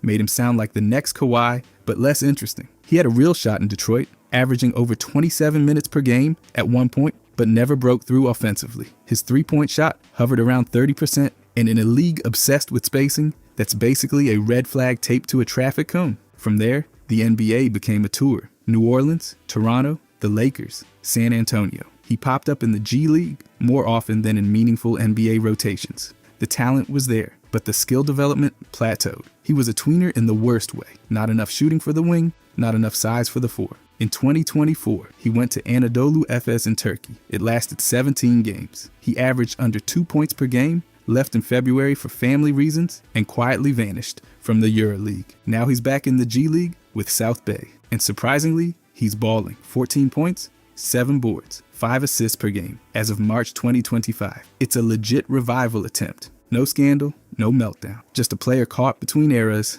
now clawing for one more chance. Mario Hezonja. Drafted 5th overall in 2015, he arrived with big expectations that quickly dimmed in the NBA. Stints with Orlando, New York, and Portland resulted in underwhelming production, around 6.9 points and 3.1 rebounds per game, with inconsistency, turnovers, and defensive lapses the recurring headlines. By 2019-20, his NBA story fizzled out, traded to Memphis, then waived, and he hit the reset button with a digital detox. In 2020, he revived his career in Europe with Panathinaikos, averaging 14.4 points per game in EuroLeague play. He moved on in 2020-22 to Unix Kazan, won VTB MVP honors, then joined Real Madrid. He was part of the 2023 EuroLeague winning squad, earned all EuroLeague second team distinction in 2024, and made Spain's Liga ACB All-Star first team in 2025 after averaging 13.8 points and 4.9 rebounds in about 24 minutes per game. At age 30, he holds an $850,000 NBA out clause in his Real Madrid deal. Strong showings in FIBA qualifiers, 40 points, 11 rebounds, 7 assists, and overall improvements have triggered serious NBA interest. Multiple sources indicate NBA teams are monitoring him. There was heat too. An on-court ejection in January 2025 after an altercation with Coach Spanulis required teammates to restrain him. Marshawn Brooks, drafted 25th overall in 2011, he broke out with Brooklyn as a rookie, averaging 12.6 points, 3.6 rebounds, 2.3 assists in nearly 30 minutes per game, and earned all rookie second team honors. But his role shrank fast. The following season saw him in limited minutes with Brooklyn, Boston, Golden State, and LA Lakers, never finding that same usage. In 2014, he tried Europe with Milano and then shifted to China. In 2015, with Jiangsu, he returned briefly to the NBA with Memphis from 2017 to 19, 49 games spread across short deals, including a hot streak where he hit 20.1 per game over 7 games, but didn't stick. By the end, his NBA line sat at just over 8 minutes and 8 points per game over 200 appearances. He didn't vanish due to injury or scandal. It was the settled and shifting roles that pushed him out. He chose bigger impact overseas instead. Since February 19, he's been in China with the Guangdong Southern Tigers, where he's recovered from injury and posted impressive games. 32 points, 11 rebounds, 8 assists, and even won CBA International MVP in 2021. As of mid-2025, Brooks is still with Guangdong, healthy, productive, and fully focused on his CBA career, not the NBA. Allen Crabbe, once a solid rotation piece, then suddenly nothing. After a career-high season with Brooklyn in 2018, Crabbe just faded. He went from setting franchise three-point records to bouncing between teams like he was invisible. First traded to Atlanta, then quickly to Minnesota, where he barely played. After just 9 games, they waived him. Just like that, he vanished from the NBA spotlight. No final press conference, no big injury announcement, just gone. He tried to resurface in 2022 with the Westchester Knicks, putting up modest numbers in the G League, hoping for a call-up that never came. It's strange. This was a guy who once shot nearly 44% from deep and cashed in on a $75 million contract, but injuries stacked up. His role got smaller, and teams stopped calling. Now at 33, he's not on any roster, not even overseas. Occasionally showing up at free agent camps, but no contracts, no buzz. One year he's lighting it up from 3, the next he's a ghost in the league. No scandals, no drama, just disappeared. His exit wasn't loud. It was quiet, slow, and somehow even more baffling because of it. Mirza Teletovic. One day, he was spacing the floor in Milwaukee. The next, completely gone. It wasn't performance issues or a cold streak. His body forced him out. In December 2017, doctors found blood clots in both lungs. That wasn't his first scare either. Back in Brooklyn, he had a similar issue in 2015, but this time, it ended everything. By March 2018, the Bucks waived him. The league even ruled his condition as career-ending. There was no farewell tour, no last game to remember, just silence. By September, Teletovic made it official and retired, saying continuing would risk his life. What makes his story different is how fast he pivoted. Less than a month later, he became president of Bosnia's Basketball Federation. Not exactly disappearing, but definitely vanishing from the NBA scene. Then, in 2021, he shocked people again by returning to the court in Bosnia's second division. That move was wild, considering the health history, but his NBA exit, that was no mystery, no drama. It was pure medical reality. No scandal, no decline, just a forced full stop. And while he's no longer in the league, his presence back home couldn't be stronger. Omri Caspi, the first Israeli-born player to ever hit the NBA hardwood, And just like that, he slipped away from the league without much noise. He played for 10 seasons, bounced through 7 teams, and even snagged an NBA ring with Golden State in 2018, though he never made it to the playoffs that year. Still, they gave him the ring, but things started unraveling fast. In early 2019, he tore his right knee, meniscus, and Memphis dropped him. That injury ended his NBA chapter for good. No comeback attempt, no G League run. He just headed back to Maccabi Tel Aviv. He played there for 2 seasons, won a couple Israeli league titles, and then called it quits in July 2021. Since then, Caspi's been buried in venture capital. He launched a fund called Sheva, followed by a second round named Swish, focused on tech startups. He's not dabbling. He's fully in. Investing in cybersecurity, he's also stayed away from basketball media or coaching roles. Instead, he's been building connections to Israel through his foundation. From historic NBA pioneer to tech mogul, his disappearance from the league was quiet but intentional. Chase Budinger. He didn't just disappear, he pivoted hard. After 7 NBA seasons bouncing from Houston to Minnesota to Indiana and Phoenix, Budinger quietly stepped away. He was never a star, but with almost 8 points a game and over 400 appearances, he carved out a steady role. Then the injuries stacked up. Ankles, knees, and rehab wore him down. By 2017, after a year overseas in Spain, he was done with basketball. But this wasn't a sad exit. Budinger had a plan. By 2018, he was on the sand, competing in professional beach volleyball. Yeah, he went from NBA hardwood to Olympic beach courts. He teamed up with some of the best in the AVP Tour, grabbed multiple titles, and got named Rookie of the Year and Most Improved. Then, in June 2024, he qualified for the Paris Olympics with Miles Evans. In July, he became the first NBA player to compete in Olympic beach volleyball, beating France at the Eiffel Tower Stadium. No scandal, no burnout, just a clean shift. His NBA exit flew under the radar, but his volleyball rise turned heads. He didn't fade away. He jumped into something totally new, and he's thriving. Mo Harkless, another solid role player who just seemed to vanish from the NBA. After getting drafted 15th in 2012 and traded to Orlando, he started strong, nearly 9 points a game, solid rebounding, and athletic defense. His real peak came in Portland between 2015 and 2017, where he started regularly and gave them reliable scoring and energy. But once the trade started, it was like a domino effect, from the Clippers to the Knicks, then Miami, and finally Sacramento. By 2022, he was tossed into multi-team trades and waived by Houston without ever suiting up. That was pretty much the NBA saying goodbye. He missed all of 2023 recovering from hip surgery, then popped back up in the G League with the Rip City remix. It was his first time playing there, and he averaged under 6 points in limited minutes before they waived him too. Now, halfway through 2025, he's a free agent. No signings, no workouts, just quietly rehabbing and hoping. His fall wasn't dramatic, just slow. Trades, injuries, and shrinking roles chipped away at his career until he quietly slipped out of the league's picture. Brandon Rush. For a minute, he looked like a long-term NBA 3-and-D guy. Drafted 13th in 2008, he came out strong in Indiana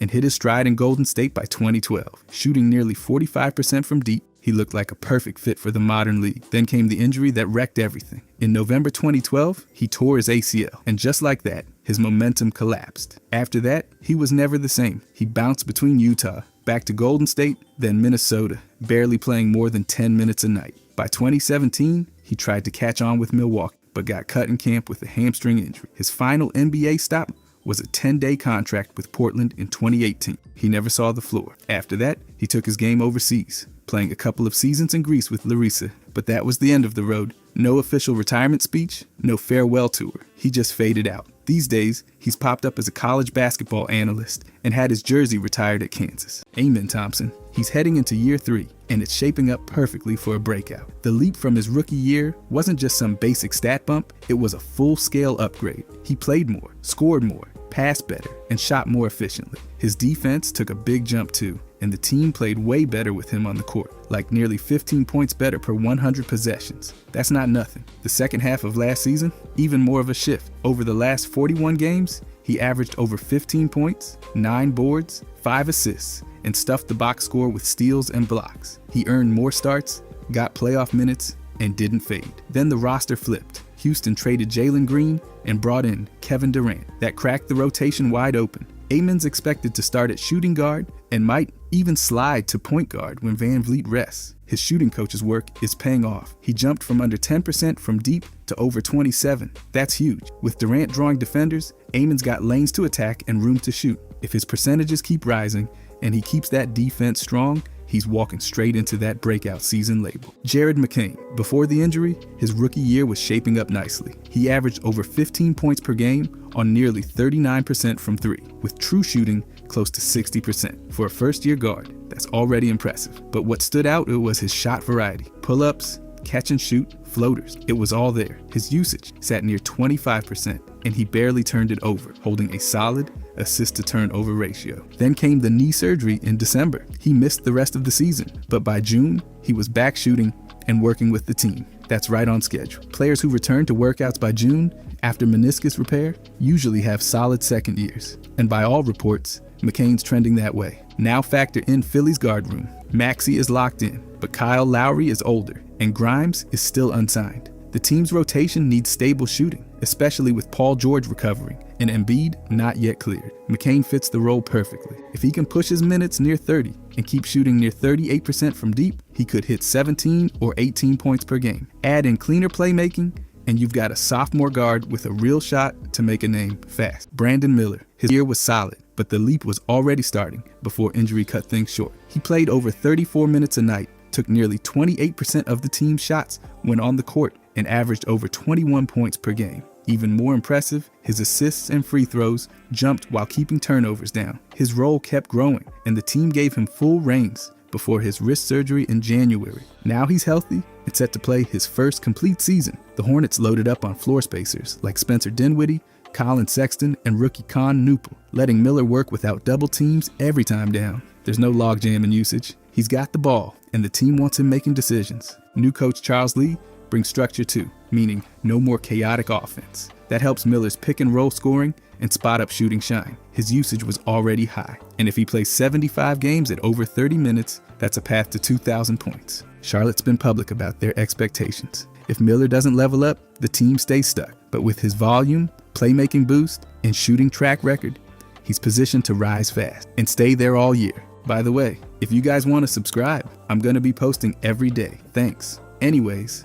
Christian Braun. Year 3 proved he could handle a starting role, and now he's walking into year 4 with more space, more minutes, and a much bigger opportunity. He started 77 games, played nearly 34 minutes a night, and still had a usage rate under 16%. That's wildly low for someone putting up over 15 points per game on nearly 67% true shooting. He shot nearly 40% from three and was lights out on catch and shoots. In fact, over 100 attempts, he hit more than 45%, and inside the paint, over 66%, better than most guards and wings in the league. Defensively, he was no slouch either, frustrating stars like Harden and Shea when matched up. With Michael Porter now gone, Denver's wing spot next to Cam Johnson is Brown's to lose. The front office brought in Bruce Brown and Tim Hardaway, but neither's expected to start or handle major usage. Add in a new coach who favors younger guys and Brown's extension eligibility, and the team has every reason to give him more touches. If he pushes usage to around 18%,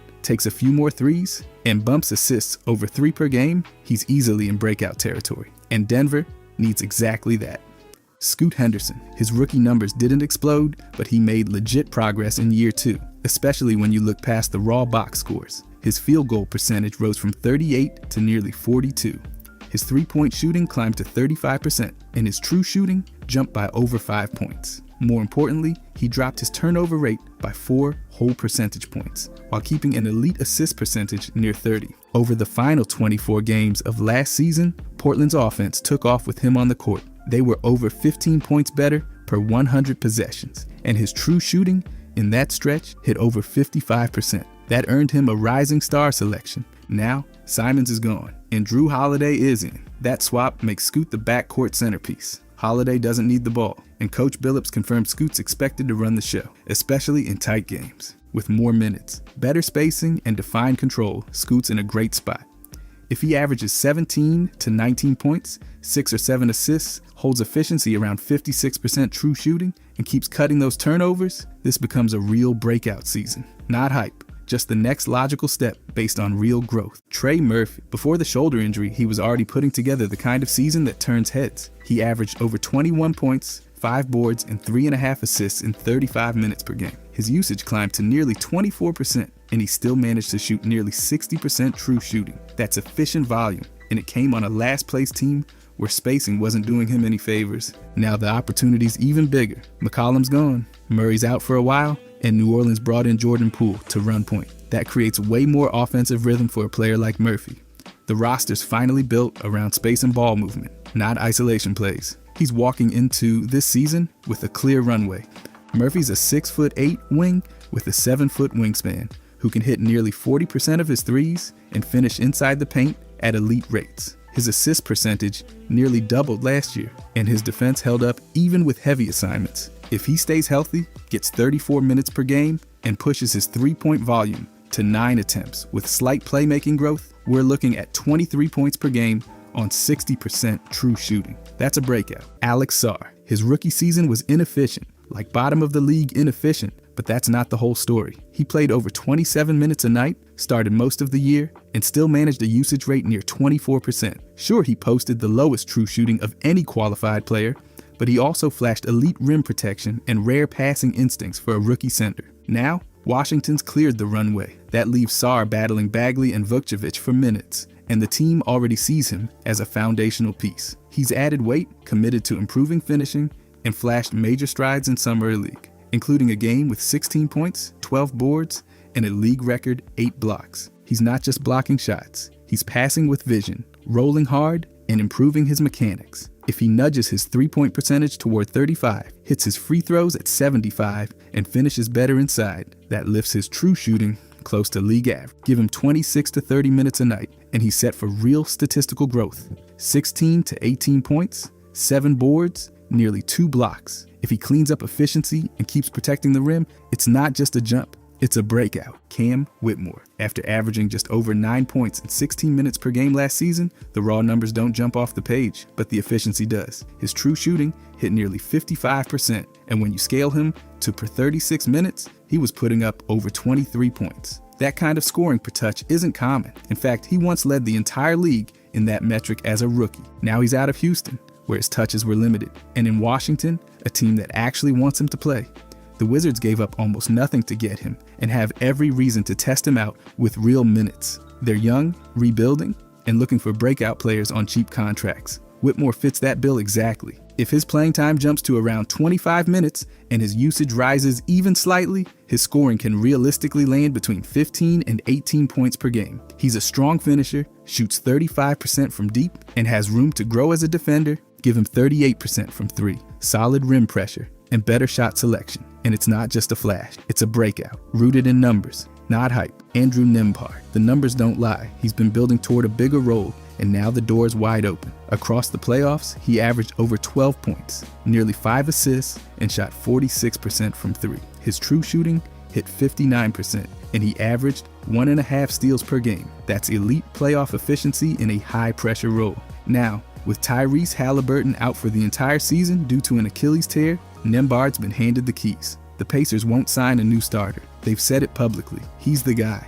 and the roster around him is unchanged. Pascal, Benedict, Obi Toppin. That stability means he's not learning new chemistry, just expanding his role. Coach Carlisle's system fits him perfectly. He's structured, smart, and rarely turns it over. If his usage jumps to 18 or 20% and he keeps shooting in the low 30s from deep, he can average 12 to 15 points, over 6 assists, and still be one of the best guard defenders in the East. This isn't a flashy breakout, it's a rock-solid one. No Halliburton, full trust from the front office, and numbers that already trended upward in the playoffs. It all lines up for Nembhard's year. Matas Buzelit. In his rookie season, he played just under 19 minutes per game, but still averaged nearly 9 points on strong efficiency. He shot over 36% from deep, over 81% from the line, and posted a true shooting percentage above 57. That's not empty production. He did it with low usage and strong shot selection, flashing playmaking upside with an assist rate near 11%. This summer, he's added muscle and won MVP honors in Summer League games with over 22 points per game and a true shooting percentage above 60. He also improved his assist rate, and looked more comfortable initiating actions. The Bulls traded Zach LaVine last year and didn't bring in major wing scorers to replace him. That cleared the way for Buzelis to step into a bigger role. Coach Donovan has already said he expects Buzelis to handle more offense, and with his improved frame and touch around the rim, he's set up for more minutes and touches. If he bumps his minutes to 28, pushes usage to 22%, and keeps shooting around 38% from deep, he's looking at 15 to 17 points per game with high efficiency. That's a clear sophomore leap and a true breakout. Khalil Ware. He's heading into year 2 with a clear lane to take a major step forward. After playing 64 games and starting 36, he showed flashes all year, especially with his efficiency and rim protection. His shooting splits were solid. His true shooting goal was over 60%, and he put up over 7 rebounds per game despite averaging just 22 minutes. The Heat clearly noticed. Now with only 2 real centers on the depth chart and no veterans in sight, he's staring at 30+ minutes a night. That's a huge window. The on-off numbers with Bam are no joke either. When they shared the floor, Miami was plus 6.5. And when Bam was out there without him, the team dropped off hard. That pairing is already showing value. Ware's summer league stretch made the potential even more obvious. 17 points per game on nearly 60% shooting, that'll turn some heads.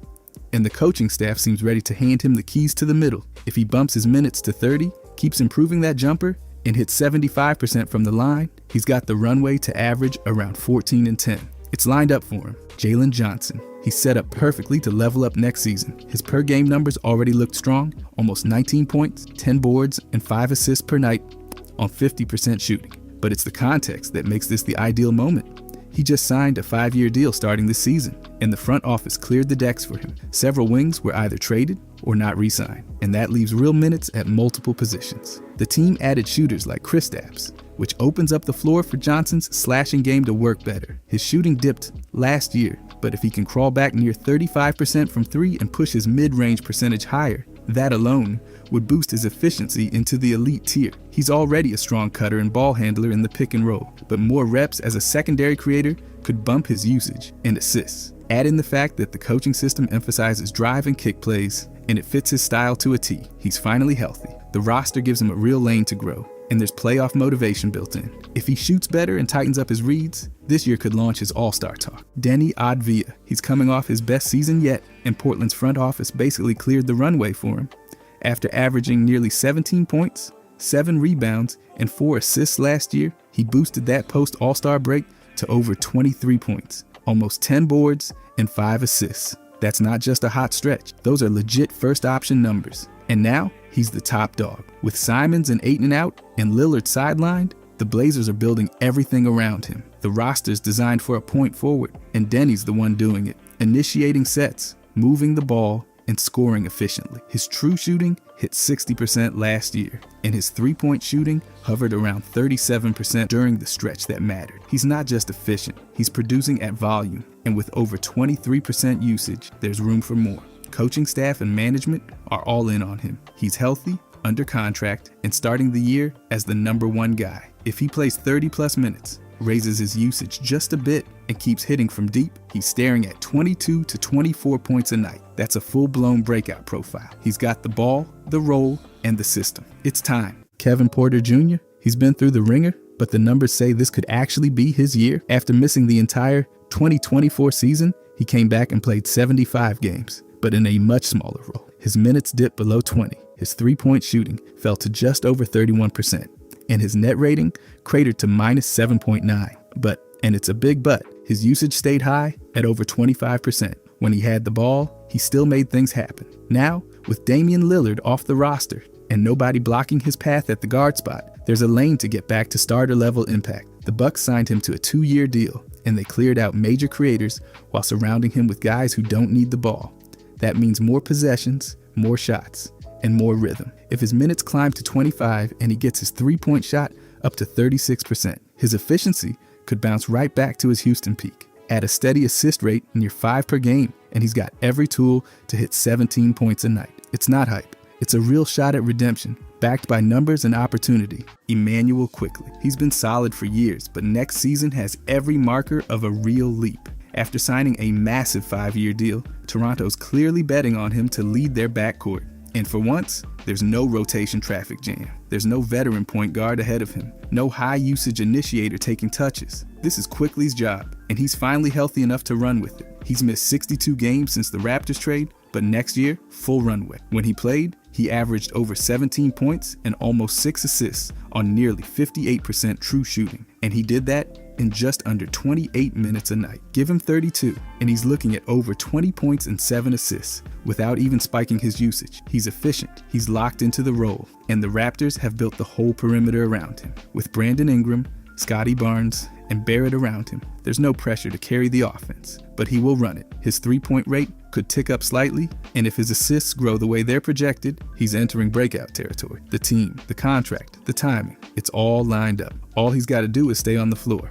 Max Christie. Quietly, he's already laying the groundwork for a breakout. After getting traded to Dallas mid-season, his minutes jumped above 30, and his scoring followed, hitting over 11 points a game. That's a big shift from his Laker role, and it didn't happen by accident. The Mavericks needed steady wing play after the Luka and Kyrie shakeups, and Christie stepped in without missing a beat. He shot nearly 37% from deep and over 86% at the line in doubt, both very repeatable. Now with Kyrie recovering from a torn ACL and Klay Thompson likely playing reduced minutes, Christie enters the season with a clear rotation lane. He's not battling rookies or overpaid wings for his spot. He's already in it. The team just needs more shooting and perimeter defense, and he's checking both boxes. If he bumps his usage from 13 to around 15% and his three-point volume climbs to 5 attempts a game, he could easily hit 12 to 13 points per night. Add in solid defense and efficient shooting, and he becomes more than a plug-in role player. He becomes a difference maker. His contract is locked, his role is stable,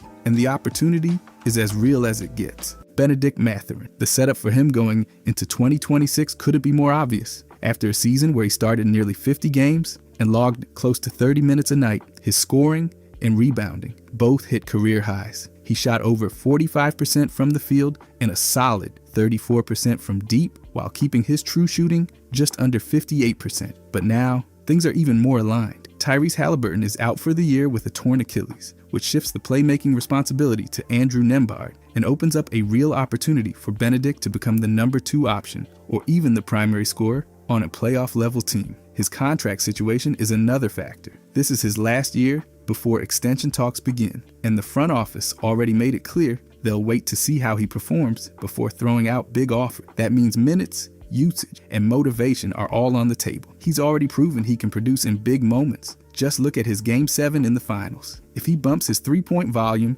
keeps his efficiency steady, and leans into that 20-point range, this could be the year where he finally takes that jump. Bub Carrington. The Wizards handed him the keys at 19, and he held his own across all 82 games, starting 57 of them. He averaged 30 minutes, but the efficiency was rough. True shooting, just above 51%, and a low usage rate, under 16%. Still, he shot over 5 threes a game, with more than half his field goals coming from behind the arc. His three-point percentage was 33.9, which isn't great, but the volume shows confidence, and that's a big deal. Even more important, his turnover percentage dropped steadily month by month, and he finished the year with an assist percentage over 7. His free throw percentage, a solid 81% on barely any attempts. That's the next step. If he gets to the line just twice per game and improves his shot selection, his true shooting could jump 5 points easy. Add a slight bump in usage and minutes, and he's right in that 12 to 14 points per game window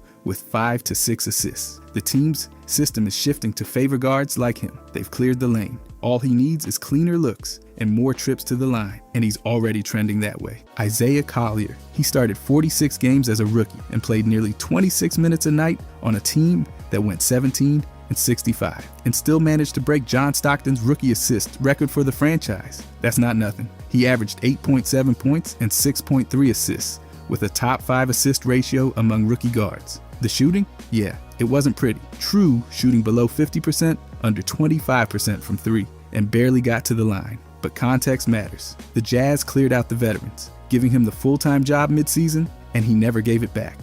Now, with Jordan Clarkson and Colin Sexton off the roster, he's got no veteran pressure and no split minutes, just full control of the offense. The system is shifting too, leaning into more guard-driven sets and drag screens, which suits him perfectly. If he boosts his three-point percentage even a little and drives more often, his efficiency rises fast. Add 5 more minutes per game and a bump in usage, and you're staring at a second-year guard who can average 13 points and 8 assists with real control of a young roster. That's a breakout setup. No guesswork needed. Jalen Wells. Somehow, a second-rounder managed to start 74 games as a rookie, shoot over 35% from deep on high volume, and still fly under the radar. That's not going to last. With Desmond Bane shipped off to Orlando and Cole Anthony's contract gone, the Memphis wing rotation just opened up, big time. Wells is walking into his second year with real momentum. All-rookie first team, third in Rookie of the Year voting, and a team that now needs his shooting. He knocked down over 2.5 threes a game last year, and if that climbs to 3.5 on 9 attempts with better mechanics, you're talking about a legit 14-point score.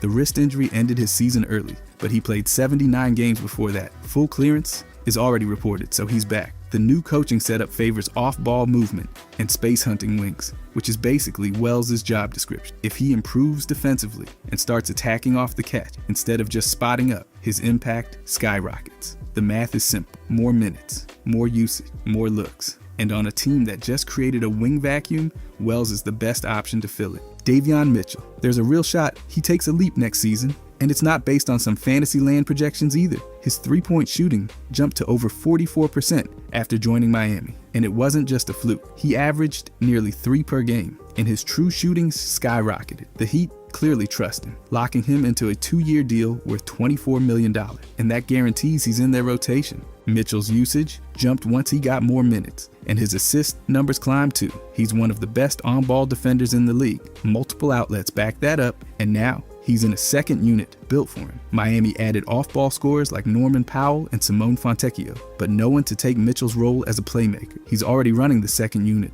and with rumors swirling around Rozier and Wiggins, there's room for even more touches. Last year, in just over 30 minutes per game with Miami, he averaged over 10 points and 5 assists. With steady volume, he could hit 13 to 15 points and 6 to 7 assists per game. If his turnovers keep dropping and the shooting stays above 38%, this could be the season where everything lines up. Terrence Shannon Jr. Last season, he barely cracked 11 minutes per game, but his efficiency per minute was actually solid. He scored over 4 points a night, hit nearly 36% from deep, and finished with a true shooting mark above 56%. Per 40 minutes, he averaged over 16 points, and that was on a team loaded with veteran scorers. The Timberwolves tracked him as one of the most efficient rookies per possession, and now they need that output on a bigger scale. With Alexander Walker off to Atlanta, Shannon's role could double. Minnesota didn't add any real rotation guards to replace him, and the depth chart shows Shannon as the backup shooting guard. During Summer League, he looked like a completely different player. 20 points, 6 boards, and 8 assists per game. He also improved his catch and shoot rate and tripled his assist percentage. The front office needs cheap, high-energy wings, and Shannon fits that mold perfectly. If he lands 20 to 24 minutes a night, he could post 12 to 14 points, plus rebounds and assists. The shot profile is trending up, the system fits, and the spot is open. He's not some mystery prospect anymore. He's a second-year guy with every reason to rise. Keyonte George, 2 years in, and the numbers say he's inching towards something bigger. His scoring jumped by nearly 4 points last season while logging over 31 minutes per game. His three-point percentage improved, and he attempted nearly 4 pull-up threes a game, making over 35% of them. The real kicker? He had 377 assists to just 183 turnovers. That ratio is top 5 among young guards. With both Jordan Clarkson and Colin Sexton out of Utah, there's finally space. George is expected to start at shooting guard, but the offense is clearly being shaped to feature his playmaking. There's no real veteran blocking him. Utah's bench is thin, and George has already proven he can manage lineups and score efficiently, even on low shooting percentages. If his field goal percentage improves just slightly, and he ups his shot volume to 10 or more a night, he could easily average 20 points and 6 or 7 assists. The Jazz need him to lead. He's not fighting for minutes anymore, and his coach wants pace and movement, 2 things George thrives on. This year is lined up for him to take over as a scoring guard with real playmaking chops. Bilal Coulibaly. This season is set up perfectly for him to make real noise. He started 59 games last year, averaged over 33 minutes, and produced 12 points, 5 boards, and 3 assists per game. The shooting was streaky, under 29% from deep, but the usage bumped up and his responsibilities expanded. Now, with the Wizards moving off both Jordan Poole and Sadiq Bey, 30 minutes of high-usage ball are officially up for grab, and Bilal is already locked into a starter role. McCollum and Middleton are there for structure, not for the spotlight. The team is investing in young wings, and Bilal's ahead of the pack. His assist rate is climbing, his turnovers are falling, and he's been called the second option, next to McCollum, by more than one scout. With more touches, he can raise his three-point rate to 33% and push his true shooting past 55%. If he stays healthy and gets even a minor efficiency bump, he could be posting 15 points, 6 rebounds, and 3 assists regularly. His age, minutes, and role all align at the right time. This is no longer about potential. It's about putting the pieces together and actually breaking out. Santi Aldama. His stats alone make a strong case. 12.5 points, 6.5 rebounds, nearly 3 assists last season, and his true shooting jumped almost 5 points. But it's more than numbers. His net rating flipped from -15 to +9, and he hit over 36% from deep. He's doing this while playing just 25 minutes a game. And now, Memphis just gave him a 3-year deal worth over $50 million.